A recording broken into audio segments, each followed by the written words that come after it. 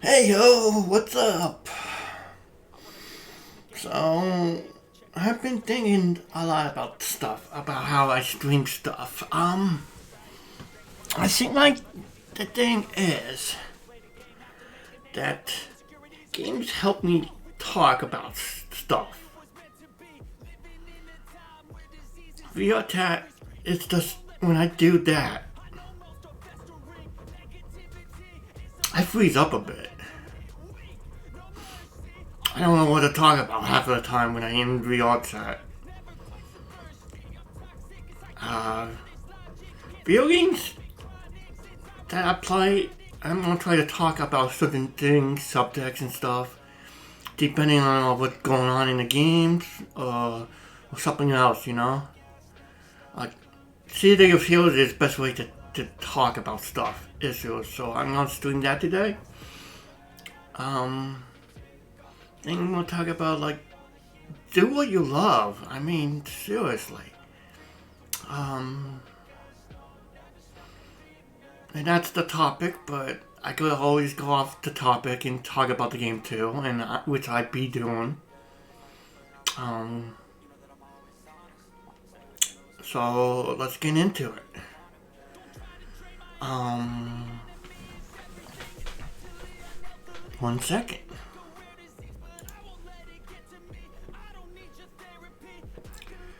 So I made a bunch of new tunes. I transferred tunes over to Toastbill to Everlasting, since I'm using Everlasting as a server I'm playing on. I'm trying to get level 50s on all the servers. I'm in a good process of doing that. I have 4 other tunes I could transfer from Toastbill. I just want to show you some of my tunes I got here on Everlasting. I got Red Fox, I got Mage Rat, Wizard Rat, Fox Rat. Yeah, it's just kind of cute. Super Rat, female version. Actually, her twin brother is also named Super Rat. They are the Super Rat twins. She's a female one of the Super Rat twins. She is a bit of a tough girl, headstrong woman. She doesn't take crap from anybody. She's very strong. She has super strength, and she sometimes feels like she's too macho, but she loves it. She is very tough woman to deal with. Mitch the cat girl. Let's say his backstory is very unlucky, and I say he. He gets cursed as a cat girl. Got a magical curse placed on him. This is a Praetorian version of Rat Fox. His name is Rat Wolf. And he's kinda maybe more barbaric. I might be redesigning him again. Because I figured that I already got 2 Savage Melee tunes already, so I want to turn it up a notch, and I'm probably going to be redoing his powers and stuff. Mousy, another cuss counter to roam the world as a mouse girl. Oh yeah. There are several servers running with City of Heroes. I'm on the Homecoming server.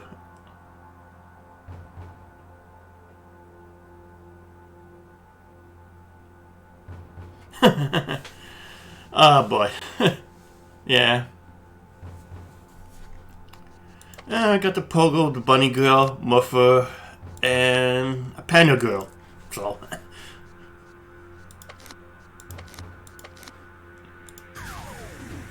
I don't think City of Heroes is going to go away anytime soon.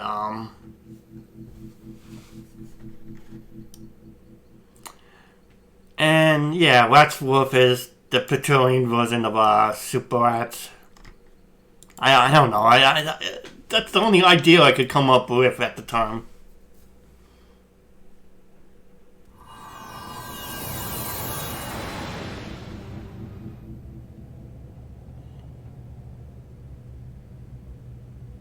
Yeah, right.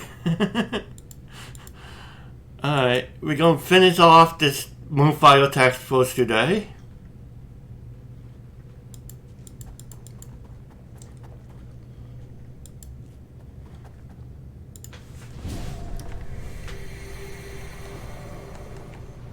Oh.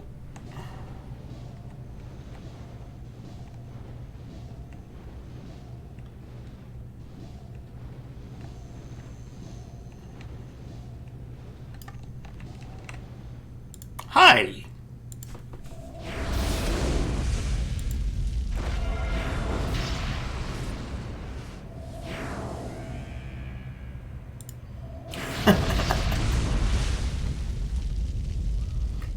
He does, yeah. That's a superpower, I think. Crosswords.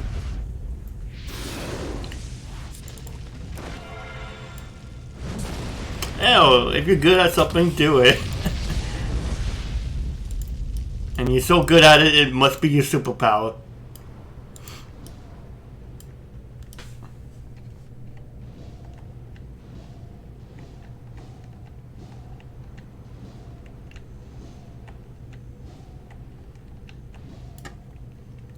Hello. Hello, Galaxy.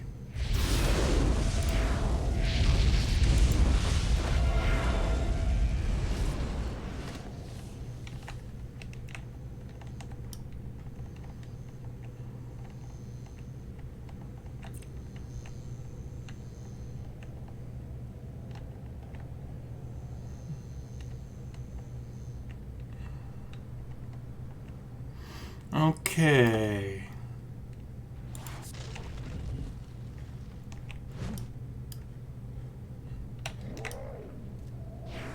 What the hell is attacking me? Oh. You and the wolf.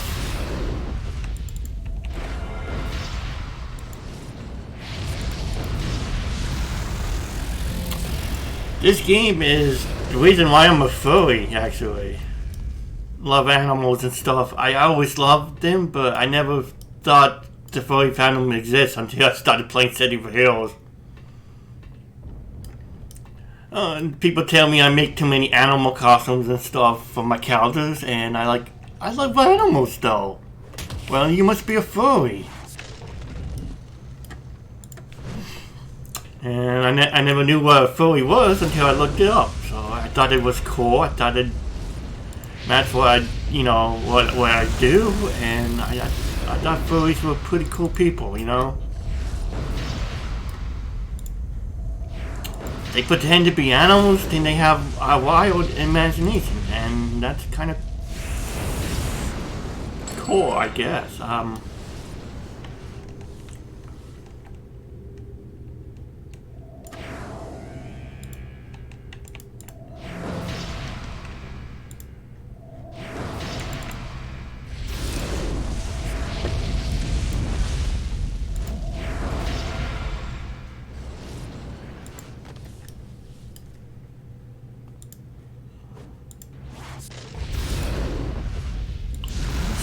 I mean, they already got furries in this game. I mean, I'm finding one right now, so...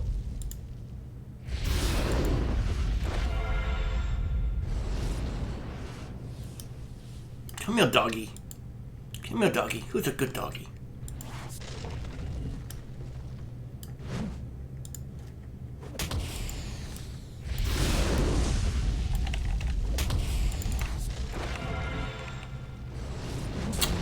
Good dog. Now lay down and take a nap.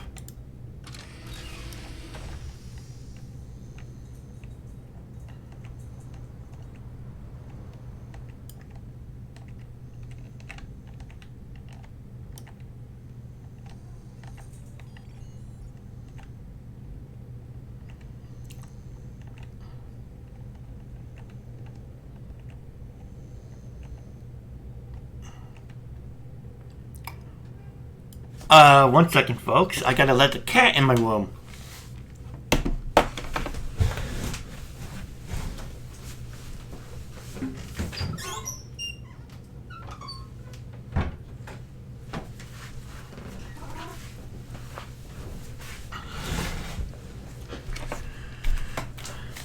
I got 4 cats, and I constantly want in my room all the time. 4 little cutie pies. Okay, this is the last room, so she should be in here.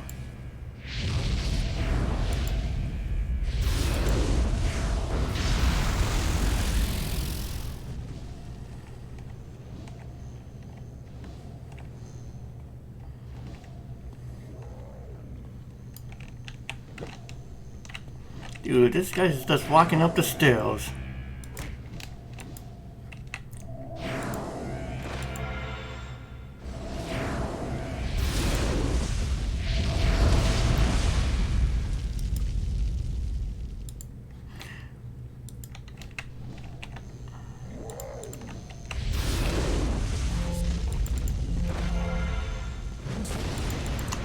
Oh shit, she's nearby. I will not allow Taskforce Starstruck to stop my plans. Nah. Ow, don't punch me, you jerk. Oh, thank you. Take it easy.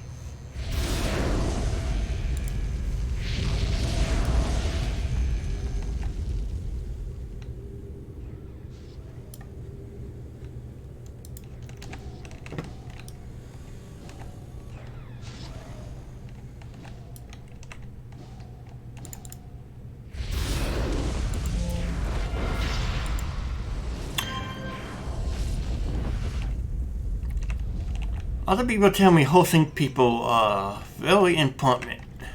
More important than follows, subs. I don't know if that's quick, but hosting is really good, you know. I really appreciate it. Especially when I'm just starting out here. As a streamer. Where is he? Maybe I'm supposed to go down and not up. I hate these. I hate these council maps.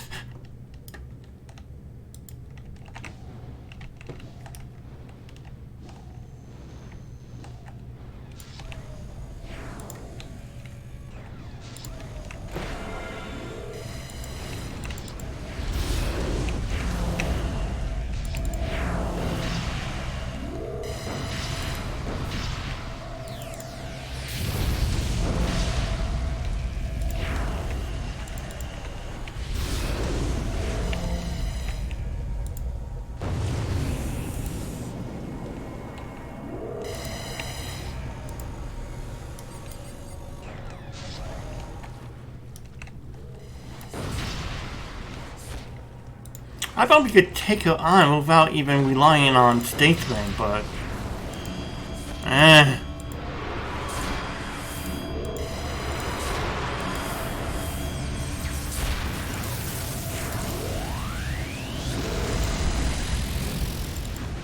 Guess he wasn't getting much damage off of me, so that was pretty good, too. I mean, I'm growing in strength and power.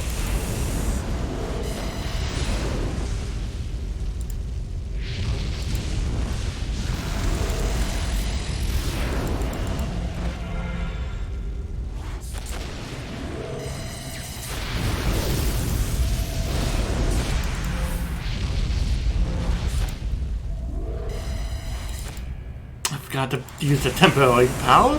Yeah.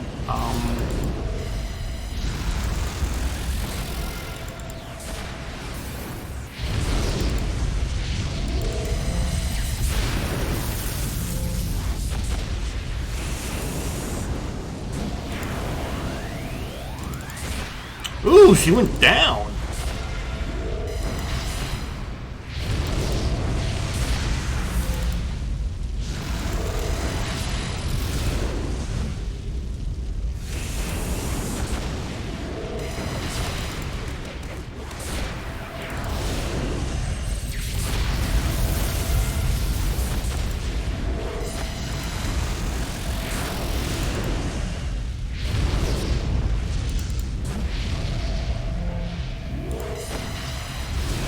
Ah, she showed up.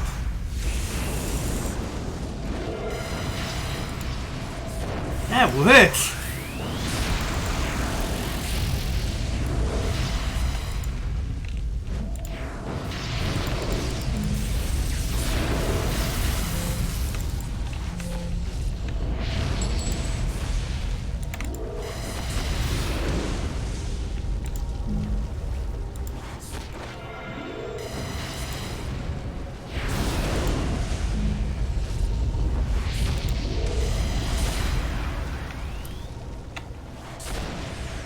I'm gonna try something different. Statesman is taking aggro. You did try. Crap, I'm doomed.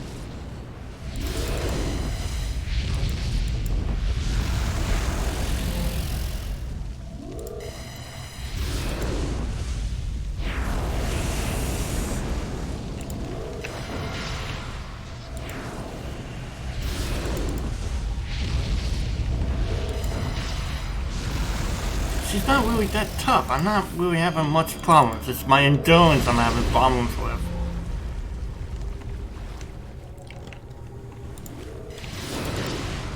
Oh, dang, she's healing.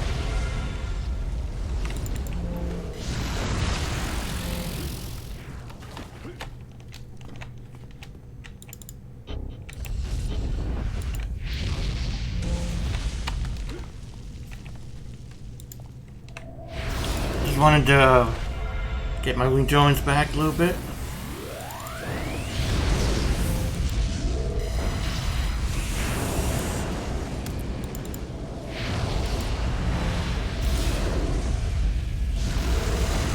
Holy!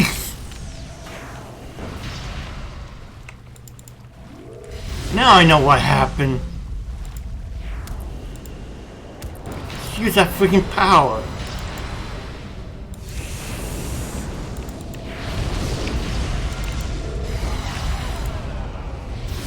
Fuck, I'm doomed.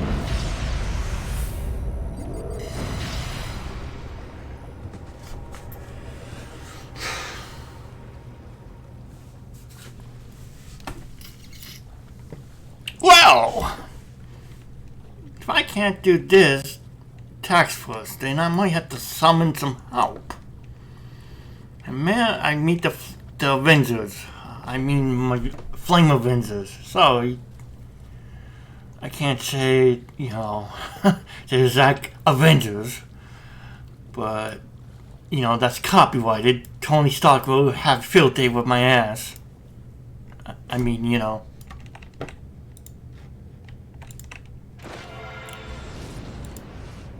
With a copyright strike, a law, oh, some crap like that, you know, lawsuit. But my original guild I was in, I could get some friends to help me, you know, play like last time. We call ourselves the Avengers, but you know that name is taken, so we went with Flame Avengers because we all had burning passion for justice.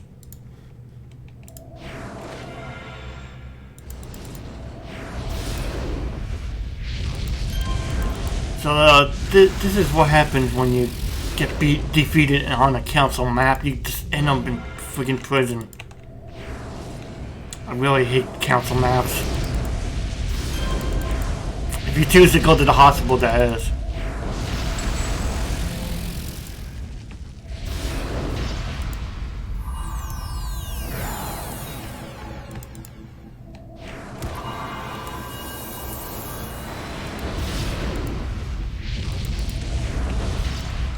Oh god, that's bad. I was using Positron to help me take care of that lady. And then I died. So I lost that temp power.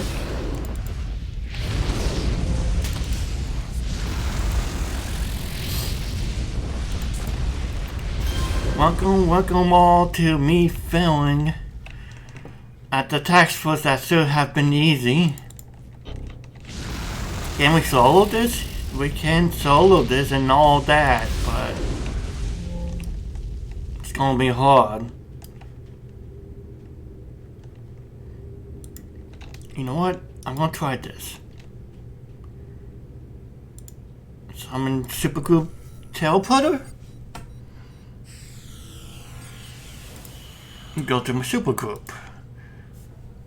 Since he's fully healed again,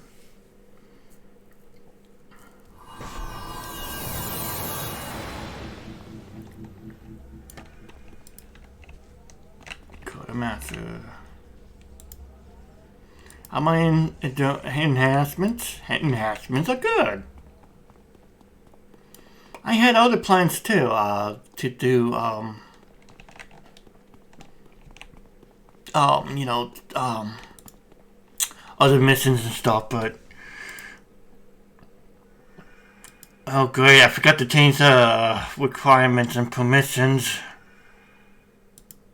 Yeah, dang it, I can't even access my inventory. I got some sweet stuff in there.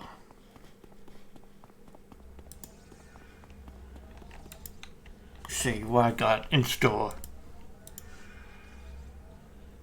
Green. Oh my god, I got nothing. I got nothing.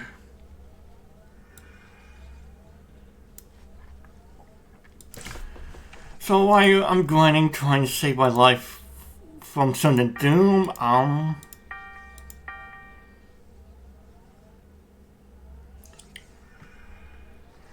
like, let's talk about do what you do. What was the topic I wanted to say? Do what you love. Yes. If you're good at something, anything, it could be something small, like playing the piano. Do it. Do it for love. Do it because you're good at it. Do it because you're talented. Do it because it makes you happy. I chose to be an artist back in the old days, before my depression and hit me really hard. I was really good at art. I made people happy. I made my mother happy because I made a painting of my grandpa who passed away and she cried. And that when I knew I wanted to be an artist. Because I reached somebody, I reached out to somebody, I made somebody happy.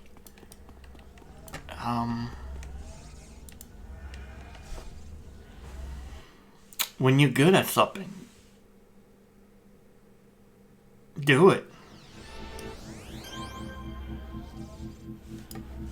Do it no matter what. Do it because it makes you happy. You're good at sports, then do that for a living. If you're good at math and you love it, do it. If you want to educate the young, do it. Be a teacher. It's never too late.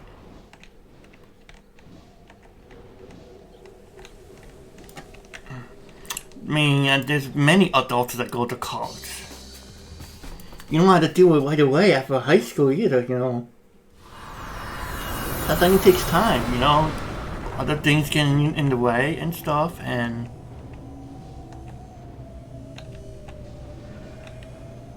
but do what makes you feel good.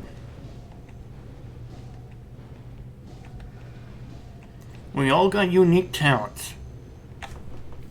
Me, I didn't think I would be streaming anything. What I realized is that I have a talent for it, I guess. It's my hobby, and I do it because I love it. I make people happy. I get to talk to great people too, such as yourselves. And And a lot of people like to look and, watch my videos. And I'm grateful. I know I say that tons of times, but I'm doing this because I like doing it. Remember to always do what you love. If you love playing video games, do it. Don't let people tell you you can't do it.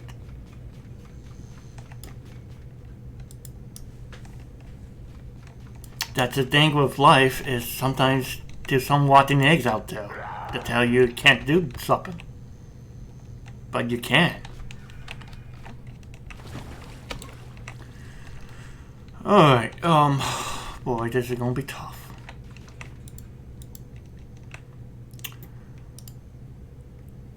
I should have bought more, but I can't do that on the Taskforce.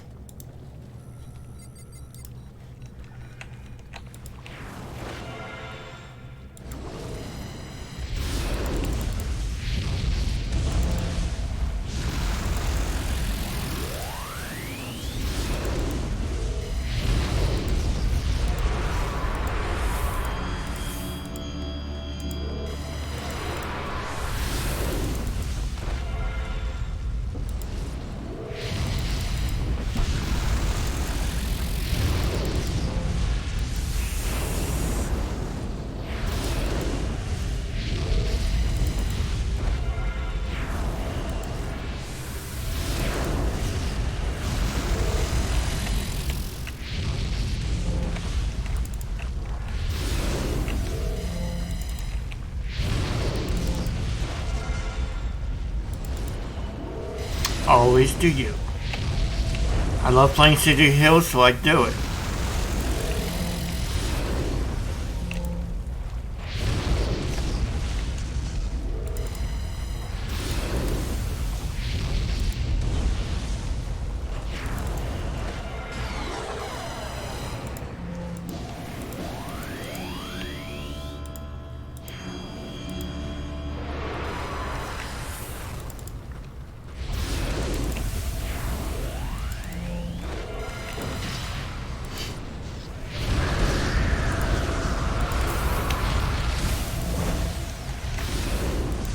He likes his self-heal.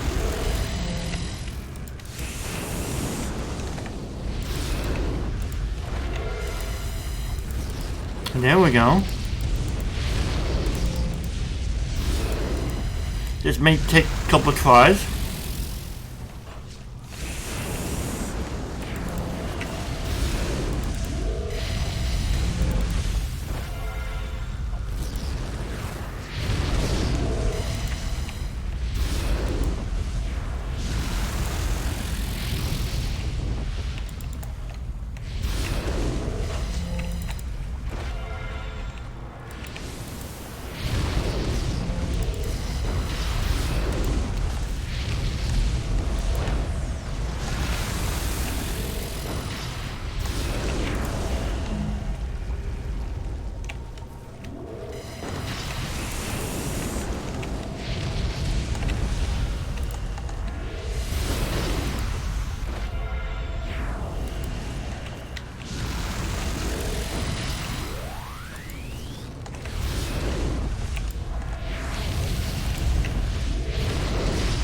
We got this, as long as he stayed the hell away from me.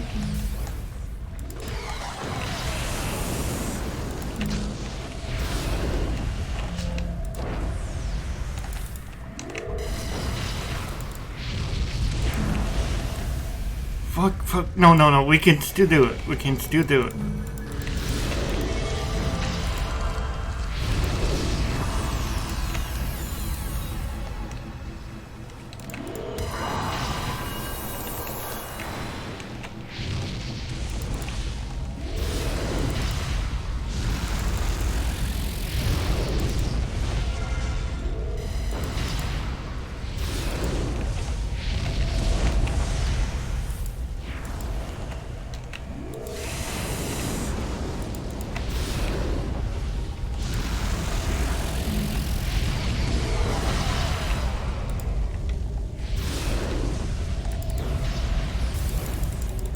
Fuck.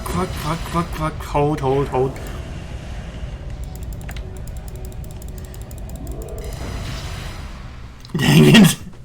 Dang it.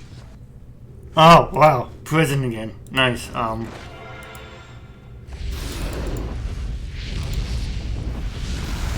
Oh boy. Gonna fully heal. Alright, we could take 2. We were doing good there. I kind of goofed up there. We almost had it. We could do this.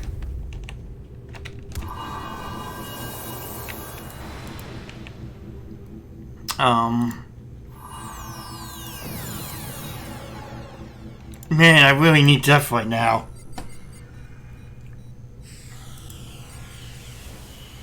I mean, his crossword puzzles would probably distract her.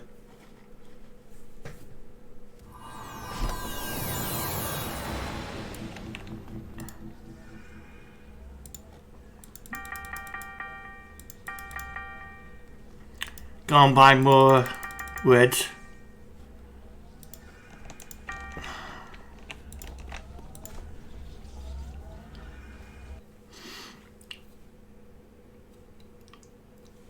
But we could do it if we had Posy, you know?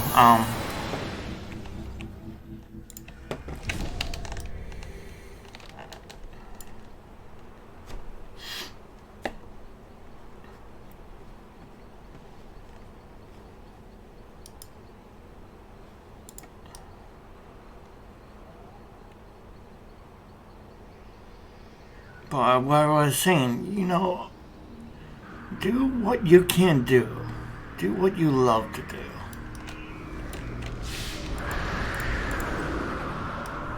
You are an amazing puss. We all are. When you survive this chaotic world, full of deaths, death and scary things like, parasitic bugs and plagues and viruses and disease. To survive, I mean, my God. We deserve some happiness, you know? We deserve it. We all do. So, find what you have. Find what gives you passion in life.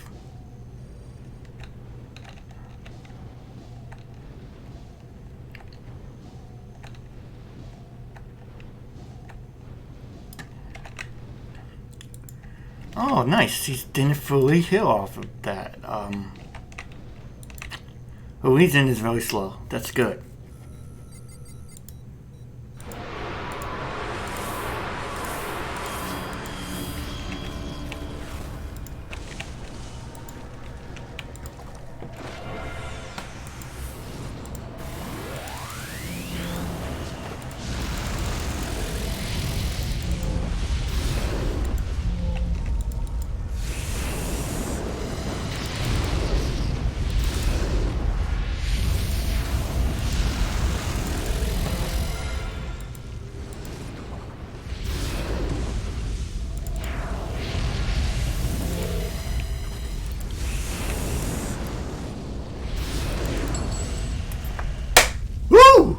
We did it!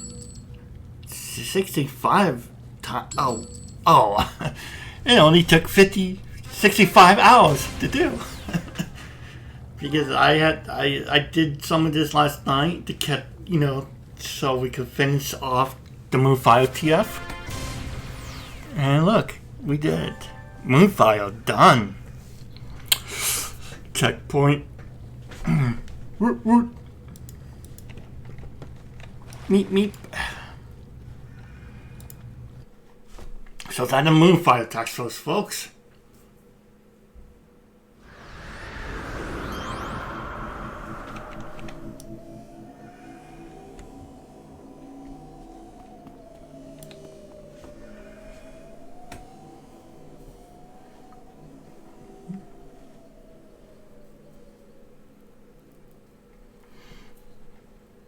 So that's felt good. to do. And we just... And you know what?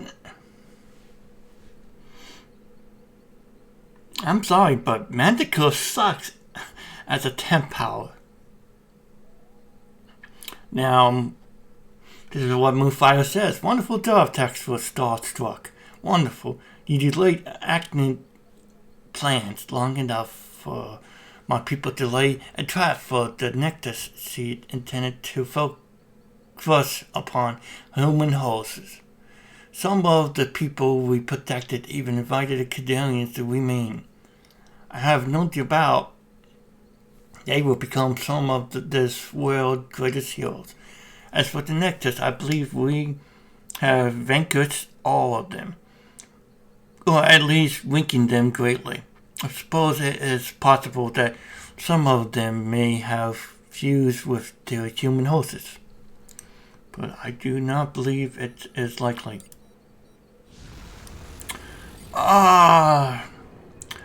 What we should have done was read her background story to figure out what our Arachnid story was, how she became a villain. Oh well.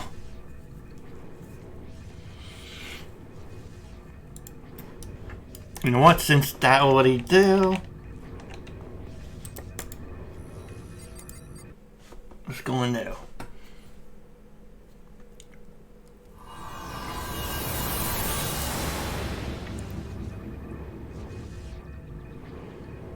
Fall straight through striker, blah blah blah.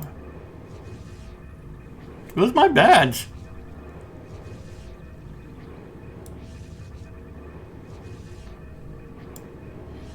I know I got badge for that.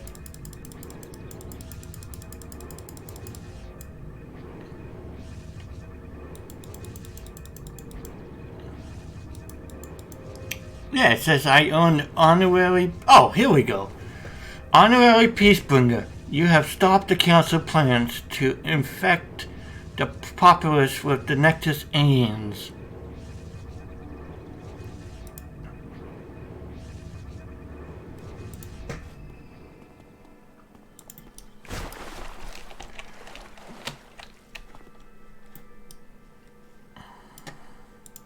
You know, that was a good victory right there. I have to admit that. Get deserves a disco dance.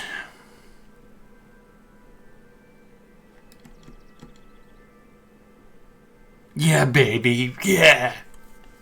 Get down.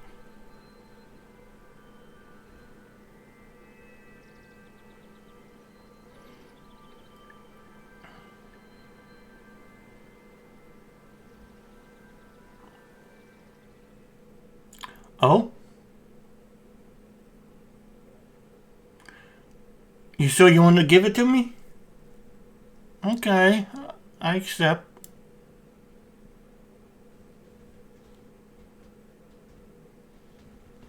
I appreciate your kindness, but you don't have to give me stuff, you know. Your friendship means a lot to me, you know, as it is.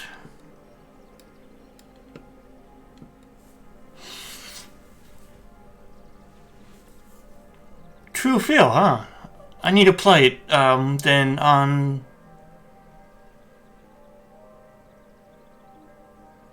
Oh, thank you. That means a lot. And who knows, I probably might play it on a stream of it. I check it out,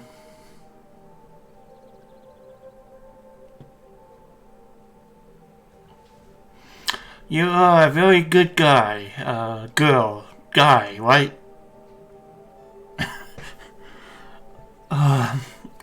Wherever you are, I appreciate your kindness.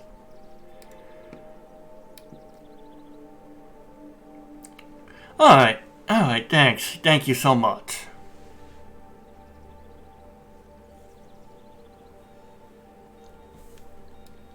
I mean, I should stop doing this. I mean, I'm really love the disco dance, but Maybe Ilkatar would be more of a better victory.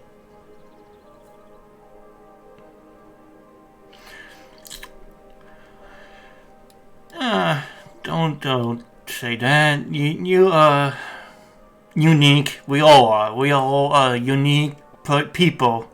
Random it may be, you feel like that, but you're a good guy, a good person, and you're not random at all.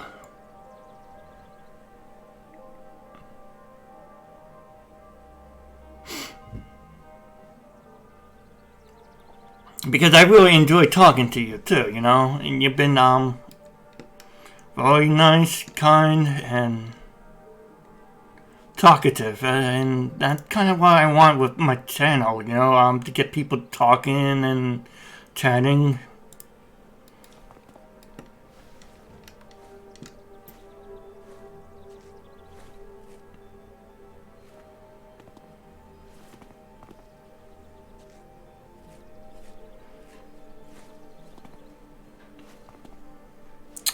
Sorry, I'm doing my victory dance because I just kicked a boss butt, so...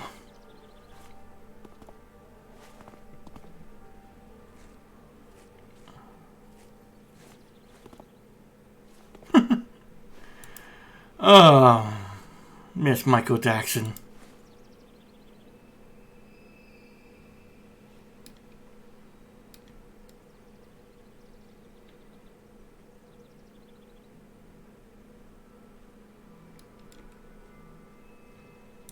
Okay, one more dance and we can go.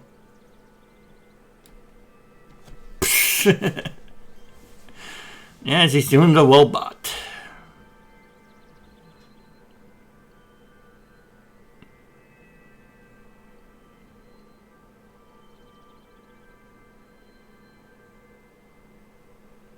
Aw. Thanks.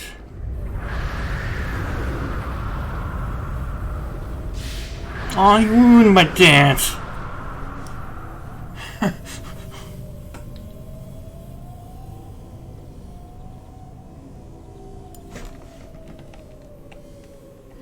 Oh well. Let's do something.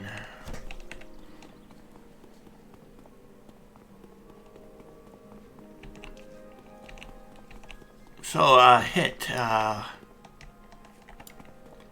do you like, doing something, that makes you,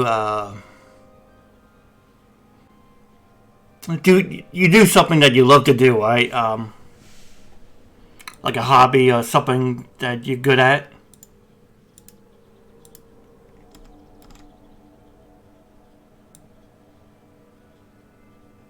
Like for me, I used to do lots of art and paintings and drawings and stuff. I got into it because I made somebody happy.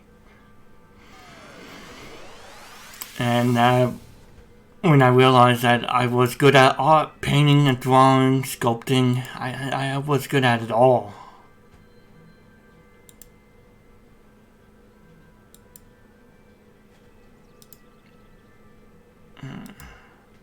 Actually, I want to try something.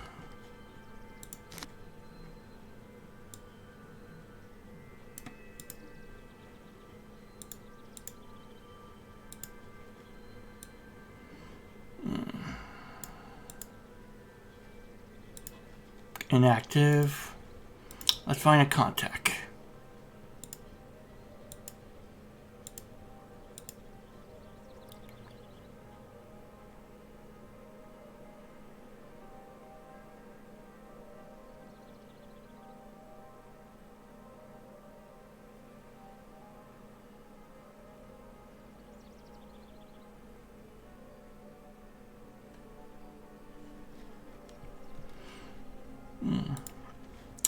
Yeah. See, my thing is that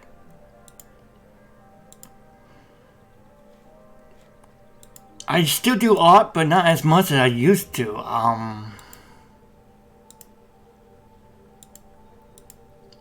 But I believe that if you love something so good, do it, you know, no matter what, you know. Do what you love, you know. If you love to draw, do it. If you love to cook, do it. If you love to make music or write stories, do it. You know, do what you feel like,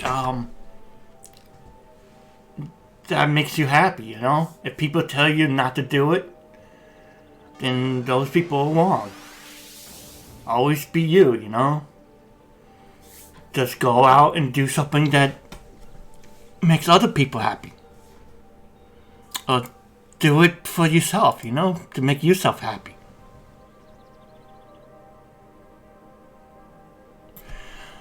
Yeah. That's the problem. That's what happened with me and art.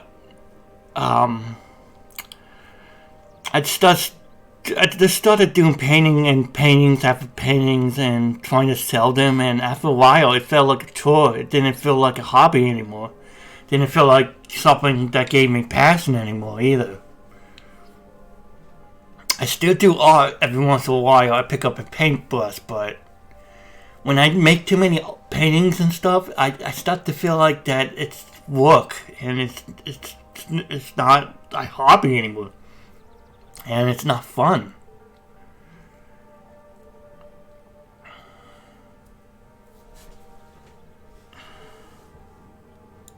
Okay. So I think I know what to do with your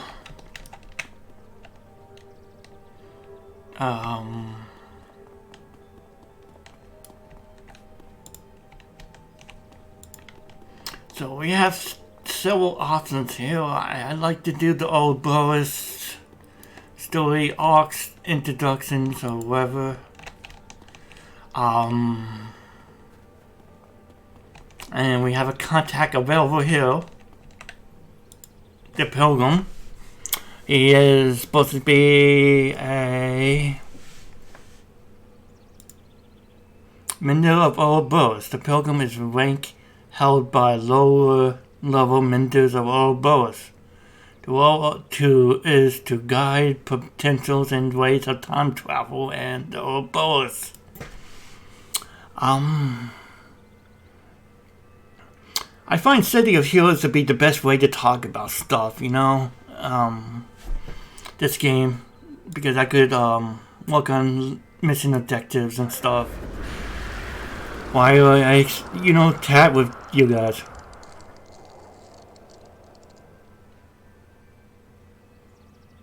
At some point that why I tell everyone that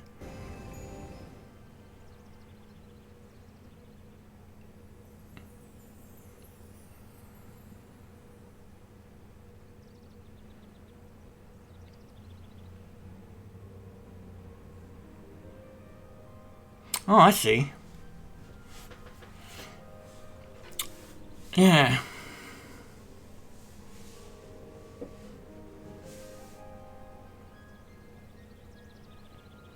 Now I just make art for myself. I don't make it for people anymore, but it became a hobby again, you know. It's something that makes me happy again.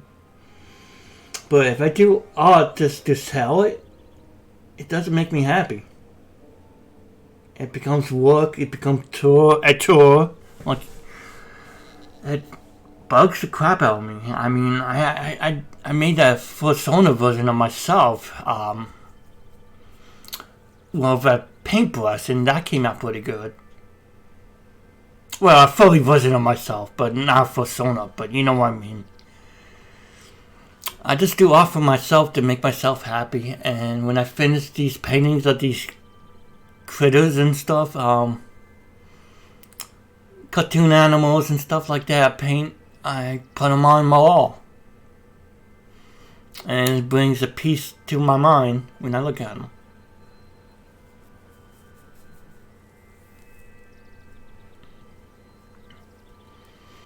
As long as I don't sell my artwork, I feel happy, you know, doing art. It's the moment when I try to sell my work, I feel like I'm doing a tour. I feel like I don't feel happy. Welcome to Ourobos. As you may know, I am the Pilgrim, and it is my task to greet new arrivals. You may be curious about Ourobos. I assure you that we are here to facilitate things both now and elsewhere.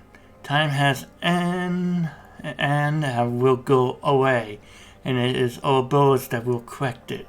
Ourobos welcome all.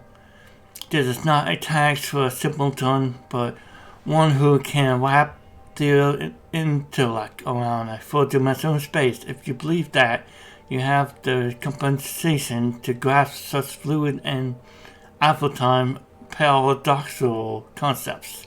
Please join us, would you? Alright. The biggest fault I think people make is thinking it's easy money. But I see a lot of furry artists going to depression because their art is just like having a company.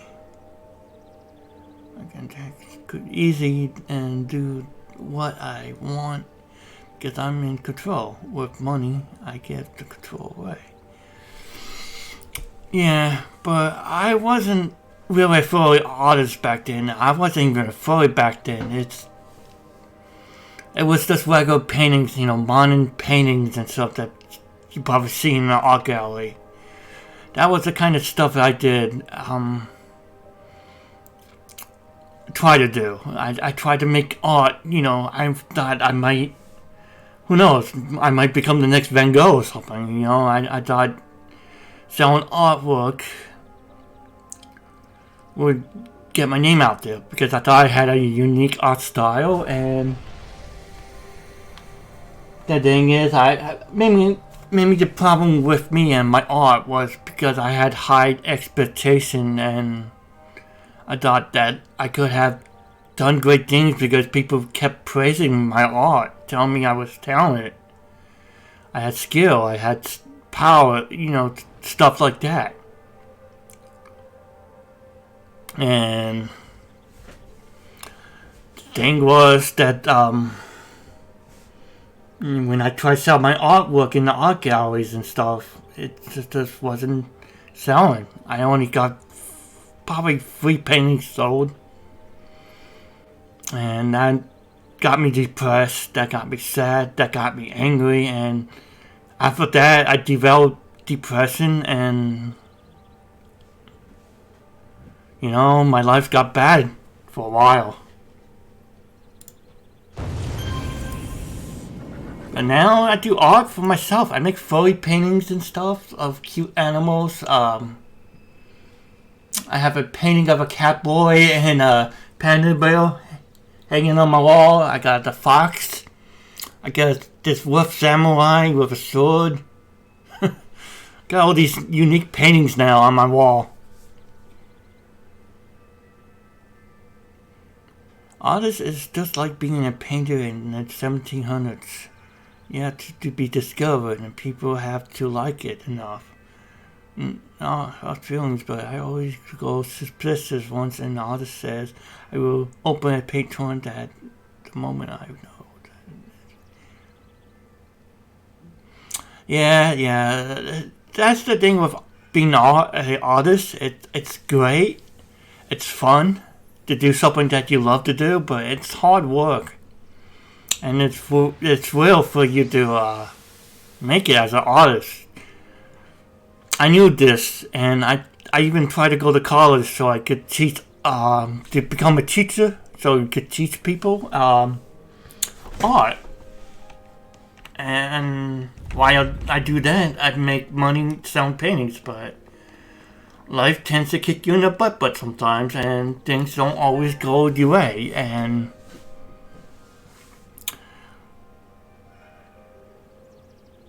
now, sometimes you can't reach your goal right away. Or maybe your goal may change. Like, I would never dream that I would be a streamer.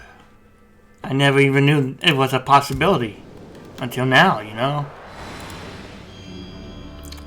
I became a streamer because I watched a bunch of people do it, and And I figured that a lot of the it wasn't that hard to do, and I said, what the hell? I do this because it's fun. I won't do it because it's a job. I would just relax and have fun at it.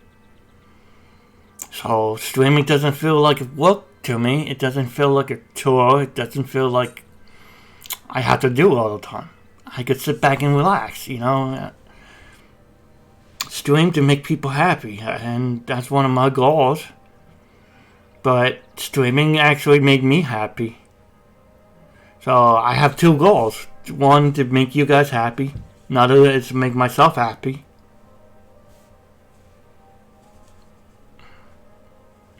Oh, that's Fox. Back for more, huh? Eh? I still tell the story about how we team up against the Sevens. Those Sevens. I never would have figured out that destroying the meteoroids would have been the key to succeeding, but you knew that somehow. Dude, spoiler alerts. What? What wrong? Don't you remember me? You look puzzled. Oh, my. We haven't actually met yet, have we?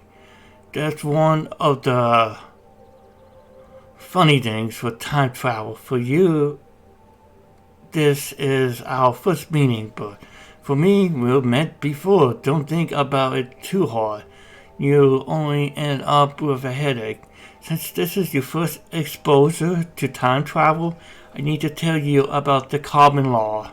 Carbon Law is a law of time travel that restricts how far forward or backwards you can actually travel. In Earth years, this comes out to around 5,730 years, give or take 40 or so. Everyone is different. I'm from the 78th century, so I am at the limit of my tether. I can travel back in time a little bit more, perhaps 3 or 4 years, but I do not try anything further. When someone travels beyond their tether, he finds himself stimulated by the time stream, not to be heard from again, but you native to this time, which means that your tether allows you the greatest access to the past of any members of Ourobos, and you're paving time and time again that you can be counted on to get the job done. Oh, great, I did it again, didn't I? You have proved that you can be counting on. How's that? I have a nice, easy task for you. If you have the time, simple information extraction concept, this information hasn't existed in the past 15 years. You need to go back in time to a point where the information exists on an unsecured computer. Break into the base it's in, retrieve the information from the computer, defeat any guards in the area. Then just bring the information back here. You're a quadrant item for you to store the information on. They call it a floppy disk. You need this to get the information from the computer. Off you go. Time waits for no one. Alright. Oh, it's okay. Don't worry about it.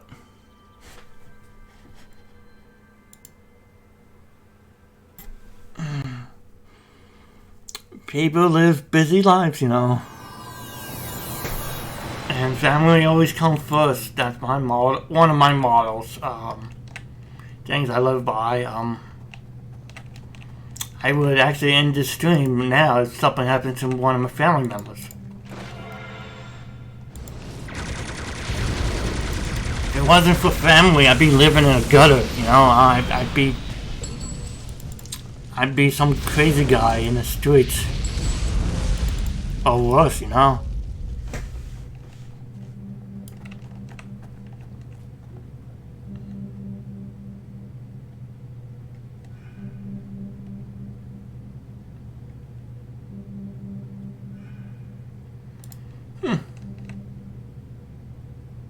Oh, that's nice.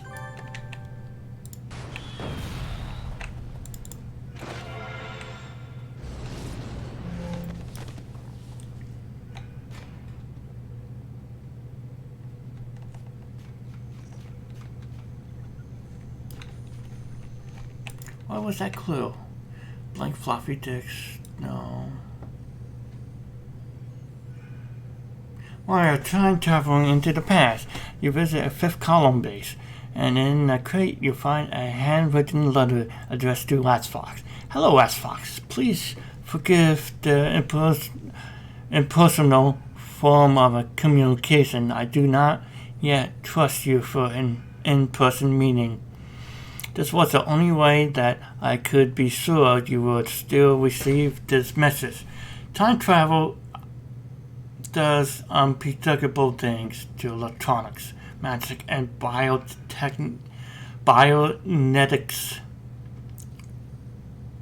Otherwise, I would have chosen a more contemporary method.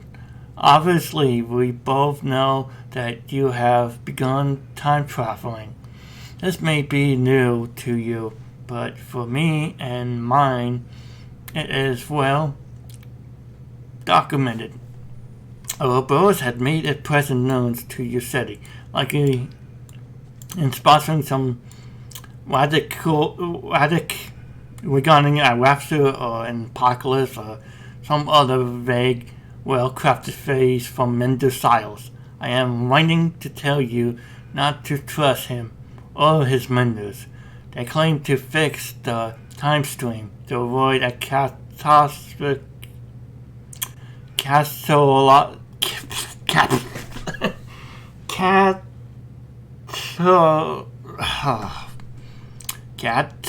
cataclysmic event in the future. Oh, I did it. But do not believe them. You may not believe me yet.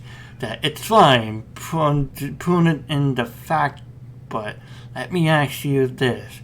If there is a truly an event of this nature on the horizon, why did they not take you there? Are you not one of the chosen keepers of the secrets? Have you stopped to ask what secret they are really guarding? I warn you, do not openly question Ourobos. That would be foolish. I simply ask that you search for more of my letters and seek me in the pillar. When the time is right, I will make myself known. You will either be at my side, tearing down the enclave, or you will be buried under it, ruins, as it falls into the sea. The choice will be yours. Damn.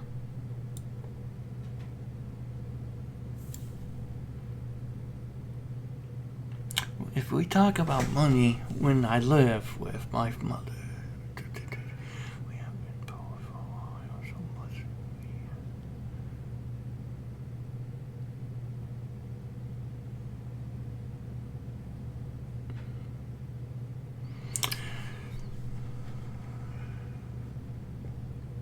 Yeah, I grew up poor too. We hardly had anything. We couldn't even afford hot dog rolls to put on. Well, to put hot dogs in. We always ate regular bread with, and we were very poor growing up. We barely got by. It was just me and my mom and my brother. And that was the thing. We didn't have money, but we were thankful for the small stuff we had in life.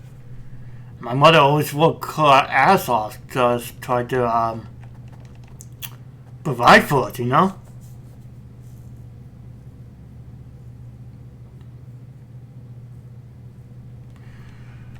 My go-to game in my childhood was Freddy Fish. Still play. Every once in a blue moon, I played like a game from my childhood too. recent one was, God, I played a lot of games growing up. That's the thing with my mother. She was a little bit crazy in the head, but she always took the time out to take care of us and bought us like video games and stuff like that. So one of my go-to games were Final Fantasy games, Final Fantasy Legends, uh, the Mega Man games. I love the Mega Man games.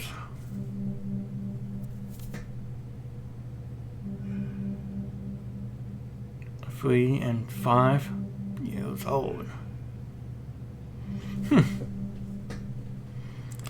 I think I was like a teenager when that happened, when that game came out. I could have been wrong though, but we had the NES and Game Boy growing up, so those games were always memorable to me, and I always played them every once in a while. Like an emulator version of that game, I don't know. But I do enjoy playing classic games. I still want to play more classic games.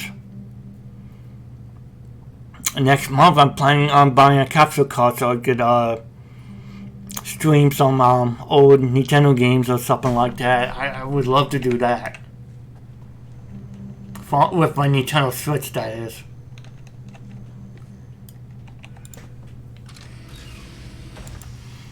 They sell so many classic games now on Nintendo Switch. It's like, wow. I mean, that was my childhood growing up. Nintendo.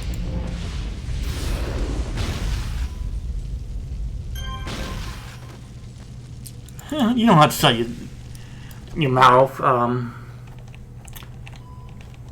You give me a lot to think about, you know? That's the thing, is that I want to be a streamer that communicates with people, you know? Chat with people and enjoy it.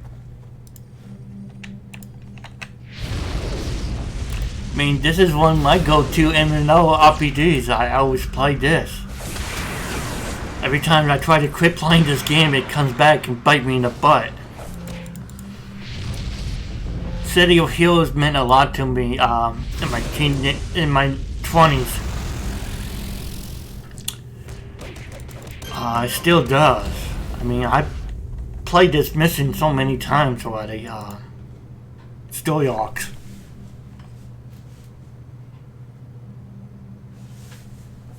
Alright.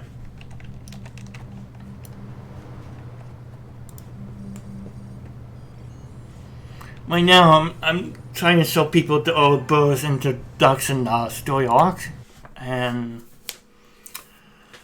the last stream I did with this, my mic wasn't that good either, so, you know,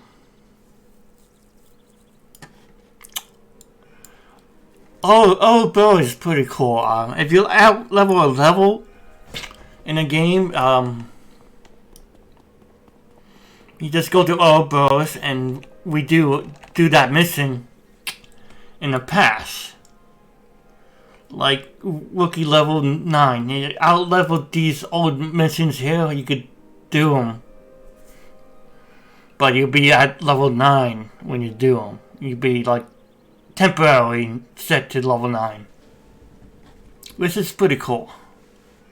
Get to do all the old missions and grind away. Enjoy the story content of the games and stuff like that. We turn them into Silas. Well done, White Fox. I knew you'd pull it off. Well, I knew it because you had already pulled it off by the time we first met. But I am starting to get a headache thinking about that. Speaking of headaches, you should probably talk to Minda Tastorak now. She can tell you about tempo scaling, which is why sometimes you won't be as powerful as you think you should be when you are traveling through time. Oh, I wish I could time travel in real life. Only because I want to know how life was created on this planet, you know, so many thousand years ago.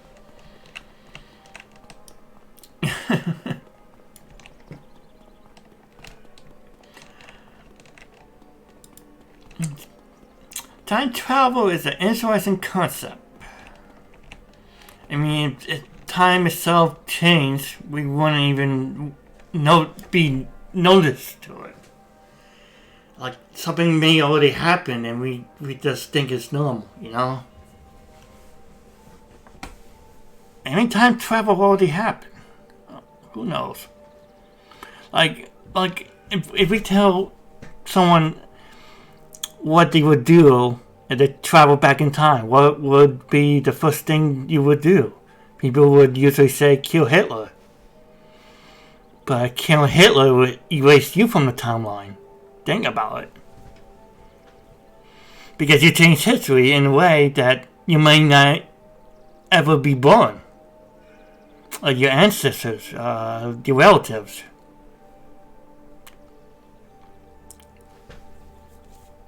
So that idea always scared me. Traveling back in time and kill a like evil villain from the past. Dude, I mean, wow. For one thing, you could erase yourself from the timeline, or create another more powerful villain that actually conquer the world. Or you may not. You may alter the world. You know, you may change things. Like for example, JFK may not ever get assassinated. Elvis will still be alive. You know. Time travel is that's a tricky concept to figure out. But if it happened to us, we probably would not notice it happening.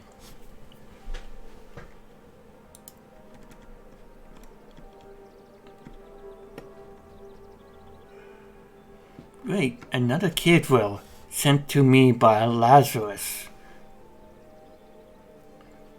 The lead knight. I bet he wants me to explain simple scaling to you. Wonderful, another waste of time. Here's an idea. Experience it for yourself. You ever heard of outbreak? It happened a while back. A primitive scientist couldn't handle an outbreak of a plague. A bunch of you superpower humans handled the situation way back when.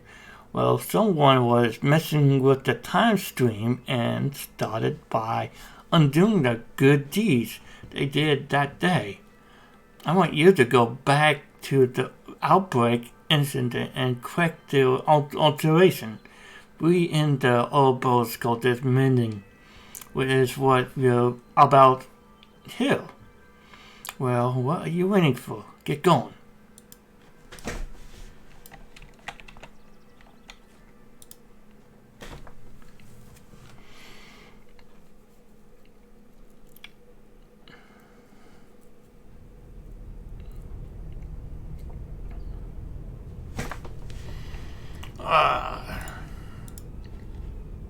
So, look at our powers. We are at level 1. And we only got 5 powers above our level. So this is what happens when you travel back in time in Ourobos and do an old mission from your past. You get reduced to a certain level.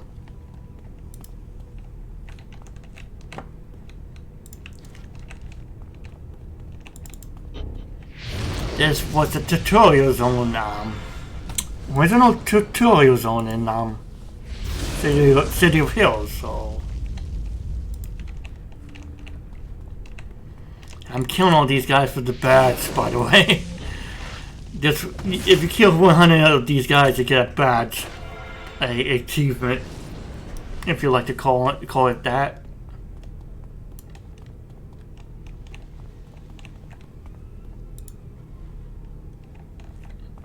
The outbreak caused like a mutation, well, not exactly a mutation, it drove people insane and gave them green glowing eyes. Why green glowing eyes? I don't know. These thugs have gotten their hands on a mysterious drug that drove them mad. The source of this drug remains a mystery, but without help, these contaminated brutes will tear the city apart.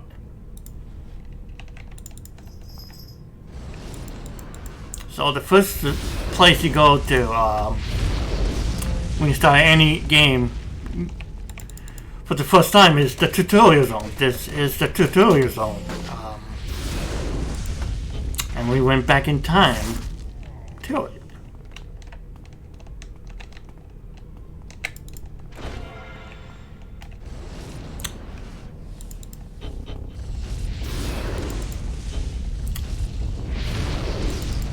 I mean, time travel still kind of scares me. I mean,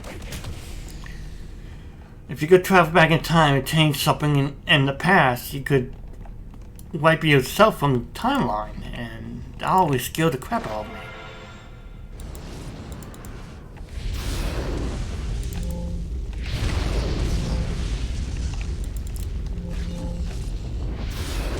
Or it'd be like the butterfly effect, and you try to make things better, but you just end up making things worse.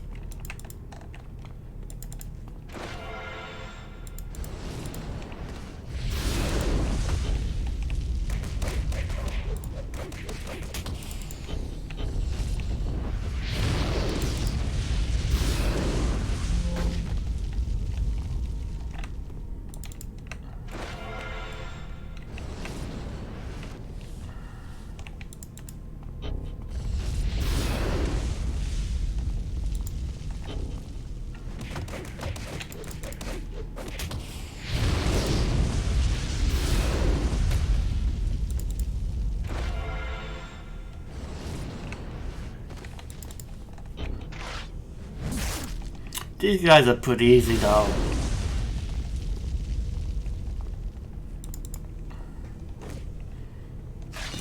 All they do is punch and kick. And hit me with metal pointy sticks.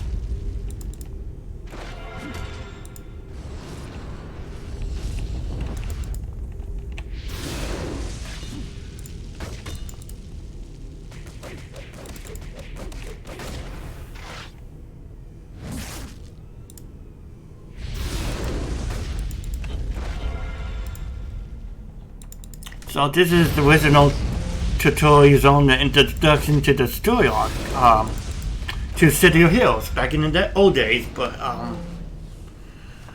the thing is that somebody tried to change the timeline and screwed up in a way that the plague was never cured. So the Menders are here to fix the timeline and make sure everything is in working order. So we had to find a way to cure the disease, save the hostages, and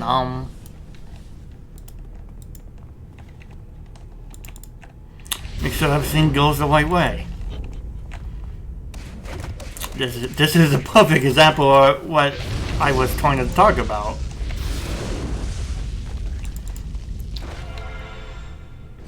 If you change the timeline, something bad will happen. In this case, it did. The virus never got cured. So there'd be tons of these people running around with glowing with eyes. Glowing green eyes, my bad. Not with eyes, green eyes. Oh boy.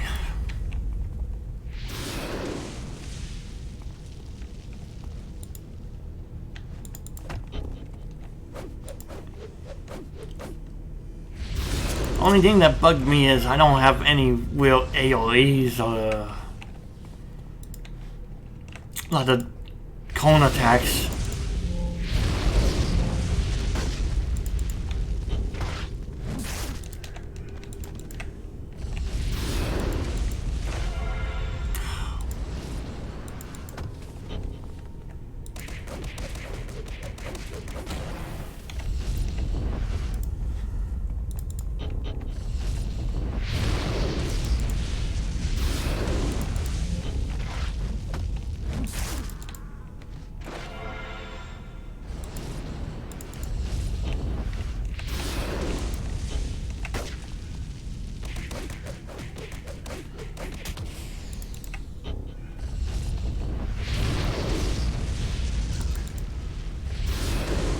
I always wanted superpowers. I don't know why. I just think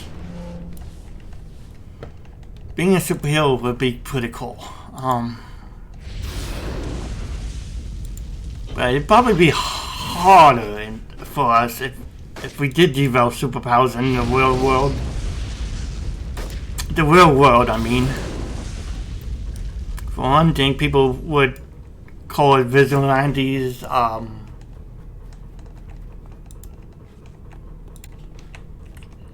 And we'd probably be outlaws, fugitives, villains. We'd be looked at as villains and bad guys instead of heroes. Because I mean, if you watch the Batman cartoon or anything from the whole Batman movies, Batman was looked at as a villain because he was being a vigilante. He was fighting crime, well, even police bad. So cops chased after him. Eventually, he became an honorary cop. Actually, over time, I mean, he even went to great lengths to work with the police department, Batman, and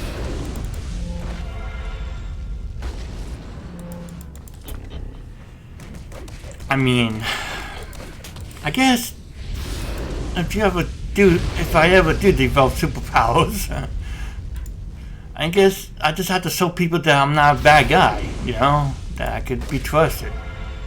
Like Batman, I would eventually work with the police department.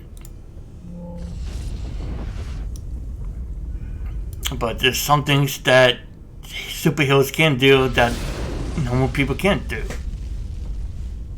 One of them is to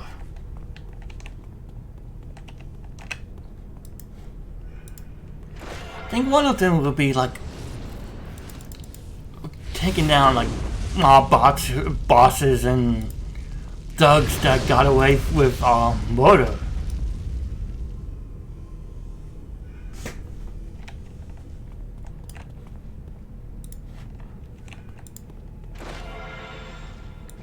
There are a lot of powerful people out there that got through life by being bad.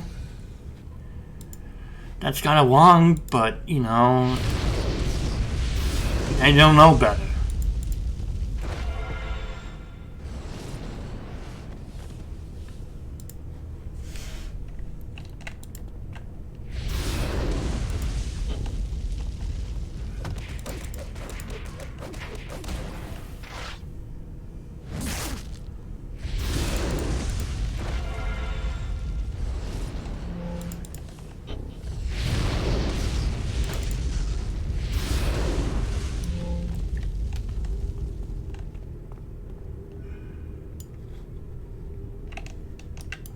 How many more of these guys have to defeat?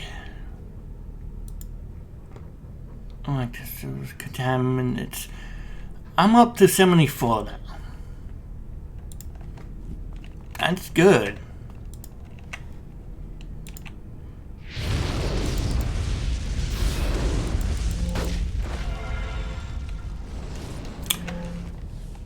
But if you ever choose this as a tutorial mission, tutorial, the starter zone for yourself. When you play City of Heroes, just remember that you can earn an achievement by defeating 100 of these guys.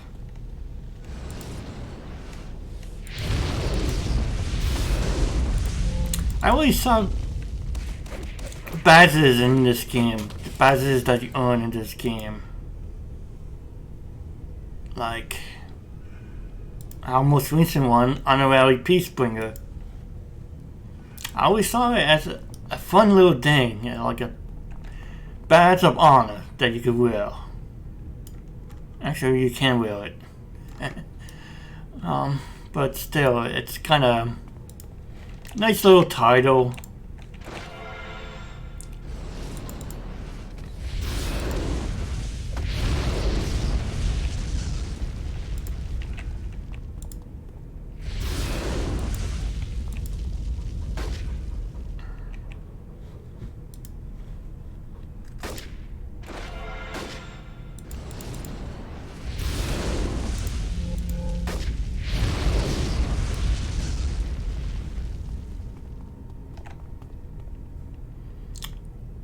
Two more people I have to save? I save him. There's him over there.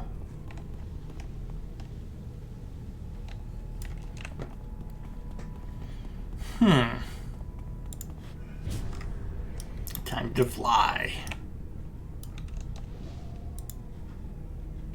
Oh wait, there's another person inside the building.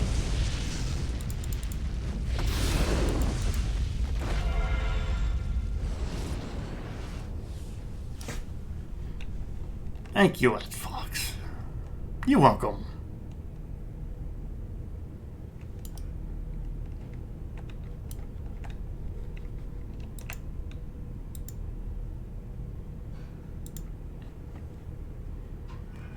$84.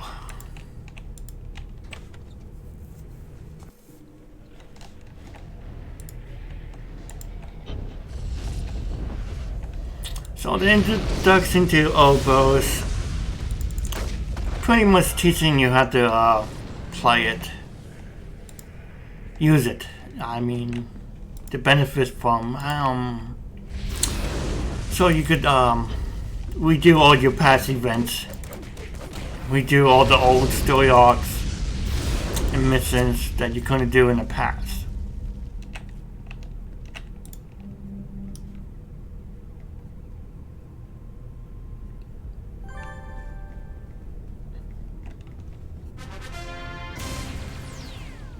Now, I don't want to exit.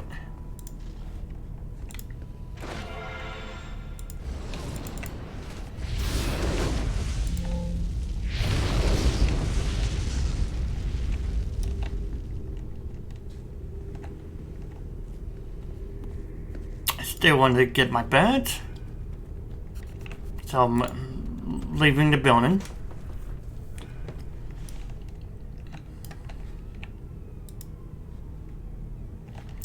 I got 10 more of these guys to beat up.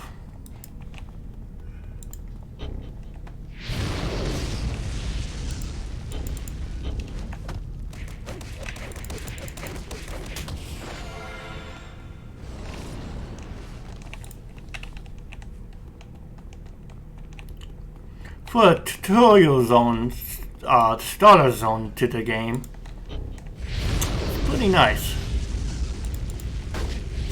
Pretty simple. And it takes me back to simple times.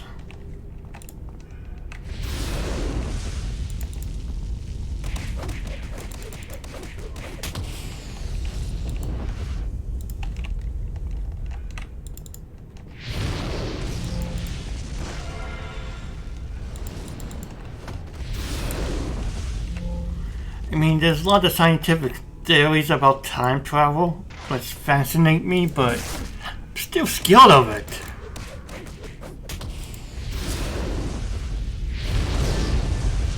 And there my badge, isolator.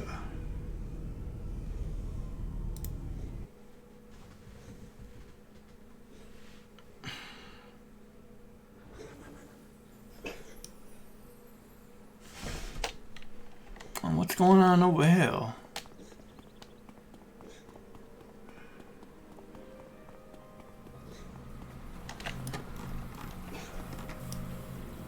Someone got some incarnate powers.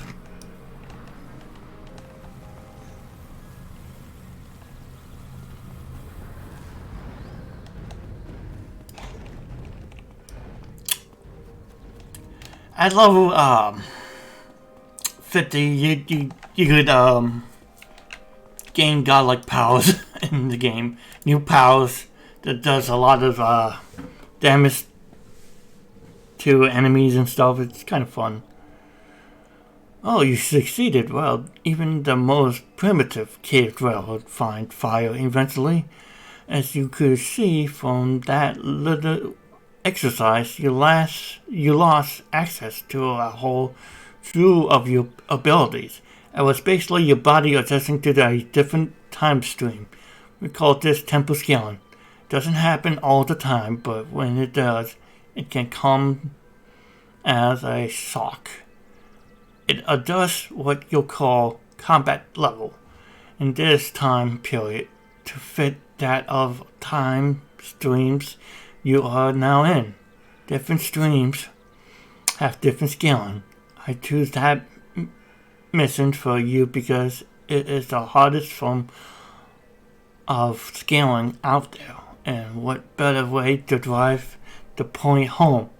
Now go talk to Twilight Sun. He has more patience to set you up with Ourobos than I do.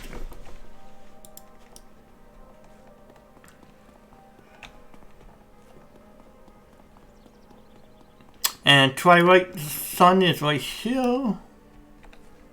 Cute, isn't he?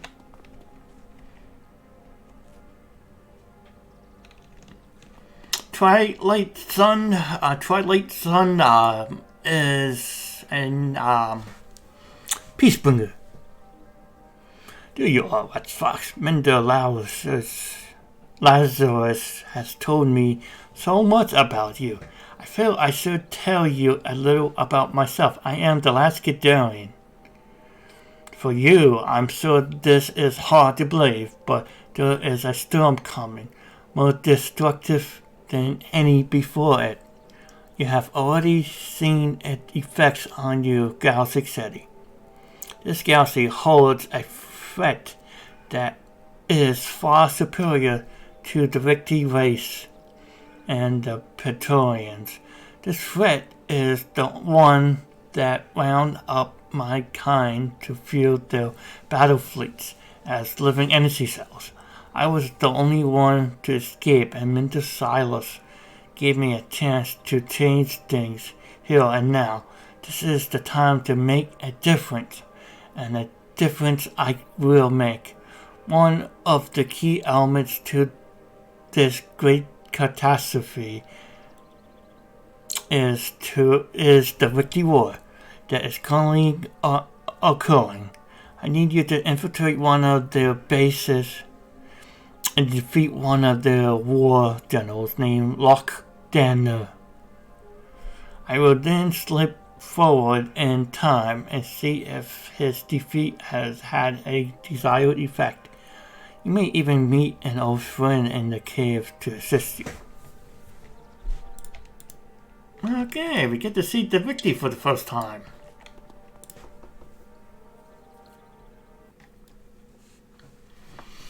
Victis are aliens, are interdimensional beings, whatever you want to call it. And we aren't scaled at all because we're 29.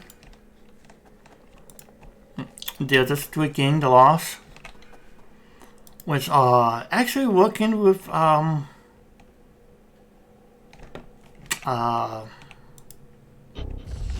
Victi. They are humans who transform themselves to be more like the Victi. So you see that hollow mutation on them, that them becoming the Victi. Oh crap.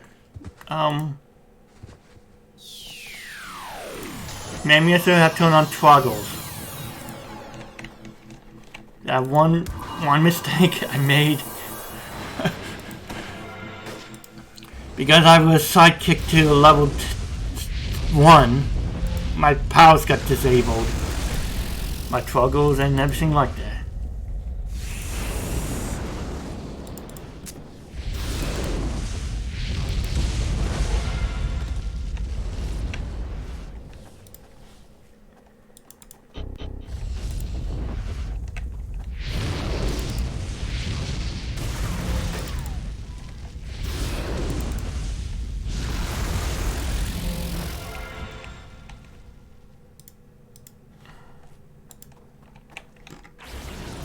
So what we're going to do is make our way to the wiki leader.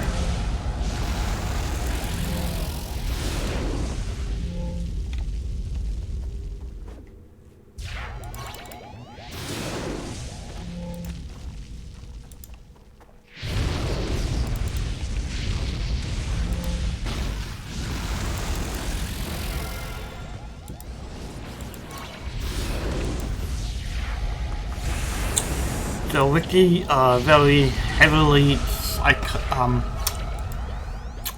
heavy psychics. They have psychic energies and powers to read people's minds. So they know how to manipulate people very easily. And a lot of just homeless people after the wiki war, a lot of people became homeless. And directly preyed upon them and manipulated them. The homeless people of Paragon City.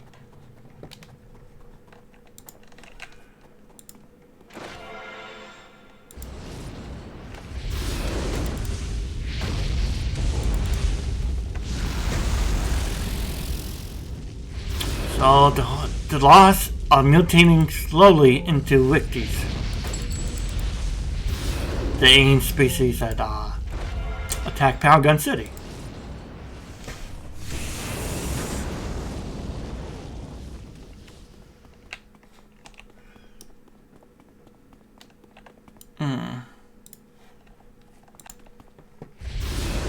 This game is very rich in story lore. There's a lot of storytelling in it.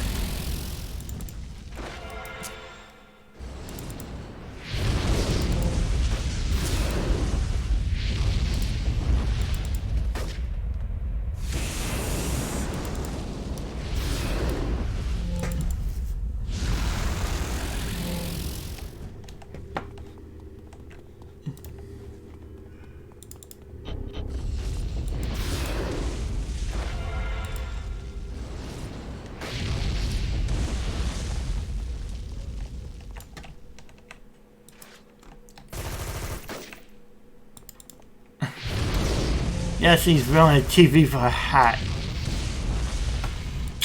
He has all homeless after all, they will like what they can find as weapons.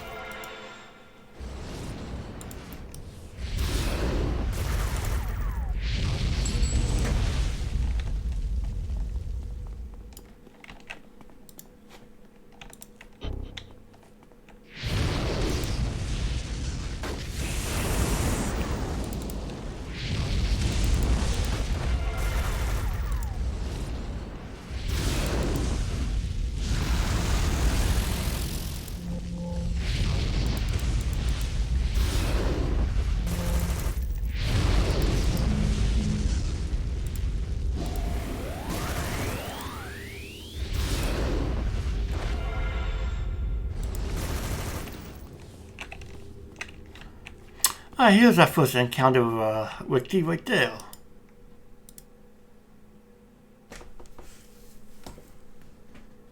The Wiki have come to stand for everything that humans hate and fear in the universe.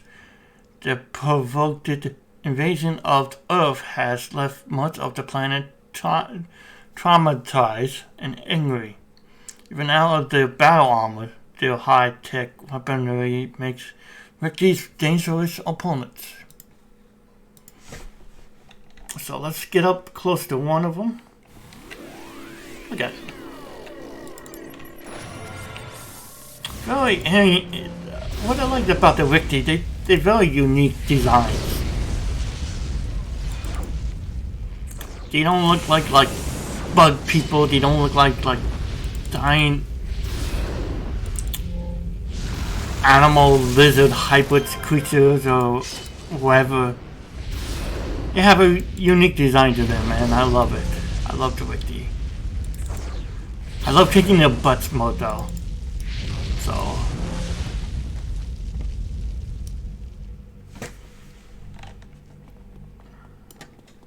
So those are the Wikis that have been manipulating people.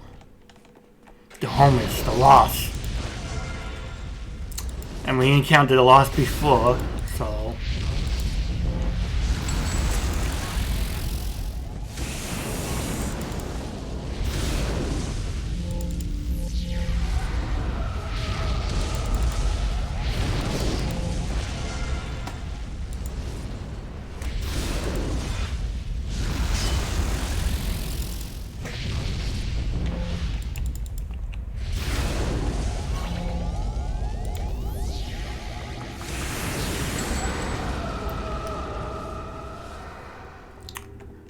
Even the concept of aliens from another world kind of scared me. Well, not really. The thing about aliens and extraterrestrial life, it's that the concept of it is kind of frightful. I mean, advanced race coming down to Earth to wipe us out. And, well, in the movies they do that. They always try to wipe you out and try to kill you. But those are in the movies. Why would aliens come to Earth just to wipe us out? It doesn't make sense, right? They would just avoid us because we'd be primitives to them. Often referred to as ruined monkeys. These horrible creatures were created by the Wiki, then let loose in the city to wreak havoc. They roam in packs and pounce with tremendous speed and velocity. Fortunately, the Wiki seem to have a never-ending supply of them. So, those are the Wiki monkeys, these little things. Then kill 1,000 of them will give you an achievement. But we don't have time to grind like that. That's a Wiki in the battle armor. They teleport around. They also a pain in the ass to kill because they're annoying.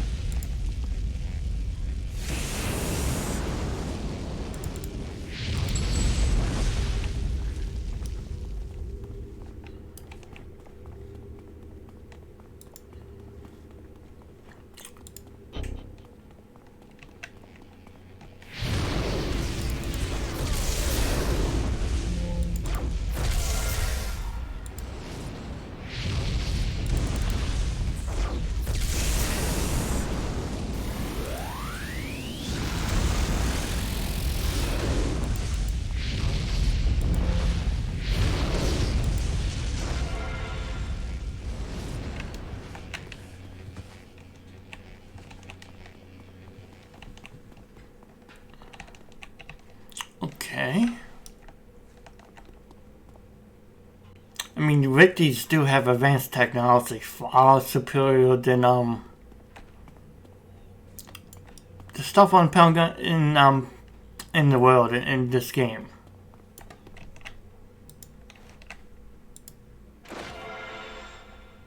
Well, we learn later on in the game, in a story arc, why the Wikis attacked us in the first place. Pound Gun City got hit hard in the Wiki War. Why we got those road walls built up to keep the Ricky from teleporting into the city.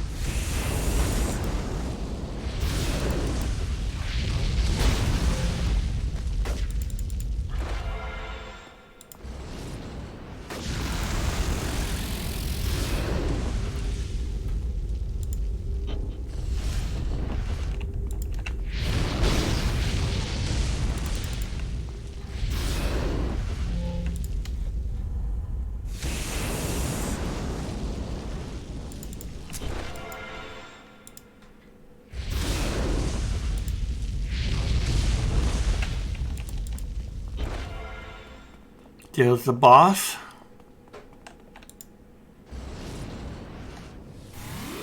Last Fox. Unfamiliar. Last Fox. Unimpressed. Impressed. See, that's how the Wiki talk.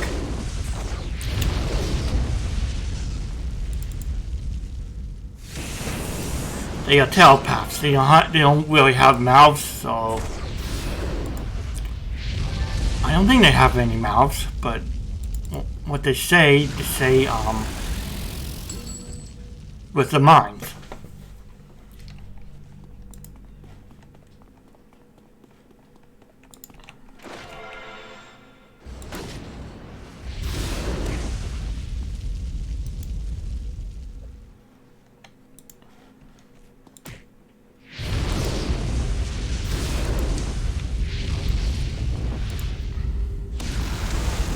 But there is a whole zone there dedicated to the Wiki enemies, the villain groups of the Wiki War Zone. But that's level 35, and you can't do that later. Right now we're still on the level.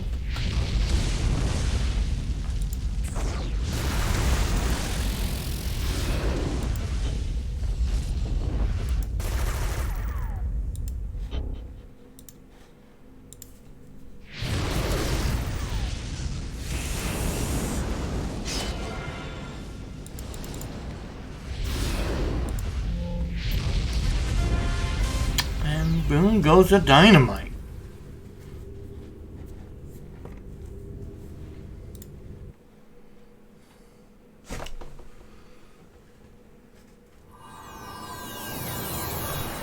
One second.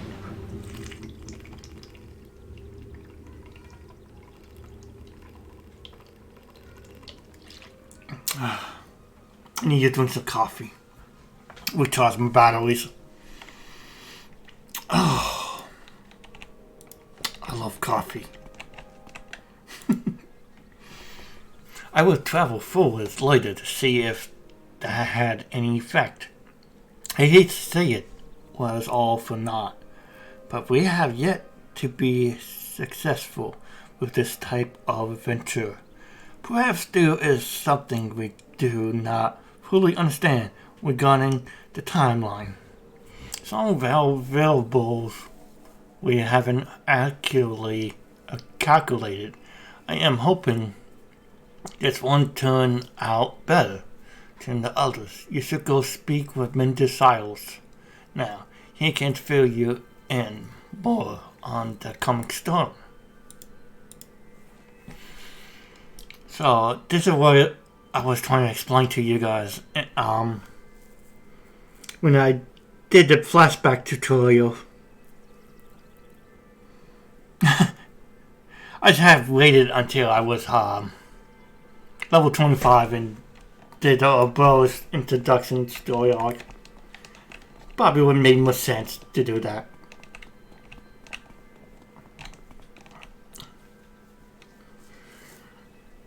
But I wanted to show you guys why I love Ourobos.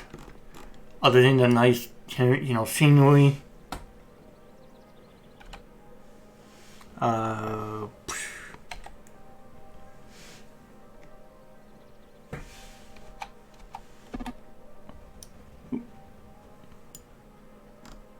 I don't want to do that.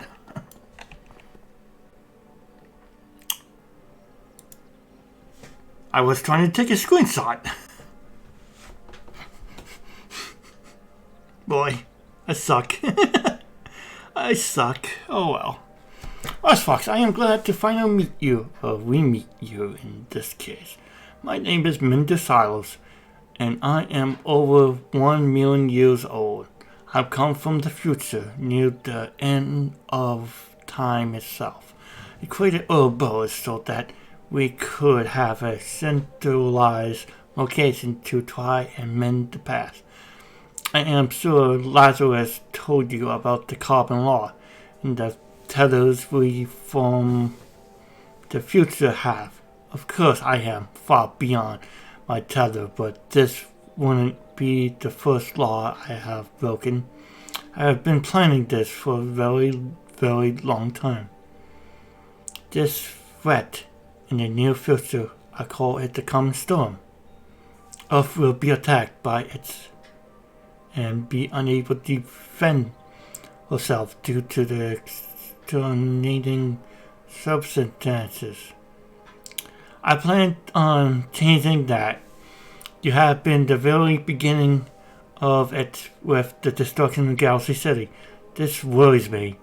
We have seen a timeline where the meteors landed in Atlas. We never thought events would only play out such that it would affect Galaxy City, especially to such an extent. Whoever is disrupting the timeline has played a role in this, but there is still time. The first step in eliminating this storm is to remove its scouts from a point in your near future. If you will be so kind as to go forward in time and help Minda Lazarus. Once they are defeated, our birds will begin chatting the casualties rate to determine the outcome upon your time stream. Perhaps this may even help us see how the events in the Galaxy City unfold.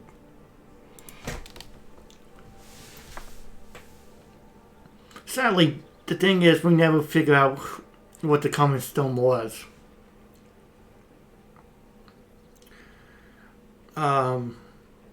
City of Heroes was making a lot of issues, expansions, updates regularly. People were still playing it when they shut it down. When they tried to shut it down. But the game's back up on different servers now. But still, we still never figured out what the common storm was. My theory was a race of aliens and like a dark space emperor like Thanos.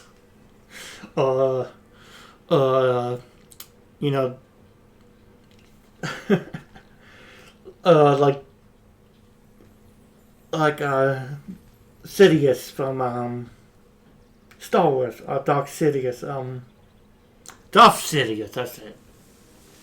The Emperor from Star Wars. Good.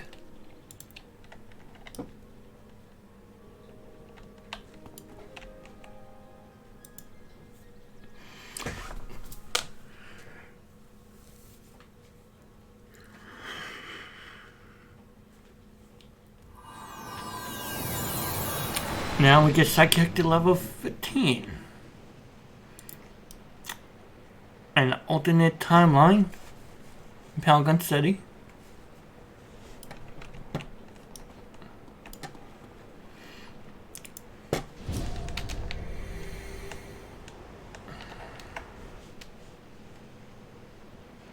Now we have to find Minda Silos.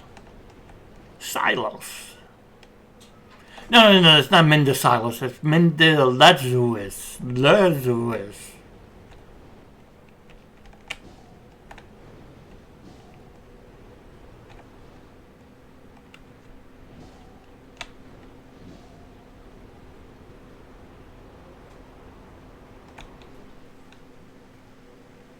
Boy, where is he?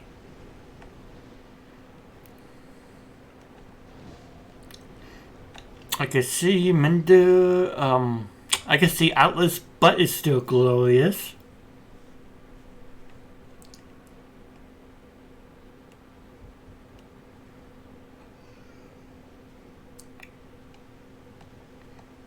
You see that the Sevens already destroyed some of the statues.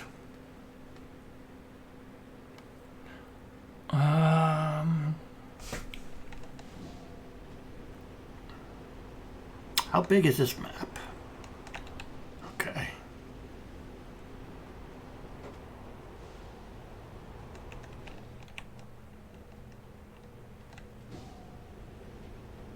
Alright.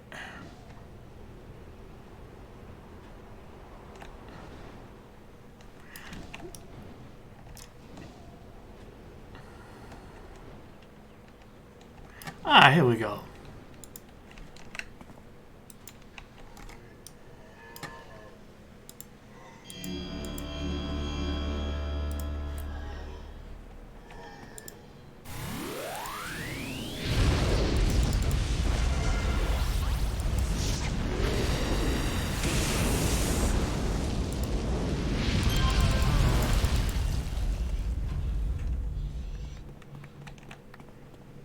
I am Mendelezuis with a group called Ourobos. If you have a moment, I can explain. Oh, we have met before, haven't we? Man, sometimes I hate time travel.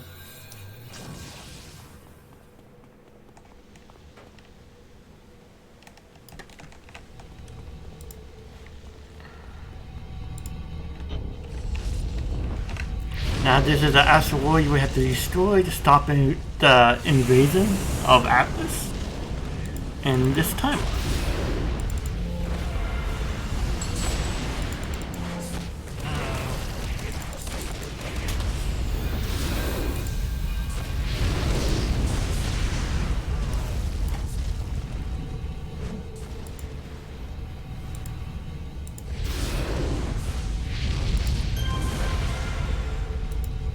Okay, the meteorite. But it takes forever to destroy.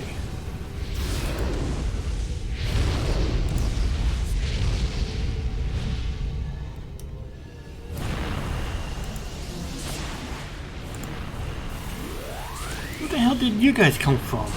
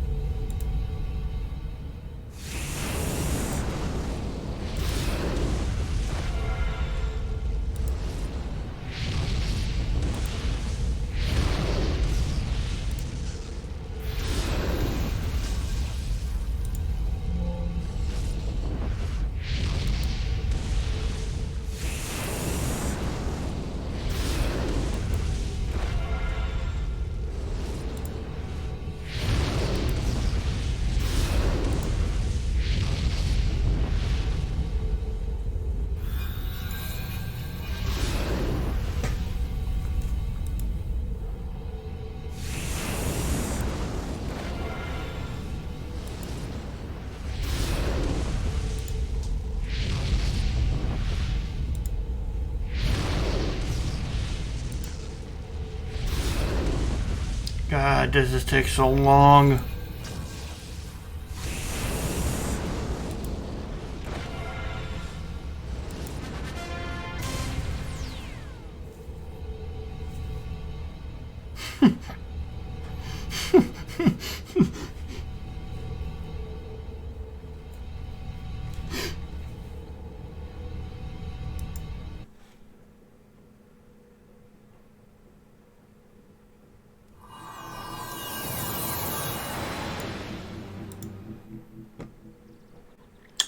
And just like that, that's the end of the story arc. Well done, West Fox. Destroying the Siphons to provide security for a while longer. It is odd, however, that the Siphons fought were much different than the ones in Galaxy City. A desire to reveal the entity disrupting our time stream. Someone or something is going back and changing seemingly insignificant parts of the recent past. Inductive reasoning dictates that while these events appear insignificant, that in fact there is a grand catastrophe yet to be revealed. You have seen it already with the destruction of Galaxy City. Do not concern yourself with this. You have just grasped the basic concepts of what you call time travel. You can now use our pillar of ice and fire to go back and mend some of previous exploits, or even experience past events that you didn't take part in. Depending on how far back you go, you experience some form of temporal scaling. So you might want to bring a group to help you. Thank you for all you have done for Ourobos. I think you should go back to the Pilgrim now and see if he has anything else to tell you. So that's the end of Ourobos story arcs. Not story arc, but the tutorial to Ourobos. People use it as a gathering spot for raids and stuff like that.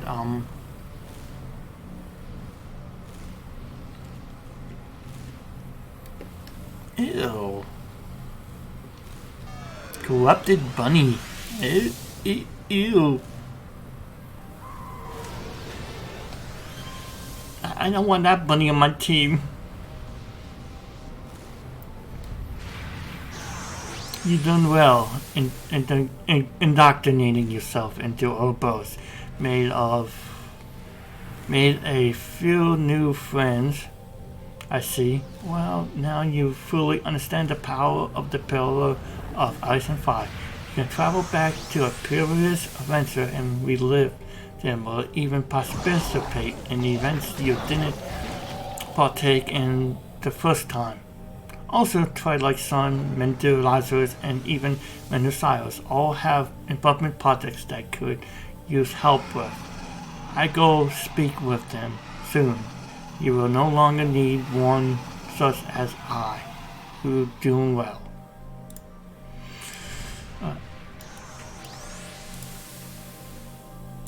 So we finished his story arc off.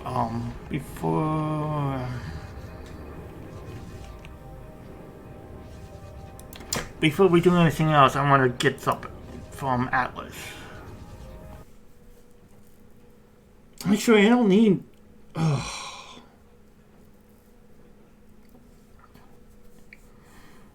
I don't need to go to Atlas. I just remember something.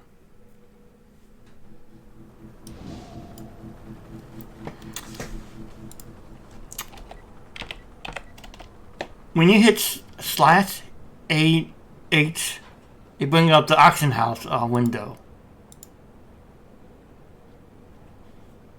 And you can buy stuff. I just want to see what I could buy. If any of my items sold on the auction house. Let's go to her. Because I want to get some of the temporary temp powers.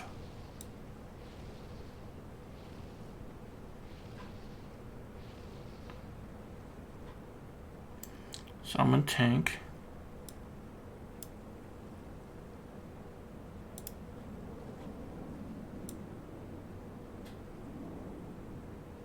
Summons range damage. I should buy melee damage too, but I don't have no money for that. Or do I? 888. See what I could sell.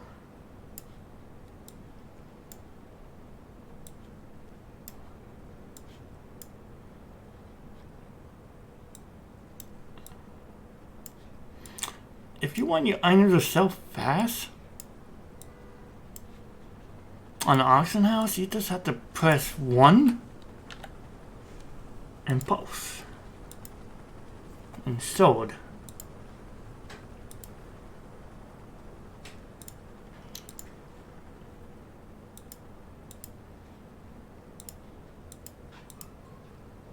Now you sell it for a higher price, but they take longer to sell when you do that.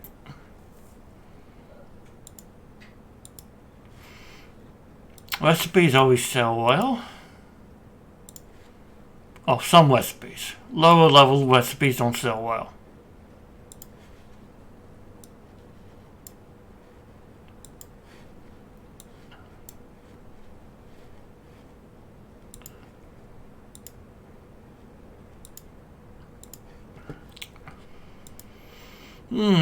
I'm out of money. Damn.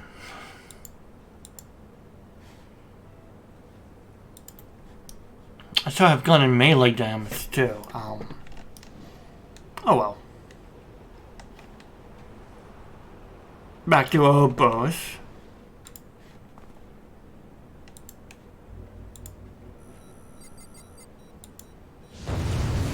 Oh, that's a bad idea to do. Butterfingers. Am I right?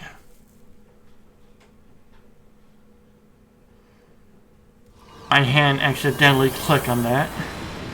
Oh well.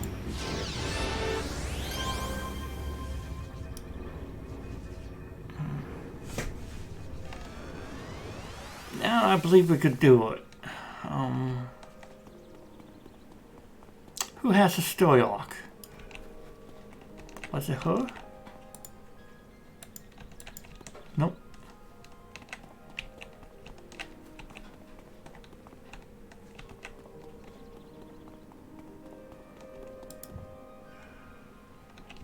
Nope.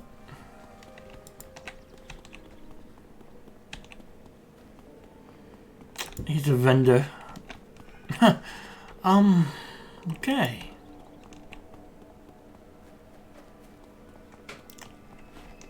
Who has the 5th column story arc?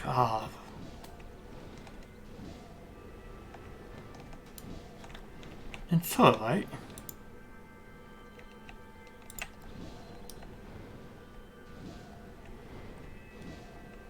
Was it Twilight Zone? Yeah, it was Twilight Zone. Your energy is welcome.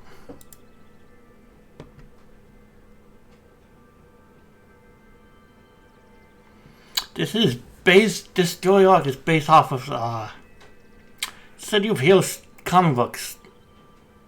They had a certain comic book series. One of them that I really enjoyed was called Smoke and Mirrors. This story arc is based off of it. It says here, right here, editor note, story and dialogue written by City of Heroes' favorite comic book author, Troy Hickman. The story was originally published in issue 4 to 6 of City of Heroes comic books. It is only with your help that we have a chance of setting things right. And this time, and others, steel yourself, hero, as what is to come will test everything, every bit of your strength and resolve. So this task, you will be required to travel into the recent past and restore the natural order of Chronoverse. Your quest is to stop the Circle of Thorns from opening a portal to the Netherworld, bringing the demonic master here to Earth. If not, all is lost. You must seek out 3 individuals who serve as the cosmic key and keep them out of Circle evil hands. If they succeed, well, I can't bring myself to think of it. Protect Cyrus Thompson from the Circle of Thorns. Are you familiar with the story of Cyrus Thompson, the hero once known as Breakneck? He and 2 others are the only means of bringing the demon to Earth. Go through the portal and find Cyrus and bring him back here. That I might keep him safe. If you can't keep Cyrus out of the clusters, your master will forever be confined to his nightmare's realm. So, there's another surprise waiting for us in Ourobos. I forgot to show you. But all the older zones and stuff that no longer around, they are here. Echo of Atlas City, the original Atlas City that the game was made. The one Atlas City that we go to now was remodeled. And Galaxy City used to be a normal zone until it became a tutorial zone and was destroyed. The original fault line is still around. Fault line was remodeled too. Dark Asteria got remodeled. It went from a level 21 zone to 29 to a level 50 incognito zone. And the Ricky crash site, 40 to 50, which was the original Ricky war zone.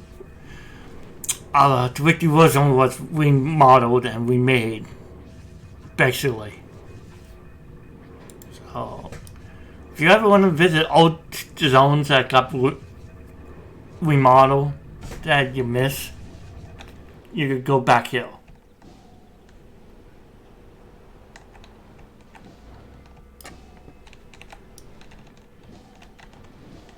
Kinda hip and cool.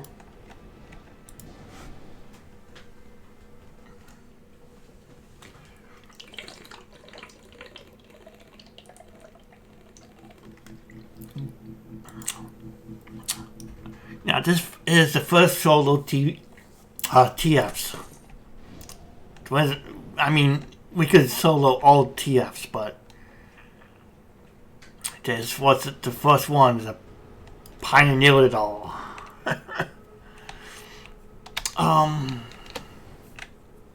What I'm trying to say is, the TFs that I've been doing, they were required to be a team thing. They're meant for teams, but I like to challenge myself. So I decided to solo those TFs on my own, and I succeeded so far. Only because of the help of the 10 pals I've been having. But yeah. But then the Ourobos TFs were made. They were meant to be soloed, but they could be accompanied with a team.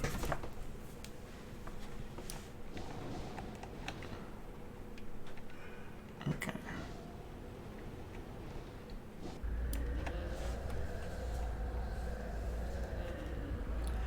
Let me guess, the Circle of Dunes need me for some strange plot. I get the old man out of here, destroy the rest. Excellent. Everything is...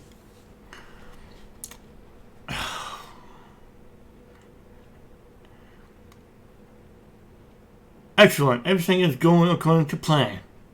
And our power grows, especially soon. We will rule all that walks the earth. What? Hey! So we were supposed to save him, but he gets captured.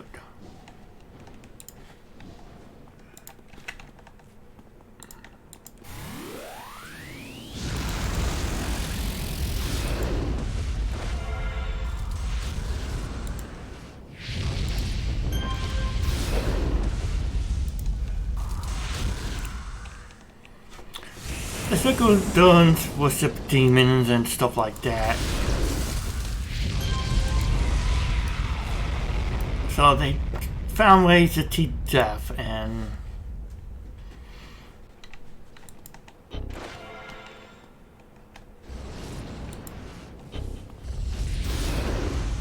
there is nothing you can do to stop us.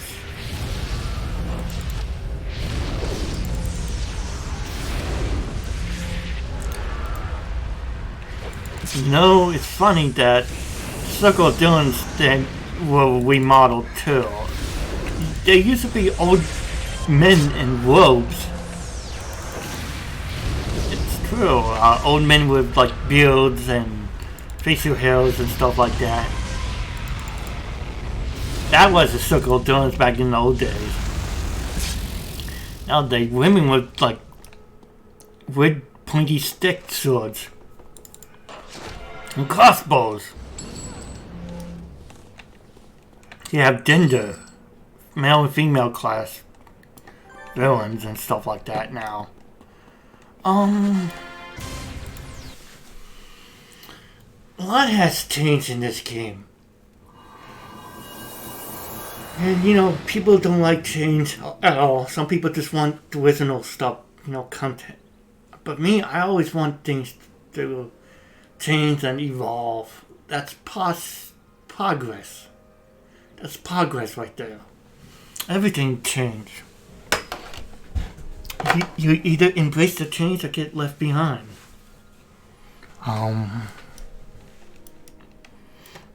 And that sometimes happens with people. They refuse to change. Did you not find Cyrus something in that time? Odd. Perhaps there is more going on here than I first extrapolated. For although you were unable to stop the kidnapping of Cyrus something, you did strike a formal blow against the evil. We must stop them from abducting the other two innocents. However, soon I feel the casualties fields will ripple forward and all will be lost now and for eternity. The insistent soul's appreciation of me and my lost people thanks is given. You can still save the child Diminy Preston. Shortly after Cyrus was taken from the train station, Dimmy was abducted from his tenement in Kingwell. I found a report from that time filled by operatives from Magi, saying they sensed a child being held in a nearby warehouse. I believe that is Demi Preston. It's imperative that we rescue young Demi, as he is even more important than the matters at hand. But I cannot tell you any more about the coming storm without putting it all at risk. Just know that with the advent of the master arrival, the circle of doings grow ever stronger. Are you up for the task? Go back and find Demi. You must bring him forward so that he can be removed from the events of his time.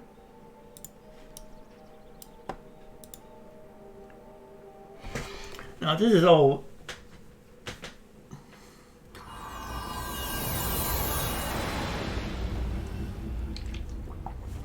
pretty cool.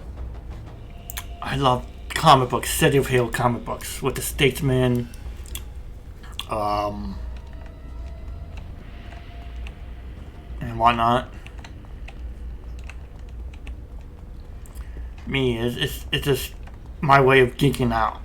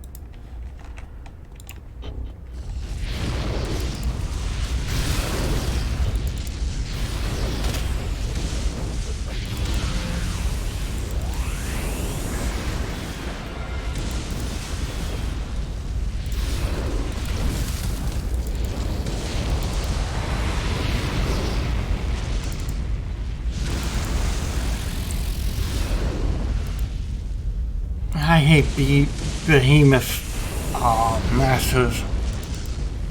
Not. Actually, they're not that bad. They use mostly fire damage and stuff like that.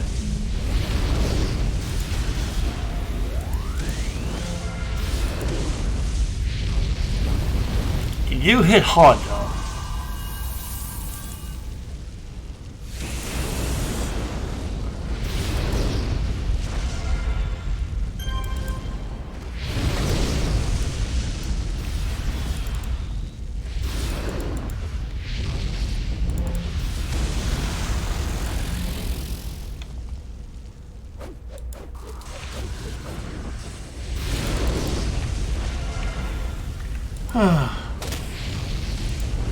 Ghost Lane Axe, help me! Thank you!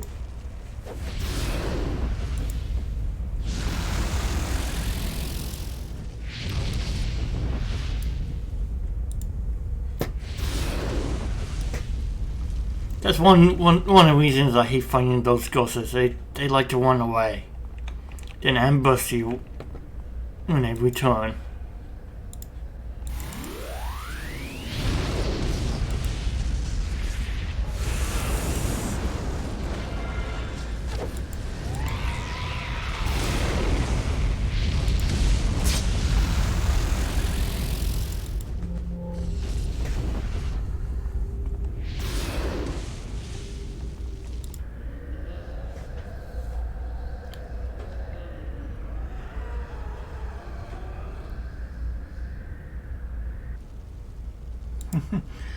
Time draws near.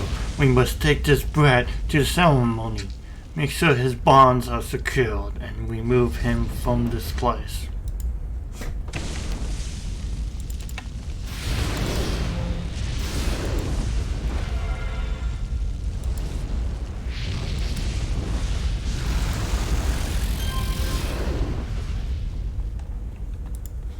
I think the next one is a Pound Gun Supermodel?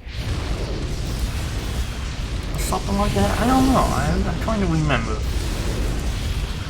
The next person that we have to save. Or try to save.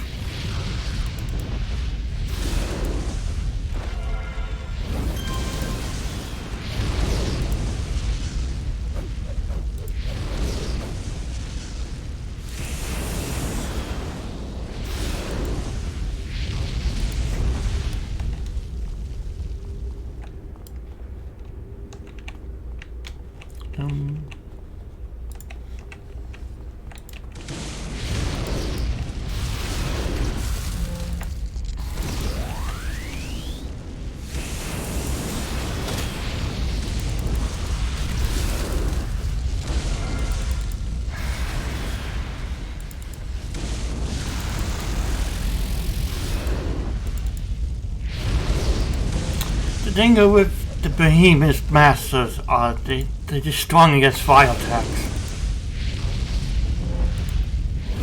And I love fire attacks in this game. So I have lots of melee counters that like to use fire.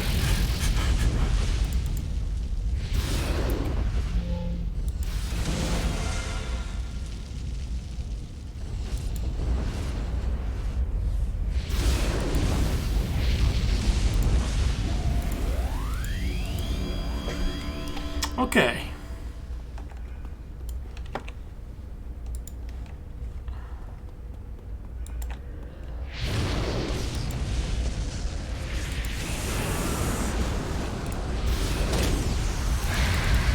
Yeah, I believe we only need to defeat the boss. Yep.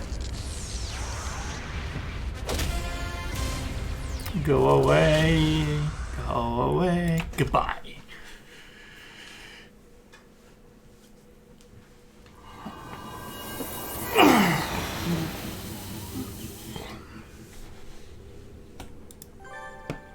This is most unfortunate. The Thorns were able to escape with the young Demi, taking him to who knows where. I wonder how this will affect his future as well. Let's not get sidetracked.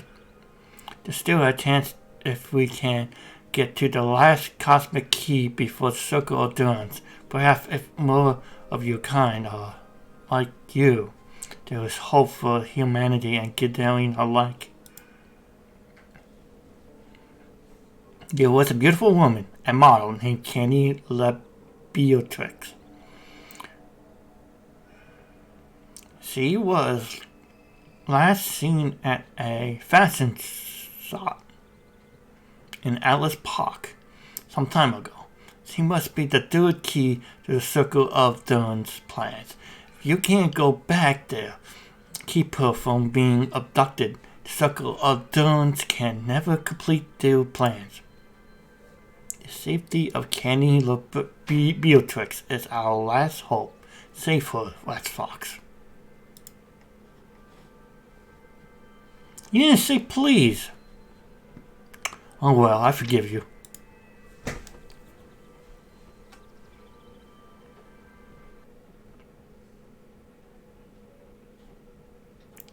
So, I love this map.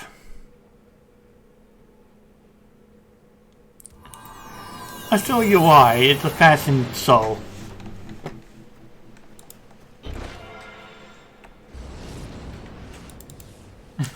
Save 7 fashion victims.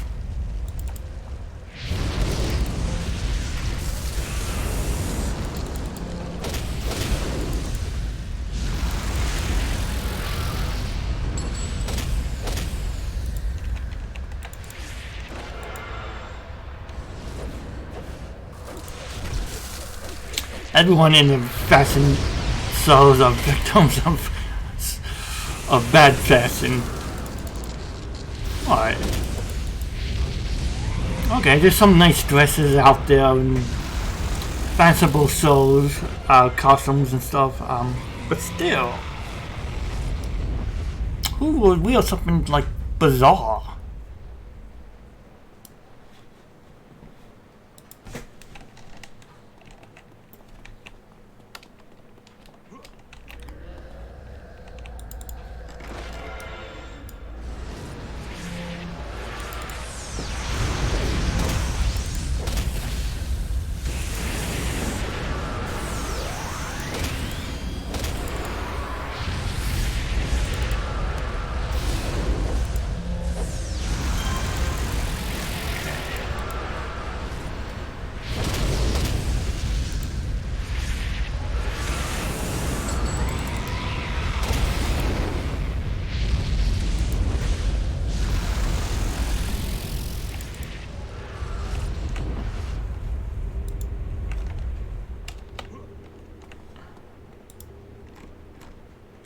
I mean, look at the outfits they're wearing.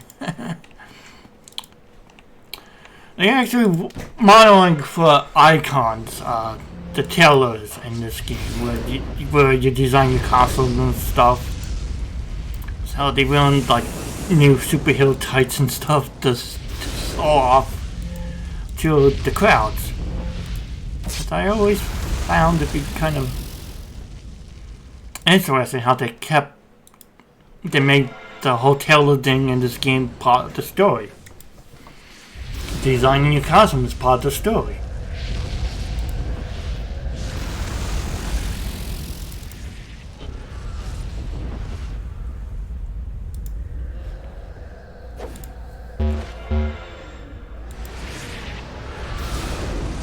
Dang it.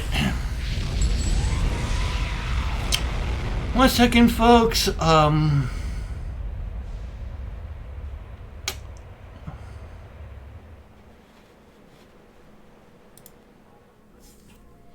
This happened.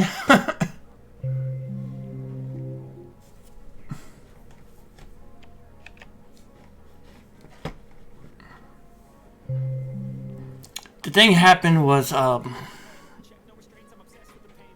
let's go to the Be Right Back screen. Sorry about that. Yeah, the Be Right Back screen needs to be updated with my new avatar. But yeah, VR chat likes to shut down on me sometimes. Every once in a blue moon. It happens.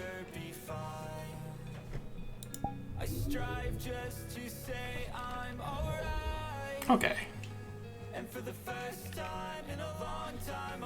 I mean,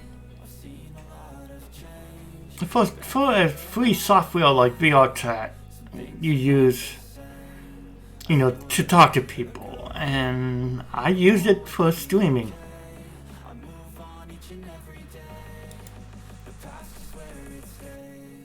Okay. Okay, there we go. Fix that little problem. Put that down.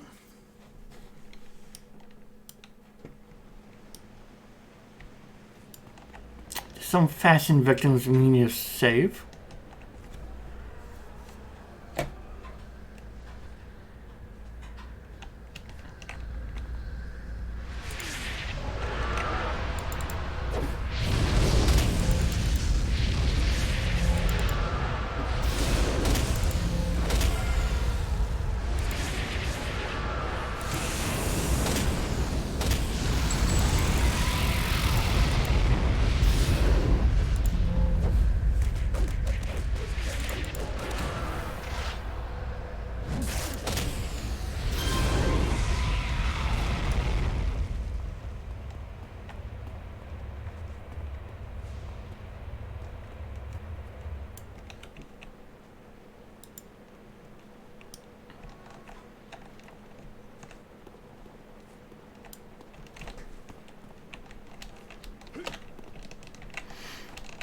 Now, next fashion victim.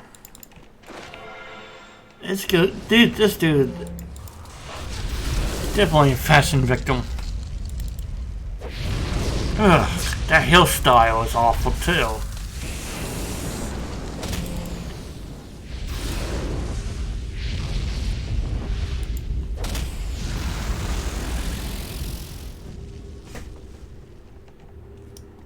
Thanks for helping my quill. You're welcome.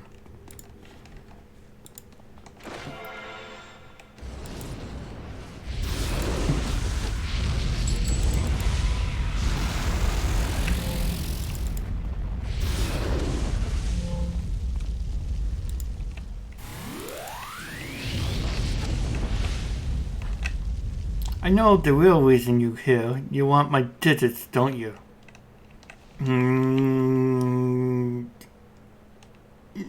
You don't look good looking enough.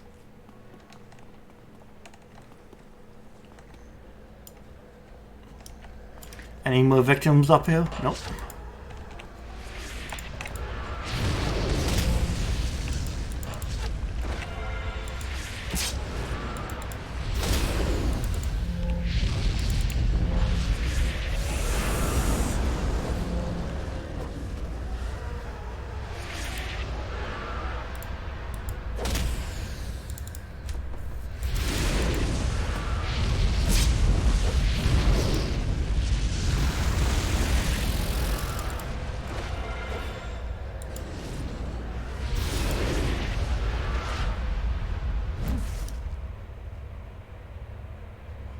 God, hope he doesn't come back and get me.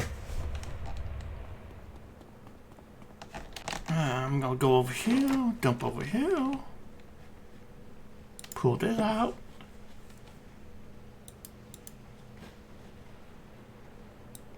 Pull this out, move this, do that. There's another reason why I like this map. And I will get to that in a minute.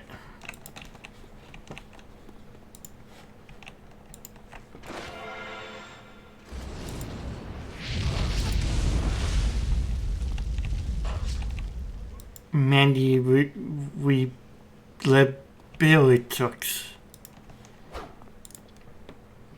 I wonder if they related to Flame Beetle Tooks from the Shining Stars.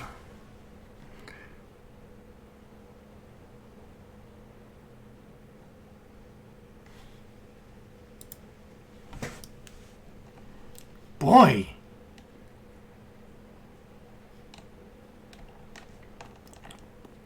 Mindy's Beatrix, you tool. I'm Mindy.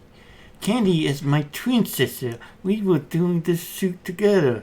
Now she's gone, and it's all your fault, ungrateful biatch.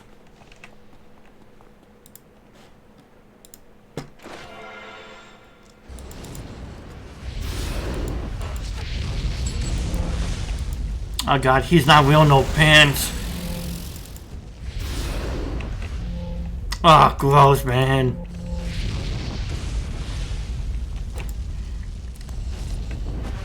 I can see your dunk, man. Ugh. Get some pants. Now, this is the one of the main reasons why I like this map. Let's change costumes.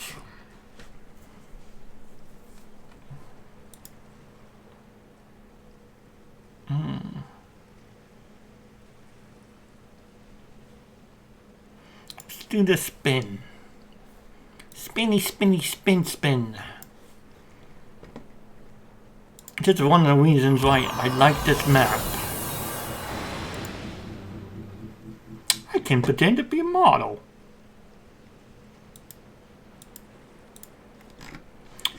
And sexy dance on the catwalk.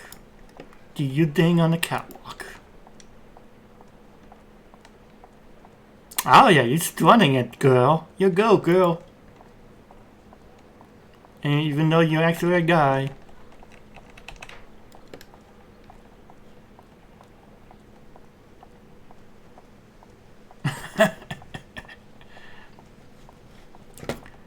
Do my stuff on the catwalk. I'm so stupid.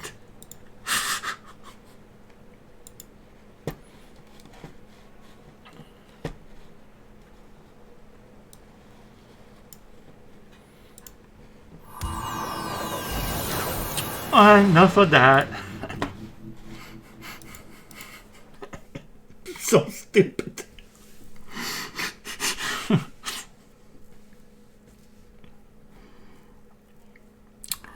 I admit, being a sexy cat girl model, that's kind of fun. No, they managed to capture all three of them. We have little to no idea where they will perform their arcane ritual. But there might be...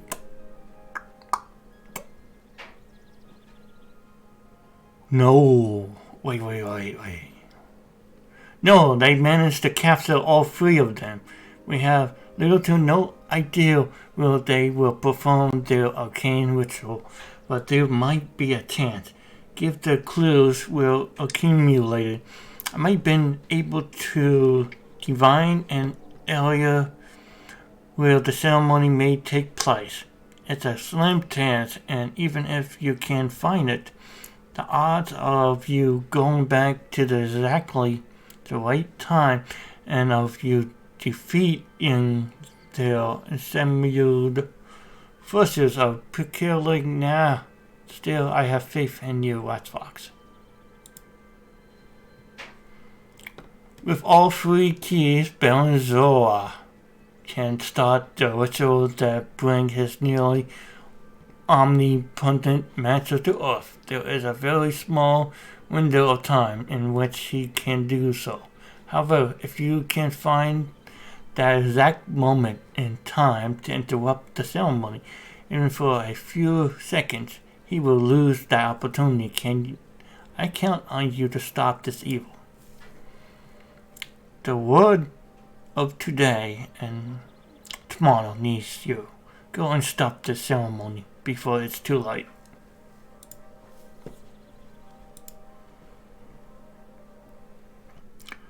So there's a couple things. There's a couple Ourobos task forces and Ourobos on hillside, and there's like one or two different ones on villain side, I believe.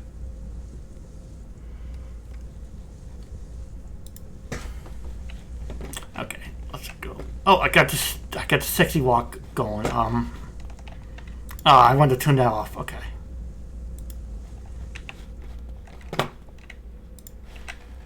I know it's a normal lock power for like RPG uses, but it always makes you look sexy when you walk, especially in female tunes.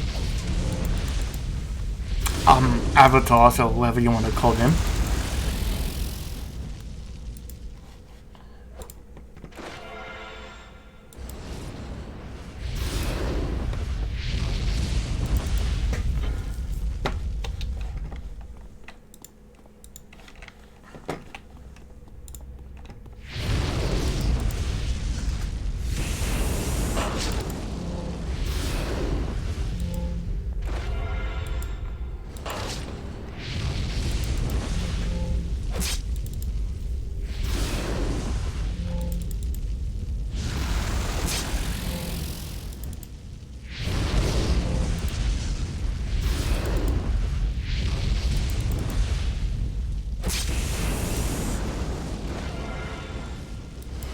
Now tomorrow I'll be playing Prototype again. Prototype is a pretty good game. But I feel like I'm getting near the end of the game. Pretty fast.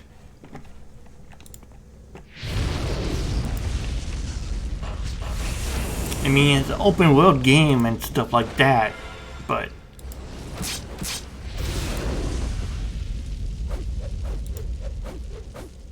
it doesn't seem like it's going to be that long of a playthrough.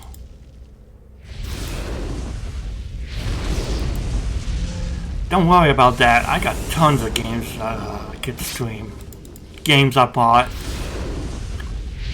while back, and next month don't need to buy anything big. Just a couple things, couple cheap things on Amazon, and maybe I could buy an Elden Ring, some other game, and stream that for you guys. I still want to check out Elden Ring, but I might wait until all the DLC comes out for that. Besides, I like playing the classic games more.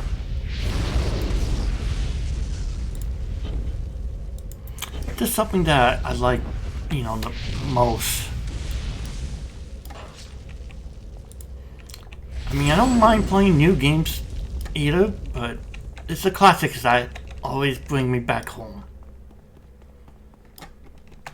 And once I get that Nintendo Switch capture card,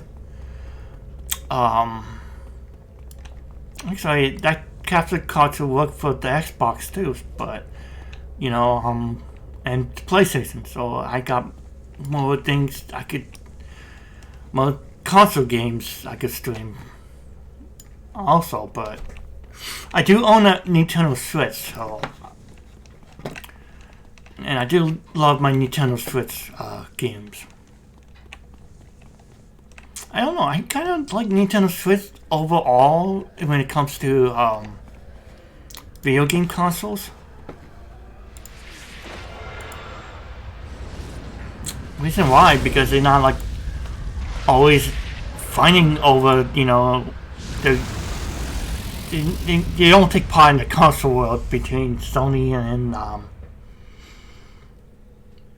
and PlayStation. They always constantly trying to one up each other, you know. They have Xbox only games, PlayStation only games, so on and so forth. I hate that when game companies do that. We will bring out this game just for that console only, you know. It's kind of dumb because one thing, you could market like games for every console system out there and beyond. But some games are just console only system, and I don't always like that when they do that. Like, okay, a good example is Bloodborne right now. It came out for, what, the PlayStation only? Which I feel like they could have made more money if they had it available for other systems. But Sony only wants, you know, the unique game titles to get people to play the system, you know? I mean, Nintendo does the same thing with the Mario games and stuff, but still. I like game companies should have games available for every system.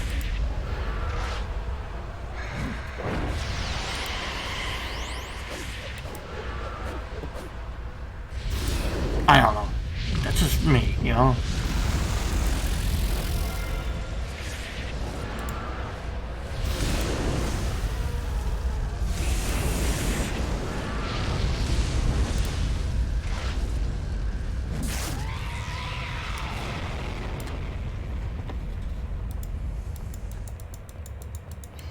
I don't know the whole process of how they publish games in the world or anything like that, but I don't like console-only games. I feel like, I mean, I would love to play Bloodborne, but I don't have PlayStation. You need PlayStation to play that. Because I don't like. I don't want to buy a console system just for one game.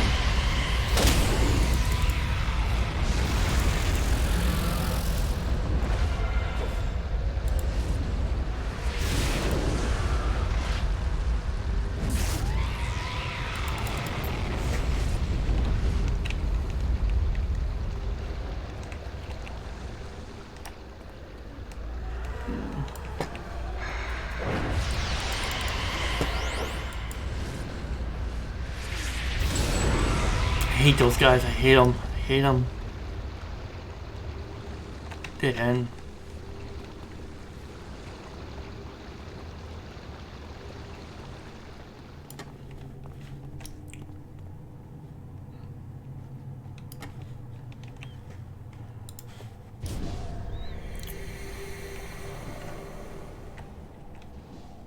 These guys love their dying hands. Look at that hand grabbing that bridge.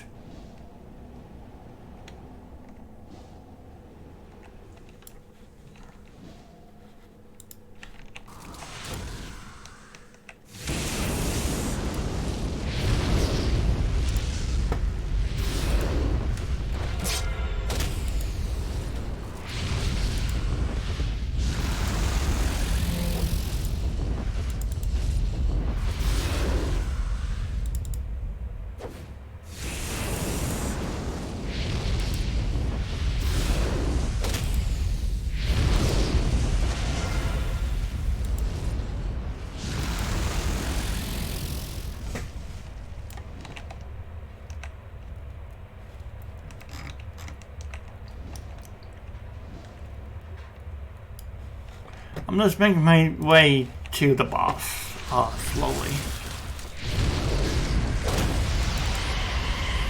It's a Bell and Zola. It's Bell and Zoe. I was able to pronounce it earlier. What the hell? It's Bell and Zoe. He is one of the fifth, Circle of Doom, leaders, so he might be an arch villain for us to fight.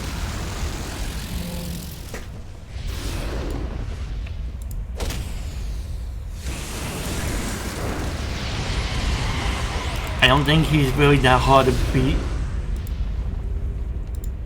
so we probably don't need no 10 powers to beat him.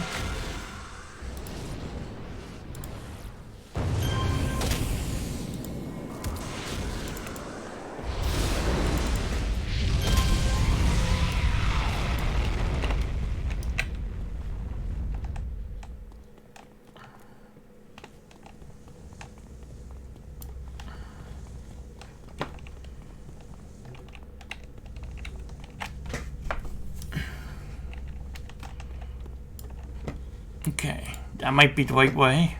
I don't know.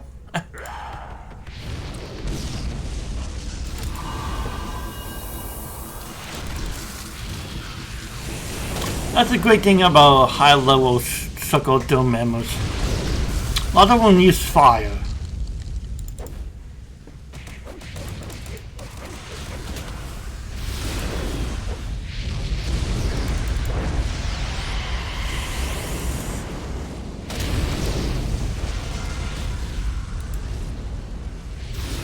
Now, I will be playing Villain side and going Rogue side, so I will play those in time.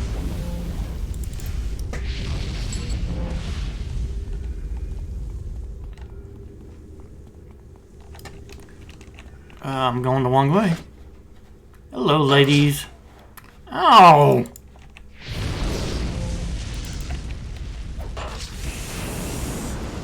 Can you please leave me alone?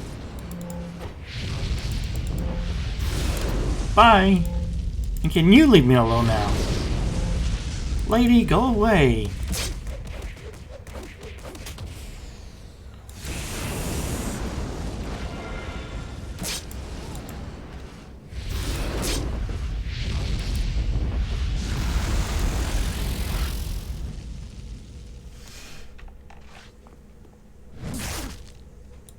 Wow, that did damage. Oh, is it because... Okay. Interesting. Get in.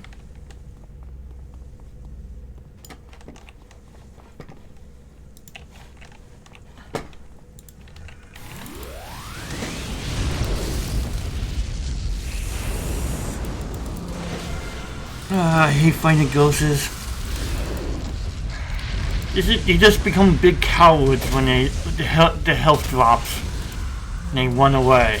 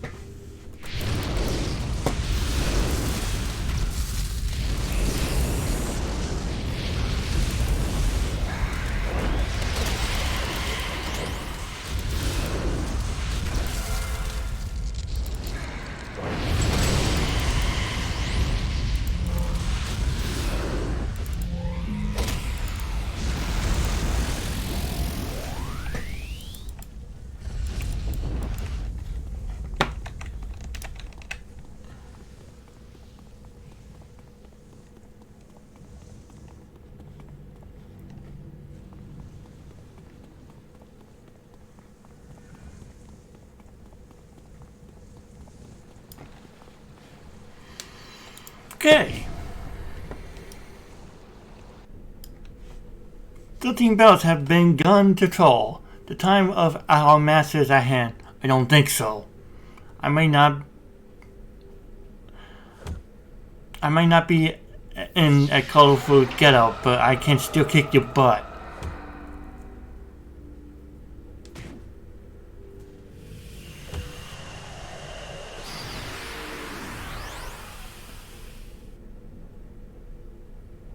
No.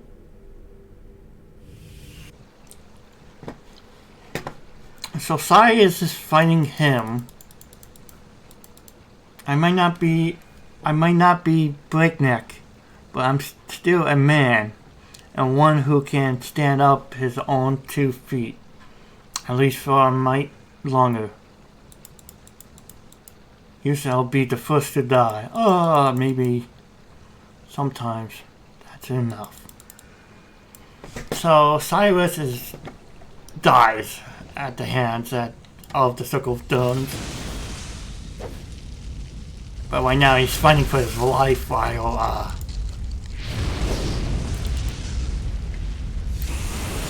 we fight these goons. But he eventually dies at the end. Like in the comics.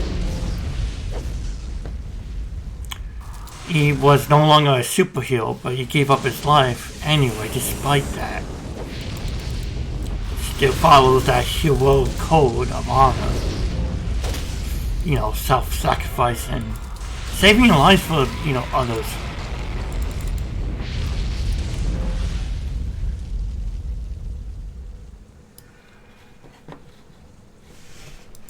So we seen Baron Zola. It's like the main leader, one of the main leaders. He's not elite boss, so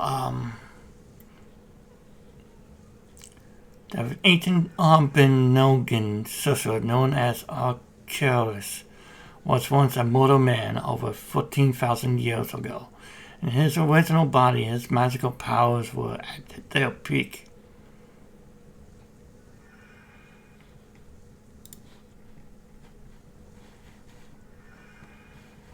Okay.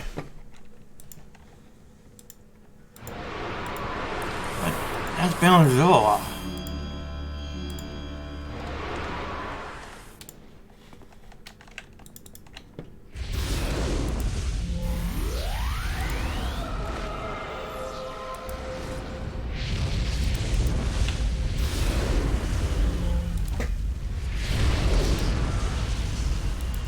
So he's not an elite boss.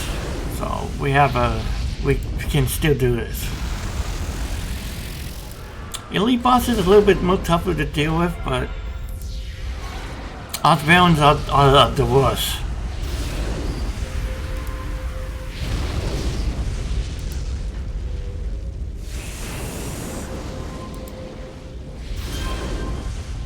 And we stop them. Now we have to rescue little Demi.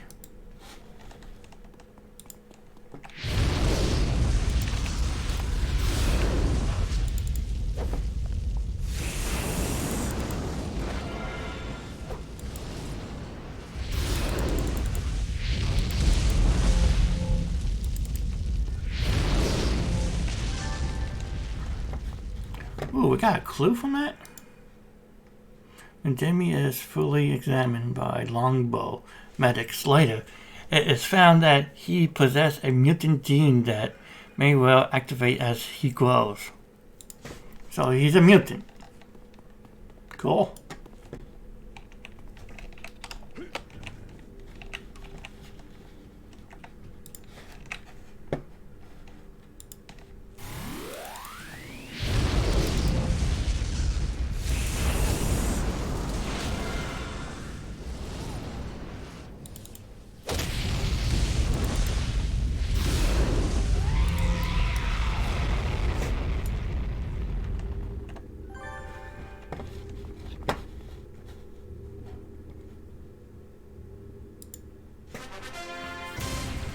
When Demi is fully examined by... Oh wait, Candy. As you reach Candy, you notice an arcane symbol on her thigh. She was obviously destined to be part of some great mystic event.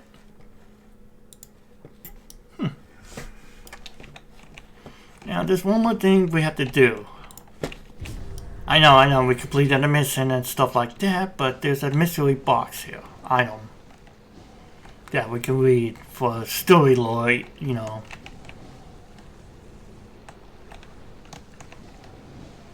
Where is it? Is it over here? No, we don't have to fight anybody anymore. I just want to look for it.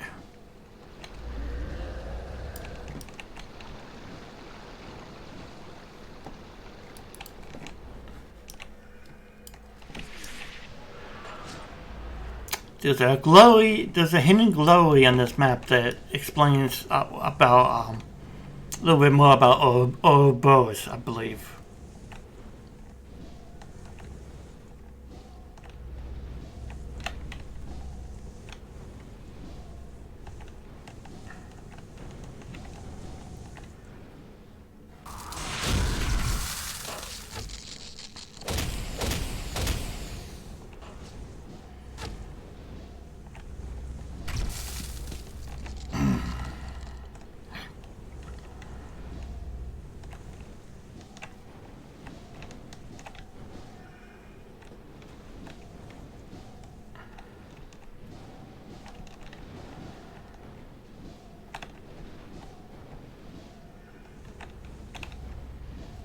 I thought there was a glowy here. From the Ghost Rider, the guy who warned us that that not to trust Ourobos.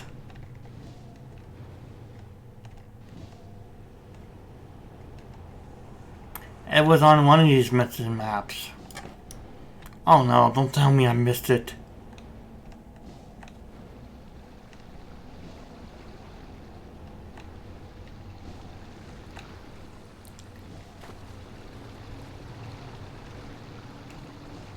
Oh. Now I'm sad.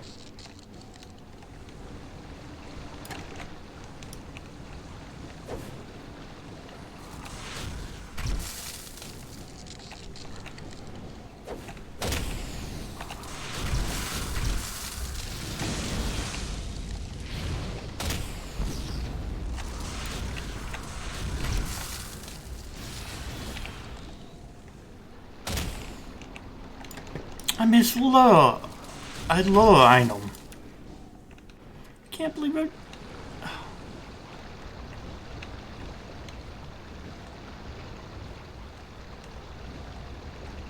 Oh, so sad. Maybe it's in here.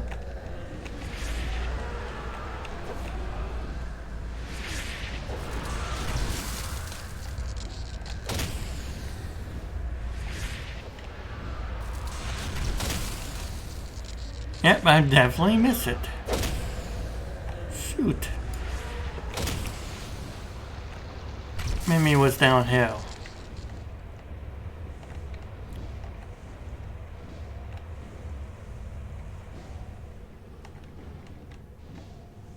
Nope. Nope.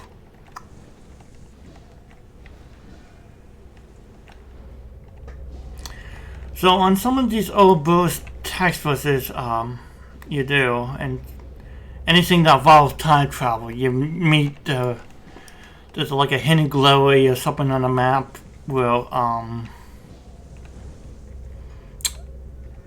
warns us not to trust Ourobos.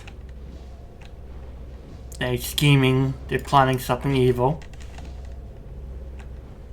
Don't trust men in the silos. Which is their leader. Okay, let's exit.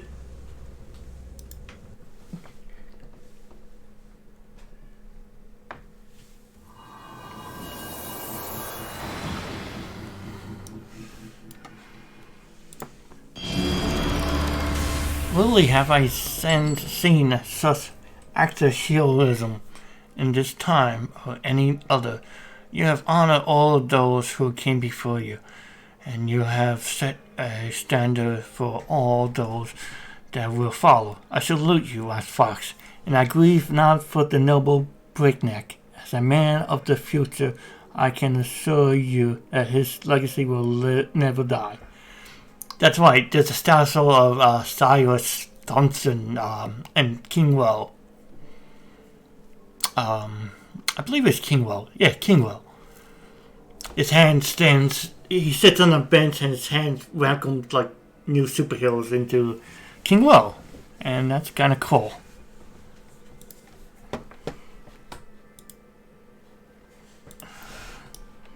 So that's still that TF story arc. It's done.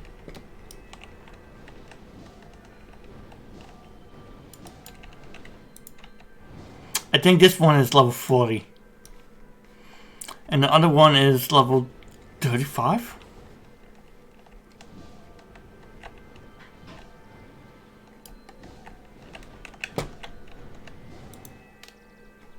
Oh, no. It's level 30, actually. We could do this one. Let me go to trainer real quick and level up. And we could do that one too. And then after that we could call it a stream.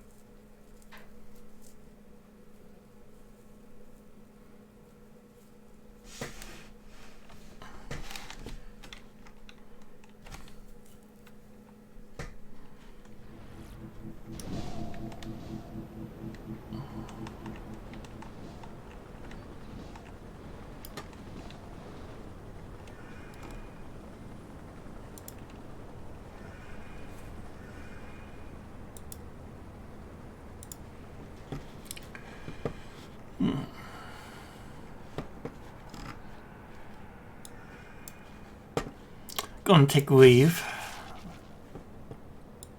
I know. It's just an extra defense power for myself.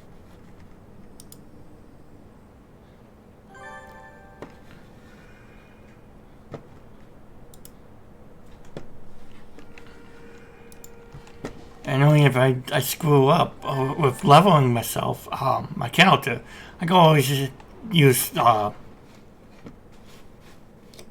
when you type in /respec, we could rechoose our powers from the beginning. Every 10 levels, I think you get a respec available to you.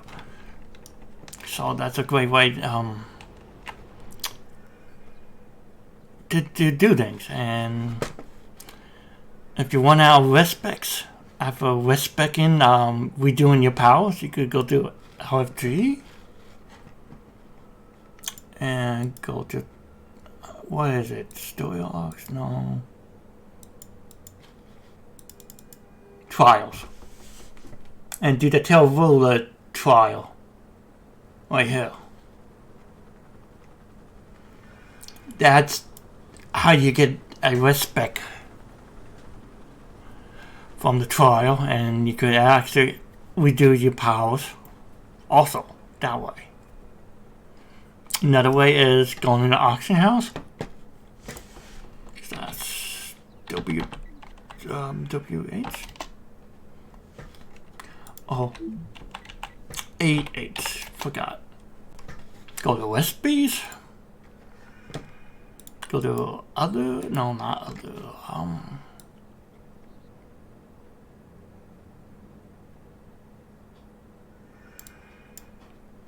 Yeah, it has to be other. Go to other. Let's see.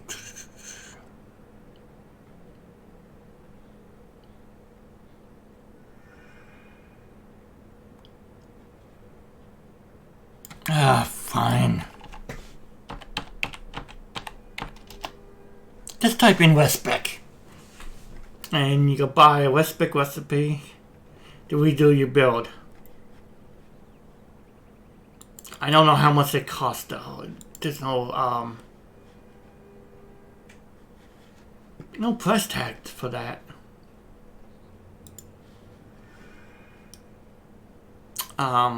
So that's how you can redo your powers.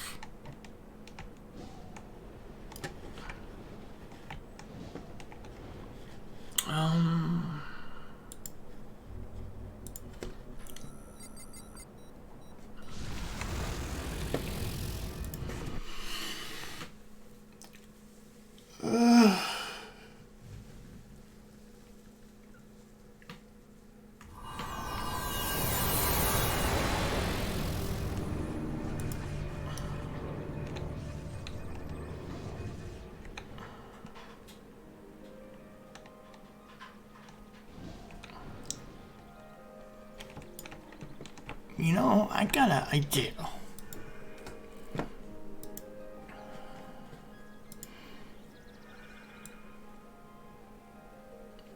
Never mind. Okay. Never mind. So, Mender Lazarus. We doing the 5th column story arc? Alright, Rat Fox, let me explain something before we get started. Each of us Mender has his or its own theory on how to stop the coming storm. We call it the coming storm because Silas was very clear to us before we come here that we could not reveal anything regarding the future storm. We need to control the variables. The more people know, the bigger the circle of those who could potentially cause alterations to the time stream. We wouldn't be able to track or control it. We'll see effects without the cause. Want to help an old friend out and give me a hand with my pet project? Fascists. It's always come down to fascists. In your recent past, the fascist fifth column party, which is like a Hydra in this universe, by the way, folks, and they are former Nazis.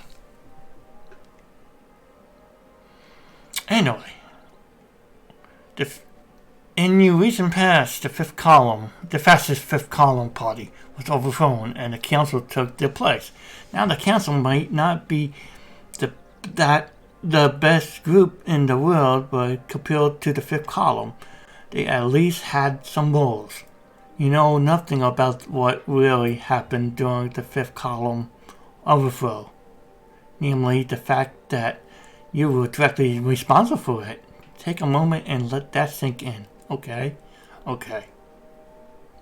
The battle between the two sides was close, and in many timelines, the fifth column survived, and Popper's creating a world that is a little bit 1984, a little bit Soylent Green, and a whole lot of not good.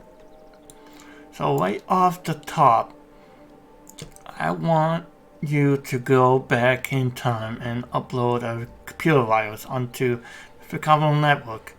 This will give us an intel we need to find out what they're planning, as well as disrupt their infrastructure enough to bring them down. So once again, there's a hidden glory on one of these fifth column maps by the Ghost Rider. Somewhere around here. But I don't know where it is or what mission map it's on.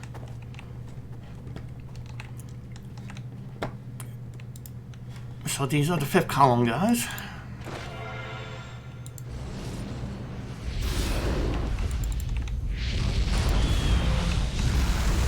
So only thing we have to do is hit a random computer. Well, 3 computers.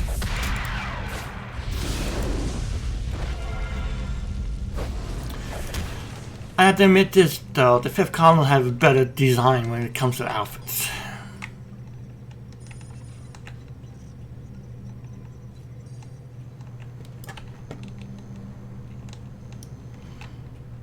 But they're evil.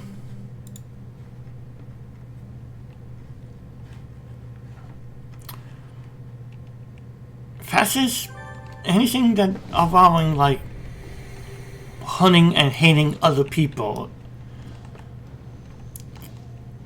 no matter the organization or the values that I have, it's bad. You don't want to hurt anybody. I don't want to hurt anybody, but people want to hate, and they hate for stupid reasons. I think mostly people hate because they feel other cultures, other people of different colors and culture or backgrounds. When you begin to hate, you put this black spot on your heart, on your soul, and it will eat away at you. It will destroy you from within. It will twist your morals, your goals, and your values. And I hate that. I literally don't like people who hate other people, other cultures, other ethnic groups. Because, I mean, right now, okay. Let me explain. Since the pandemic, people are hating Chinese people. Now the pandemic is everything is getting back to normal. And now what happens? Russia invades Ukraine. Now everybody's hating on the Russians. Russians are Americans. There are American Russians that live in the United States. These things happen, and Chinese immigrants from the pandemic, people are hating on them. And they didn't do anything. It's it's the government. It's our fault. It wasn't not bad people. The government is. And you can't hate people just because they're doing something bad. You can't group everyone together in one pile and say, these are bad people, these are terrible people, because they're not. And not all Germans were Nazis in World War II. There were a lot of Germans who fought against Hitler, against fascism. Now, in the history of the books, never explained that to anybody, you know? So people just presume that all Germans were Nazis. Even German Americans were prosecuted and treated badly because their country became filled with Nazis and hate. It's the same thing with during the Cold War. We started hating on Russian Americans, Russians that were living in the United States. I mean, we had pretty bad history with the Russians, but it's still government, not the Russians, at fault. It's never okay to say all these people are exactly the same as the others. Like, not all Germans are Nazis. No, not all Russians are communists. Or involved in the war right now going on in the Ukraine. You can't just group everyone together. We do that. And it's stupid. You can't put blame on people who have no responsibility towards the actions of their countries. And that would always bug the crap out of me about how people hate.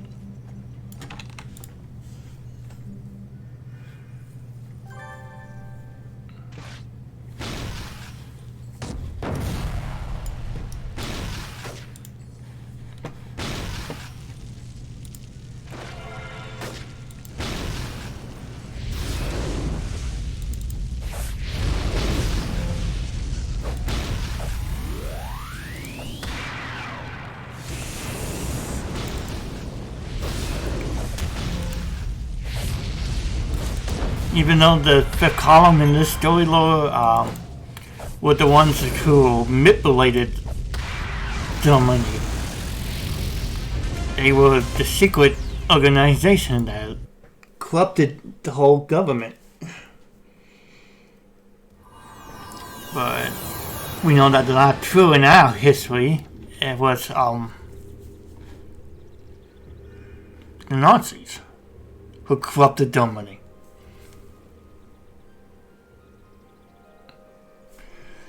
It's hard for me to explain things sometimes, but I hope you guys understand what I'm trying to say. It's never a good idea to group people together and say that they're all the same. Nice, I noticed that I had access before you even stepped back through the portal. I've been checking through some of the files. It looks like it's time for us to go on a recruiting drive. You need to convince Nafaratu to join the center. Tell me, he's working on some very edgy tech. And I don't like extrapolating where it could end up. Bring Nafaratu on as a member of the council might be the only way to take his fifth column projects offline. So we basically building the council. We are actually helping the bad guys in order to stop another bad guy group. That's kind of messed up. You're going to have to go undercover under the disguise of a council member. We don't need to worry about a costume change or anything. We'll just have you upload some information to the system. I give them the impression that the council is planning an attack on that installation. Granted, that means that they be expecting you, but I'm sure it's not anything you can handle.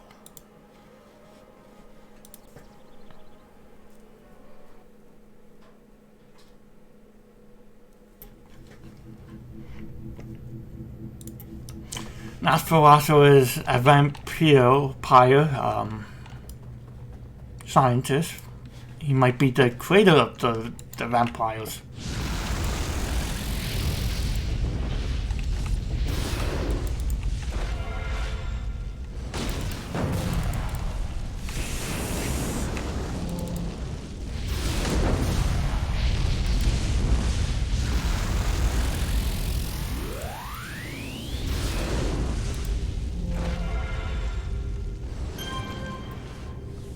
Upload the false intelligence.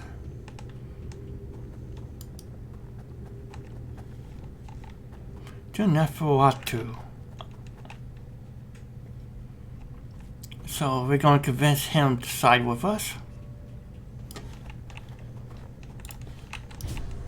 So we just have to find a computer. Could be anything, anywhere on this map. But I usually like to check at the end of the maps.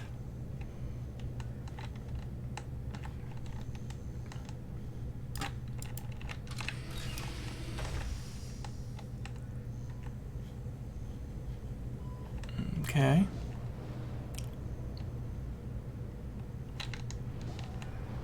I hear a glowy. I hear a humming sound. It's getting louder. There we go.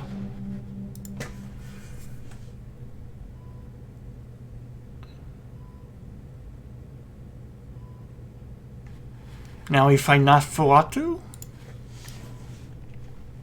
I don't know if he ambushed us or what.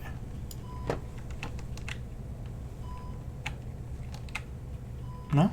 Okay. So he should be at the end of the map.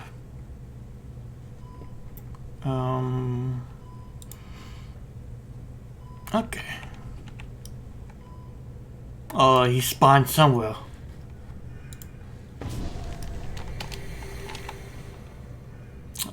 Dang, there's no end of this map. It's just, loops around, okay. We just have to find him then.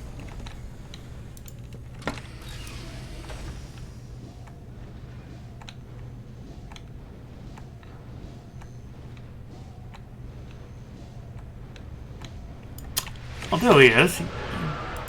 He does try to find us. And he's an elite boss.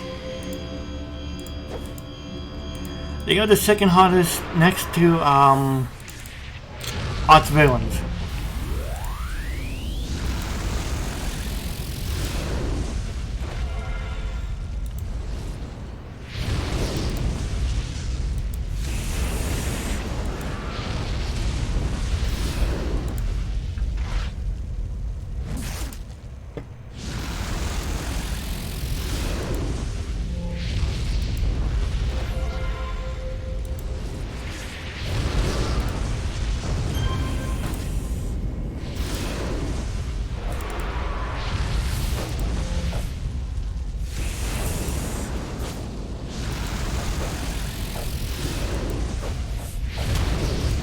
Damn, I went into a patrol.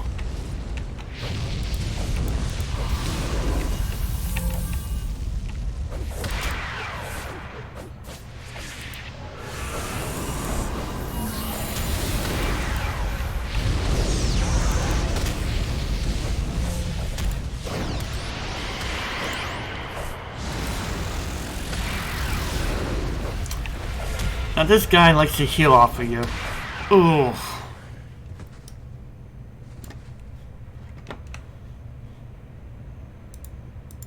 Oh, apparently there's no prisons in that map, so the husband of Ourobos should do.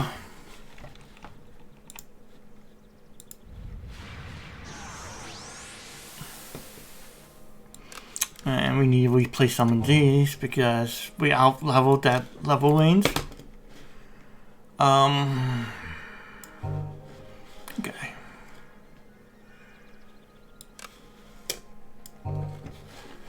Just putting some random ones in.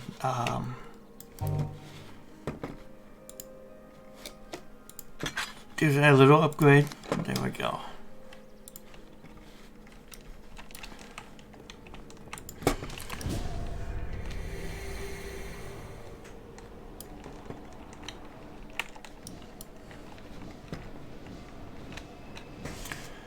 Oh, not for us, there will be a tough one because he heals off of you by bringing you life.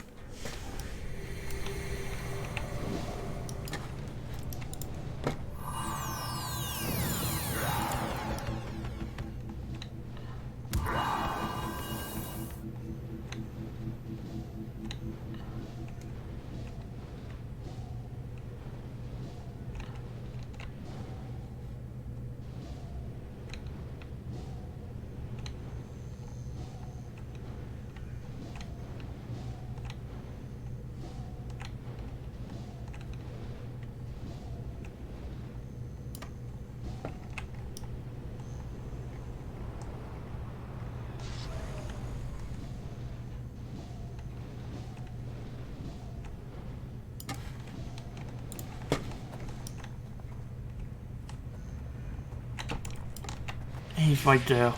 Frig. Protect me, Manticore. You like did such good help doing that before.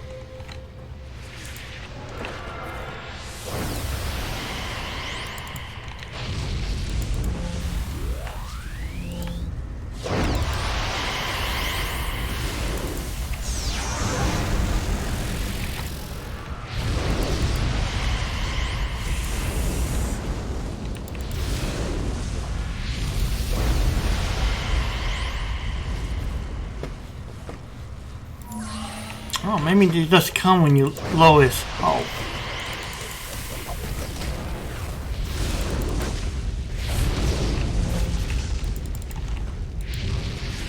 But I want to stay away from him because he does heal off of you.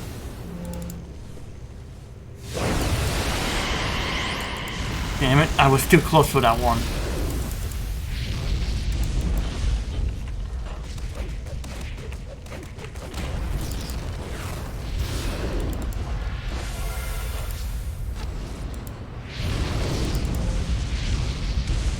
Okay, it seems like Manticore is helping a little bit.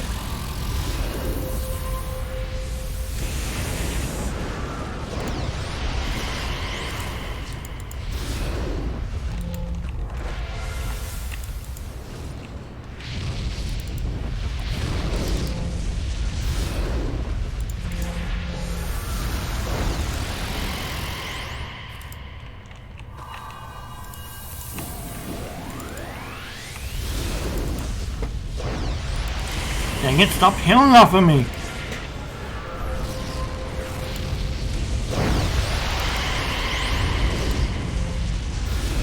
I hate these tunnels, they're so small.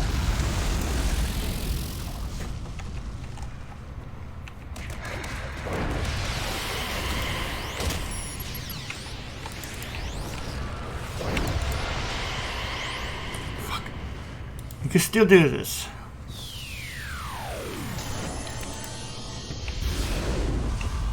I came back from the grave, mother trucker.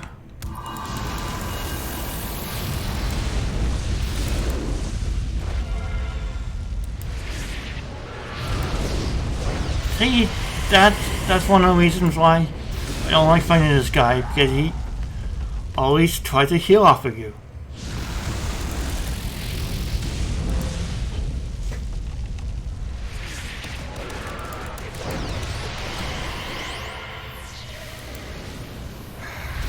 And he has dark attacks, which does massive debuffs to you.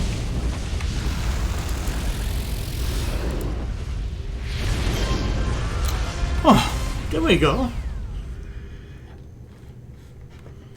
Oh, Manticore is useless there. Oh boy.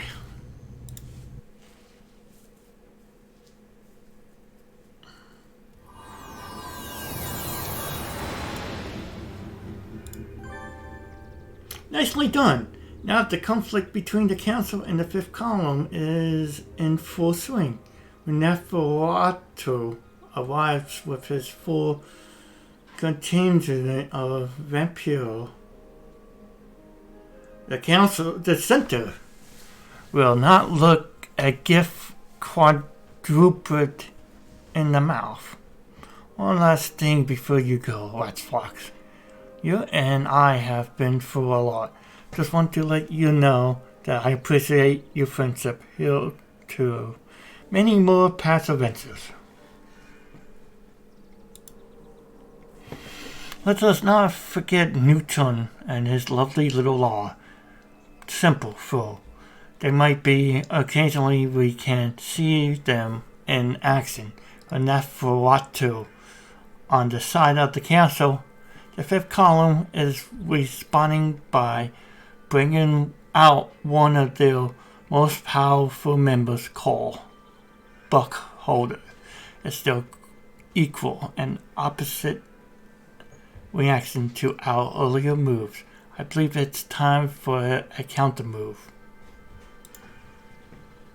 Funny thing about Cole Buckholder, and this is simply something I've seen through history investigating him, is that he's not the most loyal individual. If his handler believed that he'd stand for them, they got another thing coming. However, he a smart man, so he will put up a good fight either way. I want you to go to Neferatu. He's now a council member and believes that you work for the council, as well as so it shouldn't be a problem. Just give Cole Buckholder the same offer you gave Neferatu, and you should be good. So we have to kick his ass.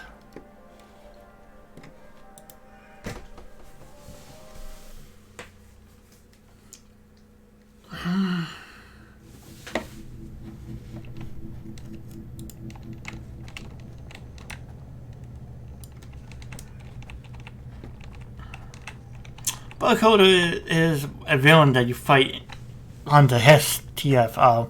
Initial has Taskforce, which is in Struggle, which I need to do, and I know once I do unlock it, by doing the story arc, I'm gonna have the desire to want to do it. You get the achievement, Buckholder Bane by defeating him, and it's a fun task force I used to do with my friends all the time. You guys met Zephyr, Alistair, Astrid, a punk, and Volts. They all, we all used to do it together all the time, and every once in a while we do it. I may have to summon them again.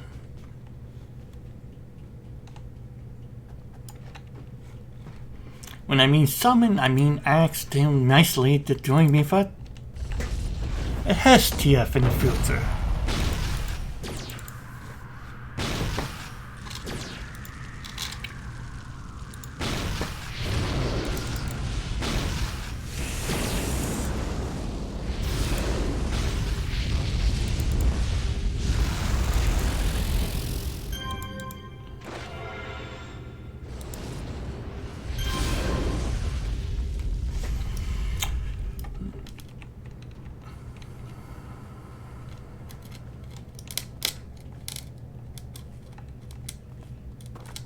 Now we got Nosferatu on our team.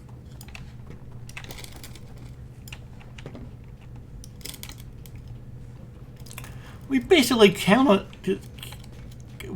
we basically created the fifth column. I mean the council.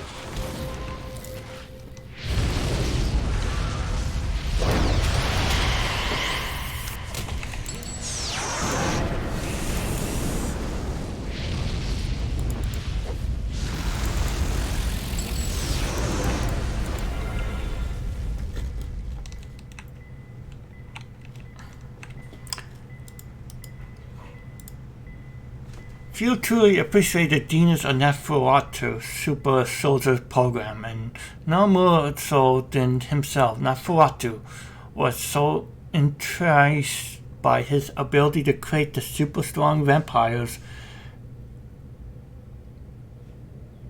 that he became one of them. He has since improved upon his original design by granting himself several new abilities. He can mesmerize his opponents, leaving them helpless.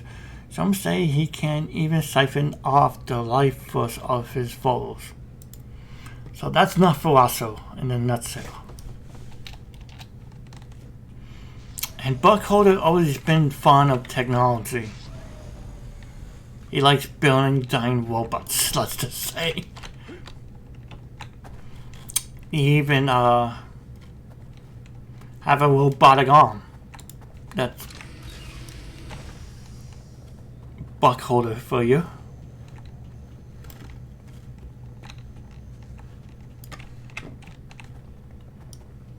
A book holder, my bad.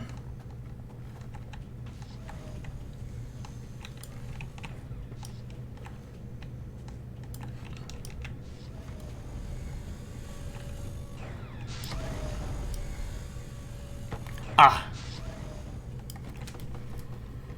I have no clue where I'm going. Ah. Oh.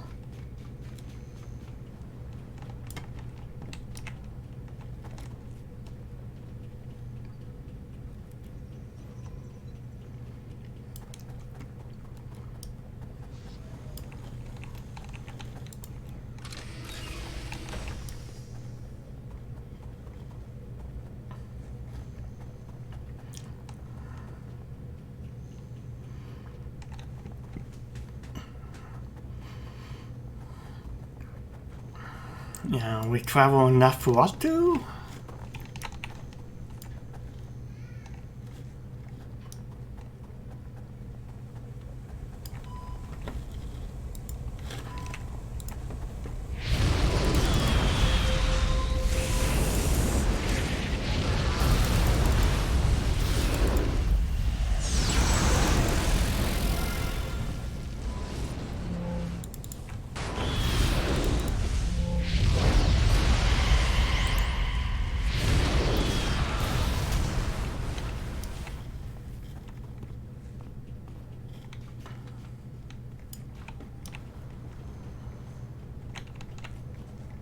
Ah, come on. Okay.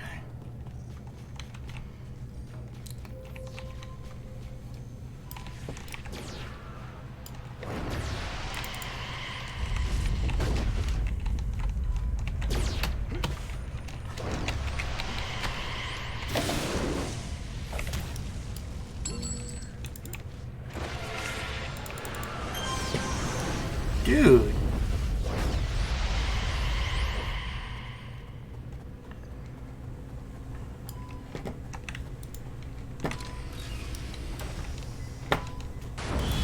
Ambush waiting for me. Dang it.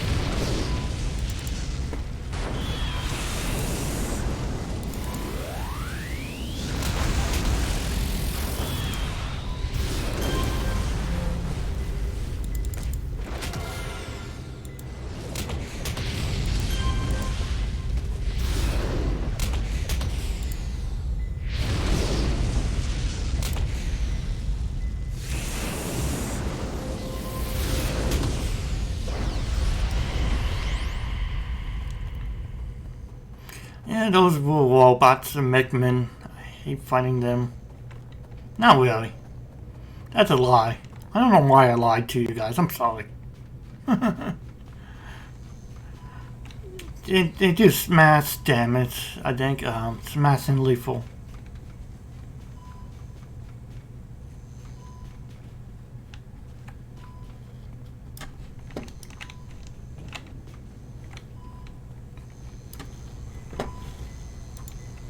Here we go, cold book holder.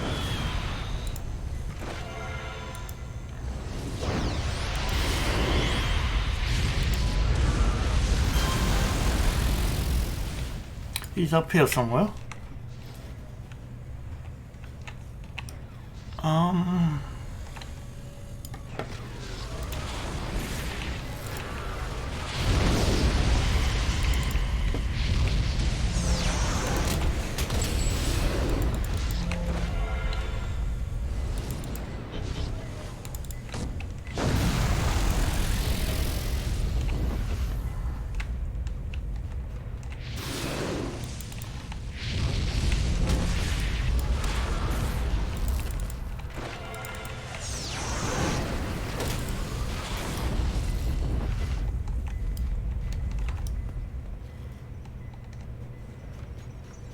Okay, where are you, book holder?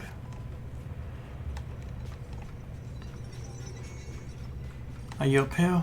No.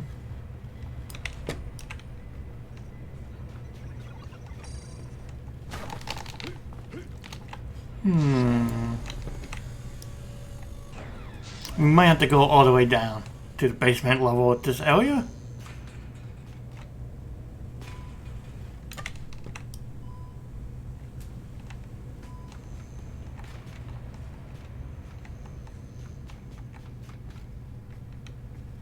Ah, here we go. This is book holder. He has a steel claw.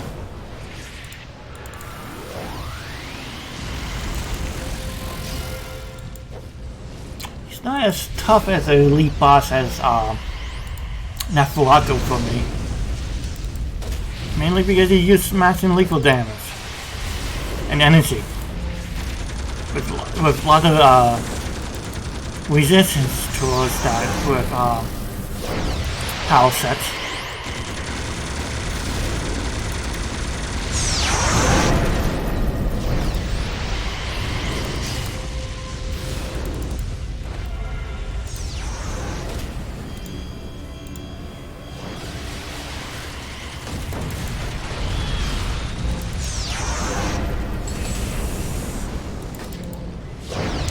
Yeah, Buck Holder went down faster.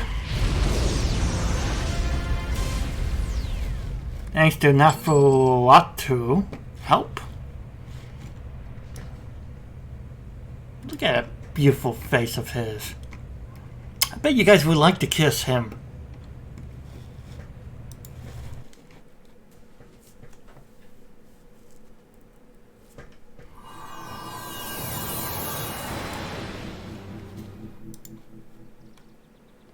Okay. Excellent. I hope Nafuatu would help you out on the last mission. His presence in the encounter was key for later events. Now that book holder is on the side of the center, there is only one final step before the council will truly take control. We are true allies, you and me.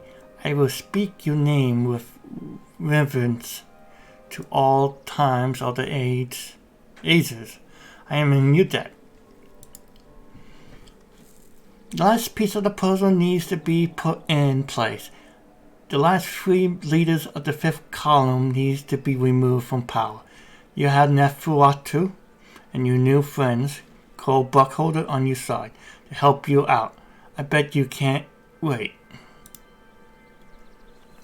Excellent. Simply needs to take out Missy Rowe, Requiem, and Vendo. Go to Striger and take them out. Once they are defeated, the rest of the 5th column will fall. Now I warn you to be cautious. Everything I have found regarding this final battle tells me that there's a good chance the 5th column may exit afterwards. They go so deep into hiding for that I have no record of them anywhere for this point. So you need to make sure all of those leaders are taken down. That's the thing with the 5th column. They get defeated for a while, they go underground for a bit, lay low, then they rise back up into power later. Which we saw in the Contf. That 5th column guy, the Iceman, that guy is the new leader, pretty much. Leader from an alternate timeline, from alternate Earth. Of Statesman. The Iceman is the evil version of the Statesman, pretty much. And I have to say evil because fascists are evil in a way. When you hate and conflict, it's horrible thing to do to anyone. To hurt other people, it's wrong. We don't know it, you know? We all want a peaceful world to live in, and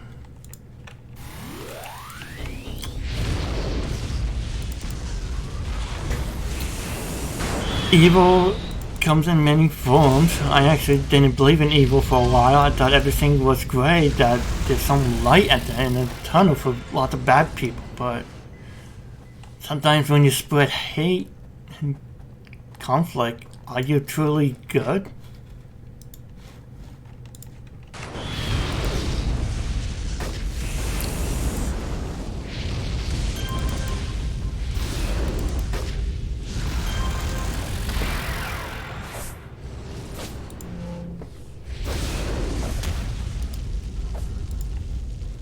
I'm making my way slowly. Now here we have interesting thing. Bunch of interesting choices to do. We can get Nafuatu and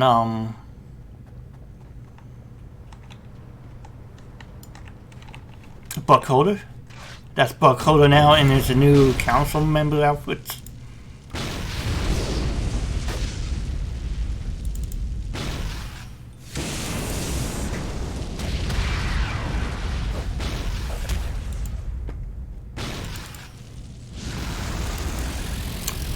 Buckholder is a coward, sniveling coward.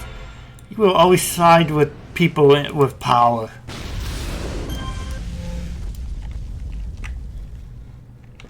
That's him, in a nutshell. Nafuatu will side with somebody who provides him with the technology he needs to create more vampires. And further his resource, pretty much. Buckholder, god damn it. You could have easily avoided this guy. No, you choose to kick his ass. Oh, come on, Buckholder.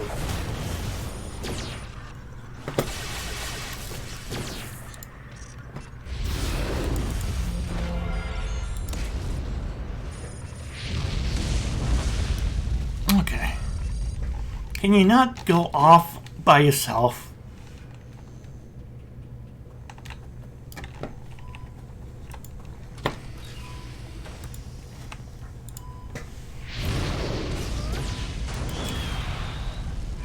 Now, now I'm recruiting Buckholder. I'm gonna have him to help me. If we want to do Nafuatu too, we're gonna have him helping us too.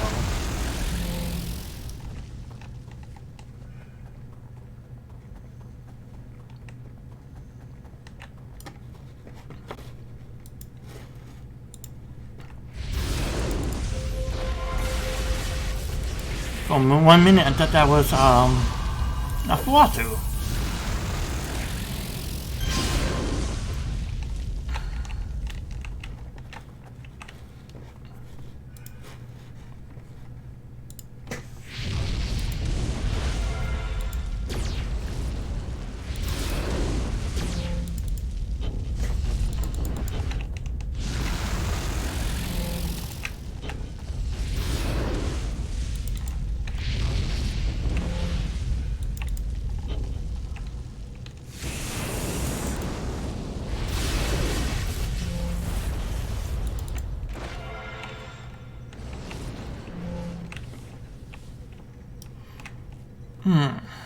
Where are you?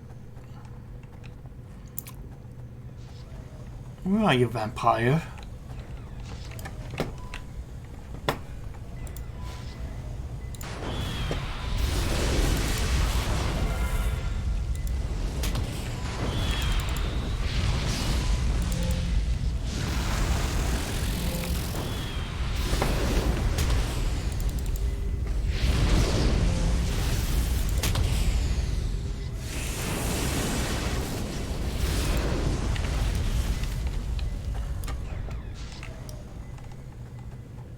Enemies down further in the map.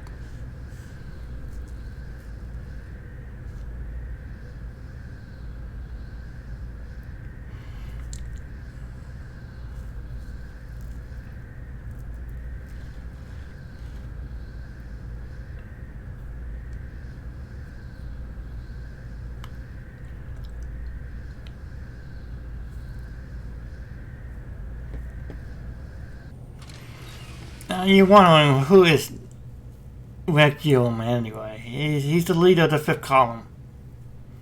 Main leader. But we defeat him and we change history in a way that he no longer becomes the leader, but that's another lackey for the council.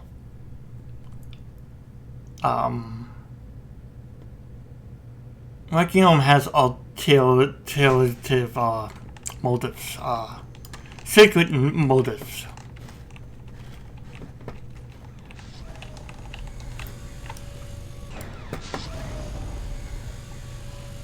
That's him downhill.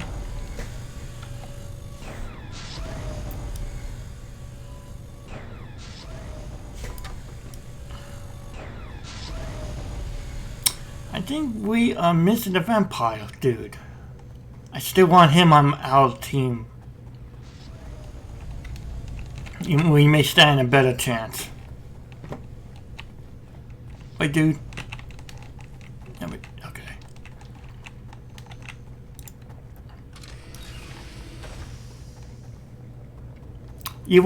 If you're gonna solo this, you want to have backup. You want people to help you.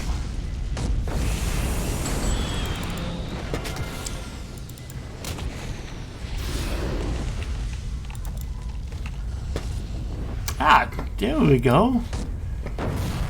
There's our fine vampire friend.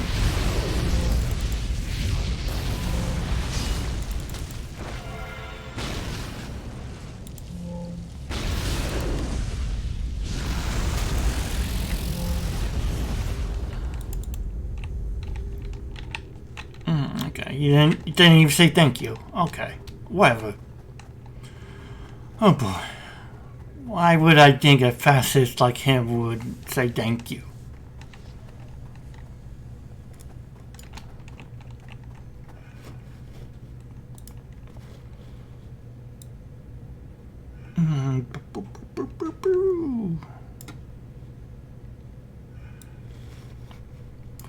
Just in case. I got what 10 powers. We might not be. We probably be able to solo this easily.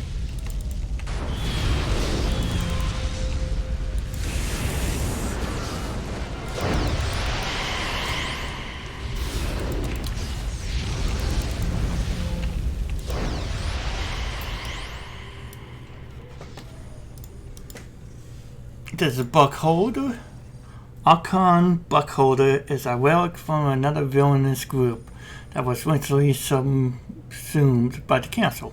Nevertheless, he seems to have made a place for himself in the new regiment. His obsession for robotics led him to carve off his own arm and replace it with one of steel. It's also led him to create this terrifying robotic factory to prevent the launch of giant xenophmen. You must defeat Buckholder. Basically, they didn't even bother to change his story description. That's his story description from Buckholder Bane. The initial STF. Which we will do someday for you guys. That's a promise.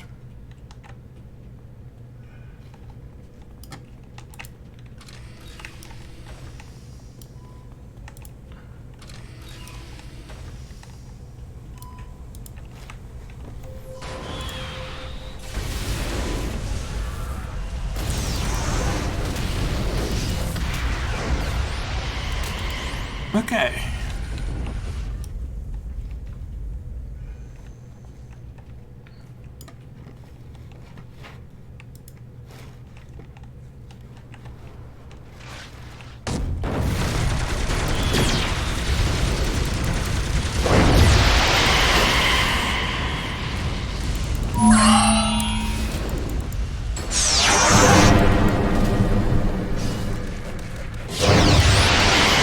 guys are very weak. They go down pretty fast.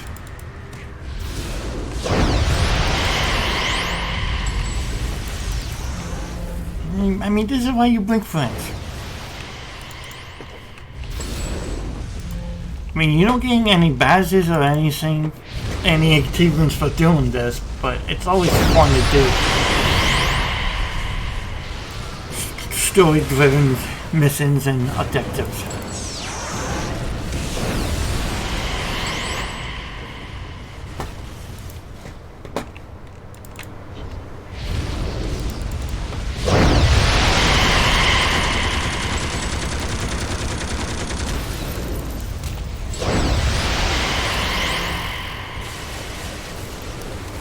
Oh, he pulled Vacuum.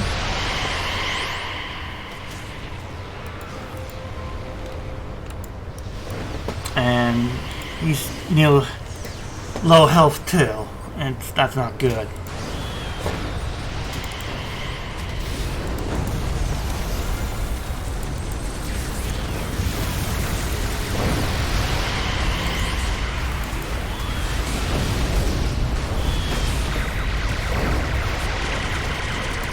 Now Vandal, now Kono we have to take down.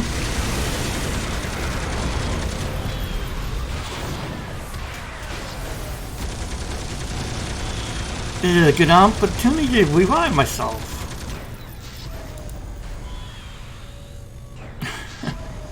I think,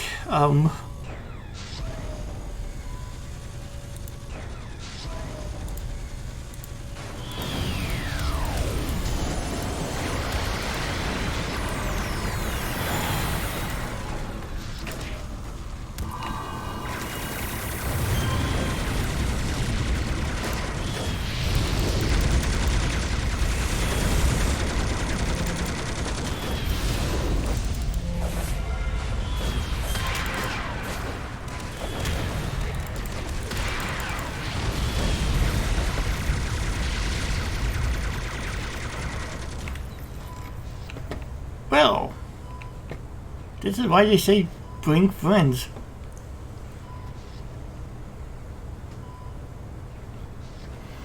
And our friends pulled too many.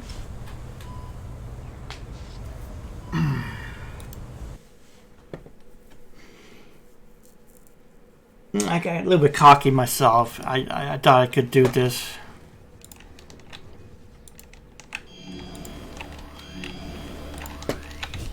Without any items, enhancements. And we probably could.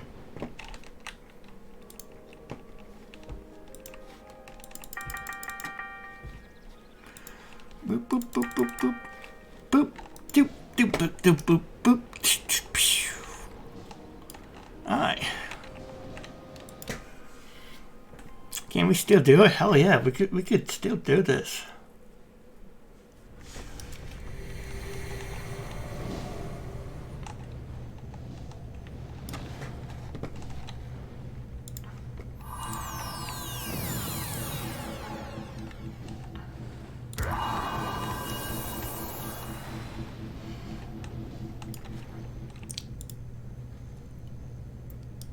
When we get second wind, that's just how revive and max our health point, and when we get a moment of glory, that's like temporary invulnerability for us. I love it. I love that power.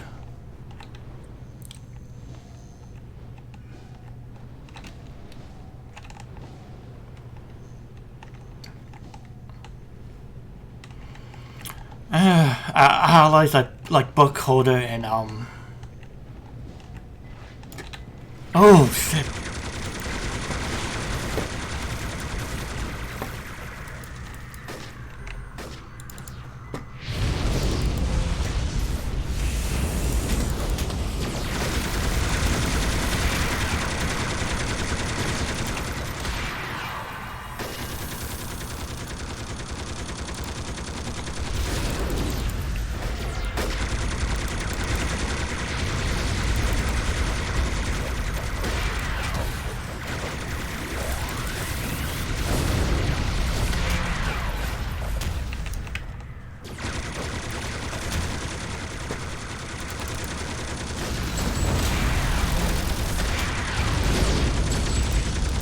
shit, shit, shit, shit, shit.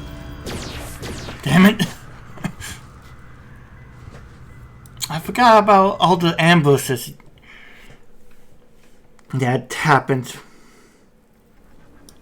I'm gonna give it another go, then I'm gonna take a break from streaming. And we pick this up next time. But, you know, like I said, one more time. One more try.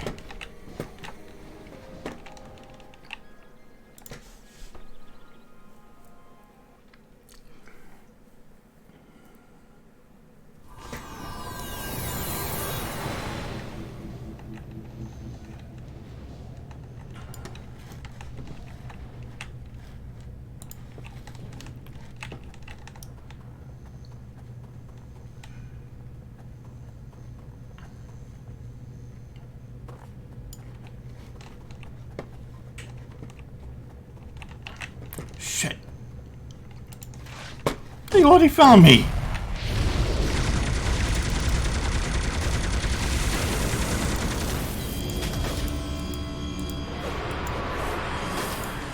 We can still do this. I still believe we can. I've done it before on a tank and a scrapper.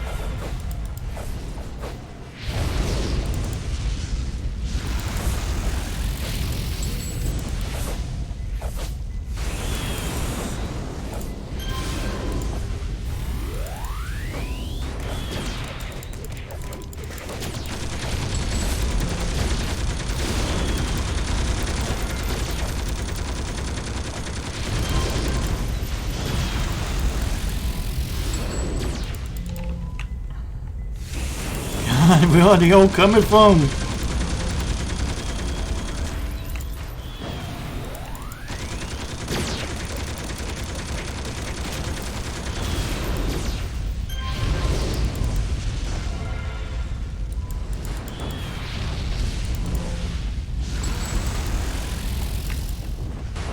Wow, I can't believe we took down that much of a mob. Holy shit.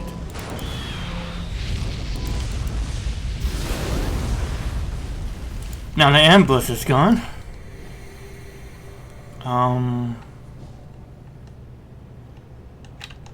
Still got 25 soldiers left to defeat. That's okay.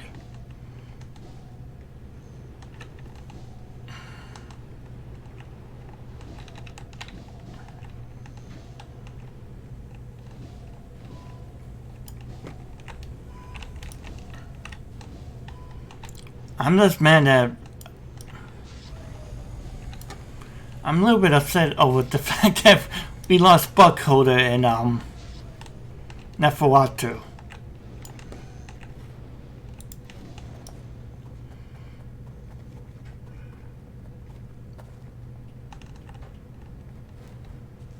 And somewhere on this map is a Ghost Rider message or something like that. In one of these missing maps. Oh well.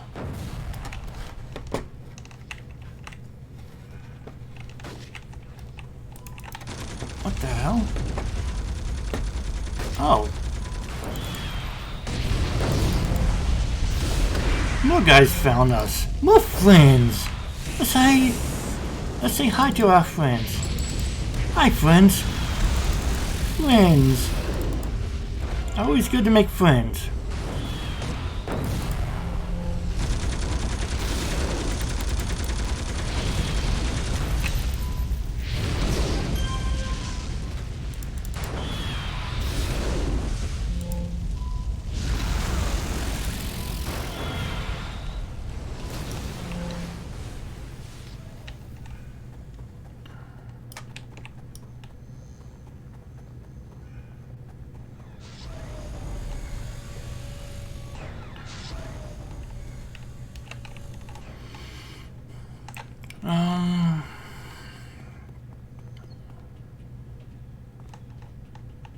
Requiem went down fast.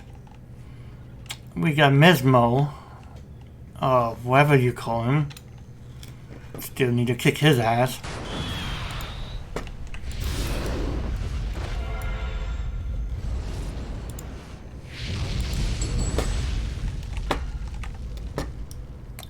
He's up here. We could... Let's clear the room first.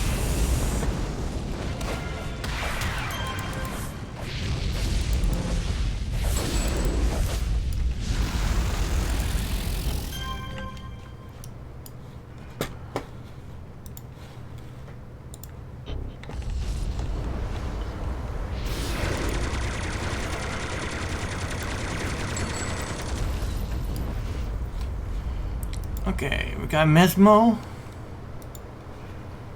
As a child, Vincenzo Alfieri dreamed of becoming a great composer, but those dreams were shattered when he lost his hearing to a car accident. The Facom offered to perform a radical experiment that might restore his hearing, and Vincenzo agreed without hesitation. Unfortunately, things did not go as planned, and Arachnid's attack on the Pharisee results in power surge at the worst possible moment. Instead of restoring him, the resulting explosion created a permanent resonance in Vincenzo's body. He agrees to join the fifth column if they would give him the opportunity for vengeance against Arachnid. And Vendu? Fiend known as Vendu was once a humble tinkler named Offman in the late 1930s. The Baron Requiem recognized Duel's usefulness and recruited him to the nascent fifth column. Offman was very happy to oblige, since he admitted he could indulge his scientific curiosity without restraint. He could indulge his scientific curiosities without restraints. Over the years, Randall has mechanically augmented himself to prolong his lifespan. Now he seeks to advance his own position within the fifth column and perhaps even challenge Requiem for supremacy. So we got these two knuckleheads to fight. Let me summon help.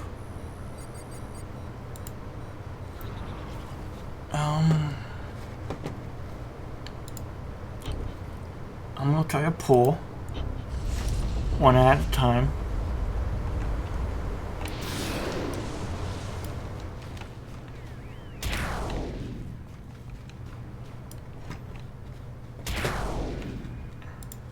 Let them come to us. We fight each of these guys one at a time. Sometimes that's a strategy to defeating multiple arch villains.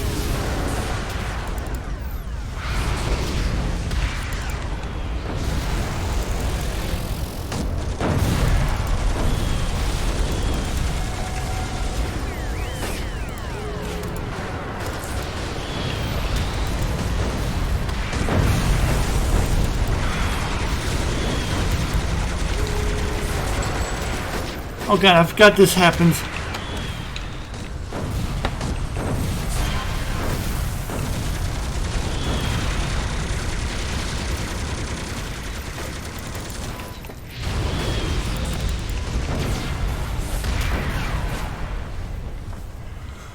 Oh my god.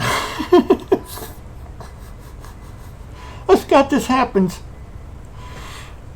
You got to close the doors, I think.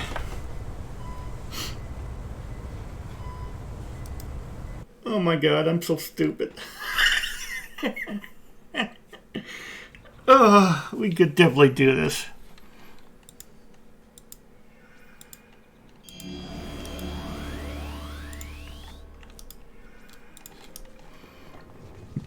Didn't call it a wrap. We definitely could complete this today.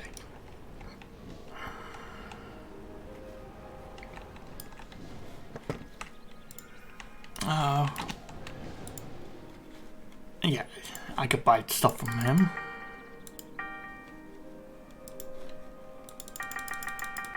Okay, thank you.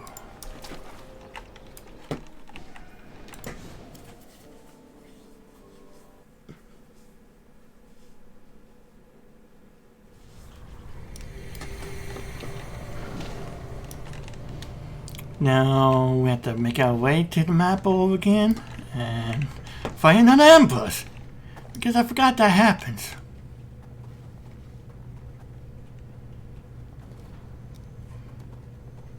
You live and you learn.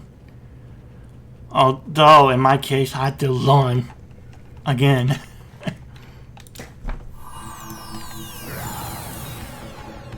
Relearn. Come on.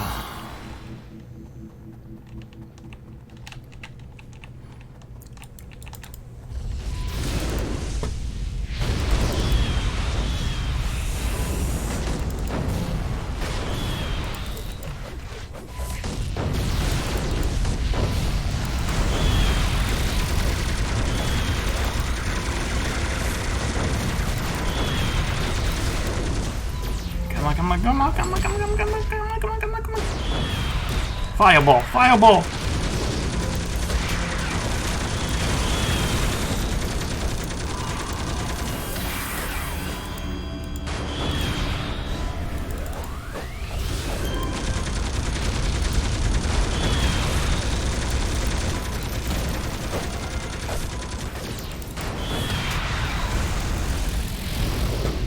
No, I want to use it on the mob.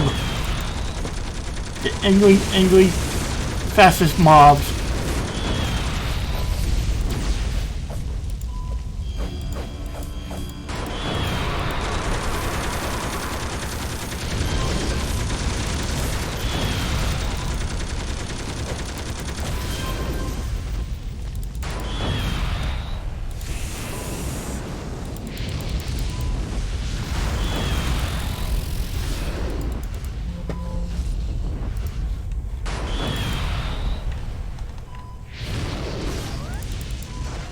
So, be careful on this map. Each time you fight one of the fifth column members, they will send more lackeys to come after you.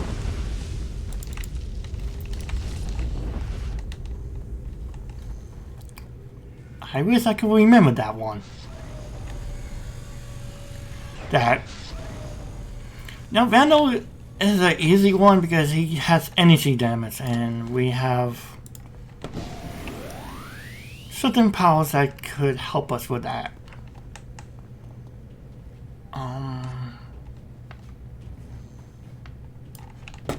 Let's make sure. Can we close these doors? No, we can't. So it's dig on the spine no matter what. Okay. So we have to be quick.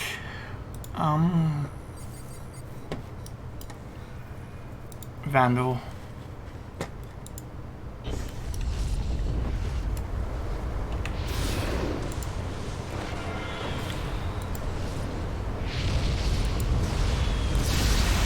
Vandal isn't that hard.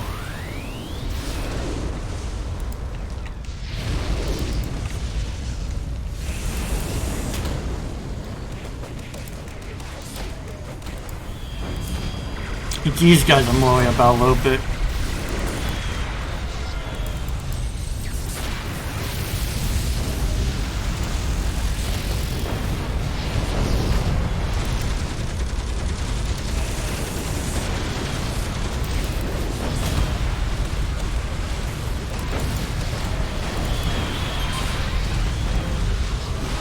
Oh, you get to pick something. Signals and enhancements. Recharge rate. And let's just pick damage. So I'm just gonna stick around until I die from the angry mob.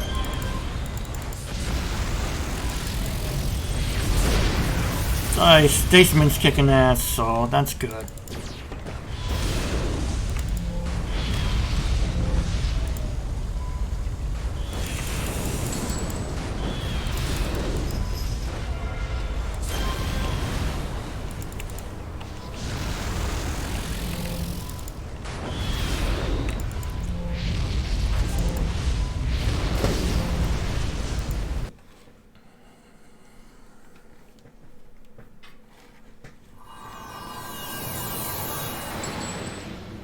You have taken out the fifth column and paved the way for the center to take control.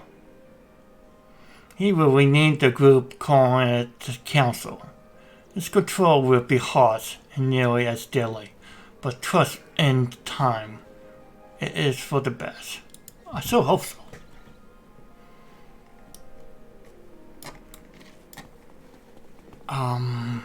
That's the end of the fifth column Taskforce.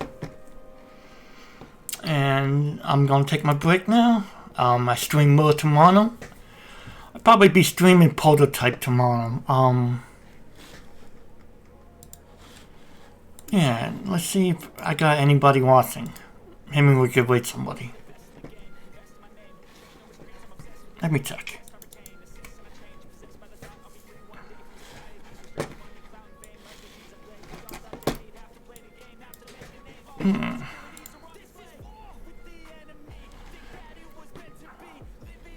But I always enjoy you guys' company, you know? I enjoyed it when you guys come and chat with me. To be honest, I'm quite a lonely person sometimes. Despite the fact that I have family and stuff like that. You guys come and chat with me. Anyway, it doesn't look like we have anybody really watching, so thank you all for tuning in. This is Watch the Fox signing off, saying stay positive and stay beautiful. We will talk again next time, okay? And play Prototype or another game. Bye.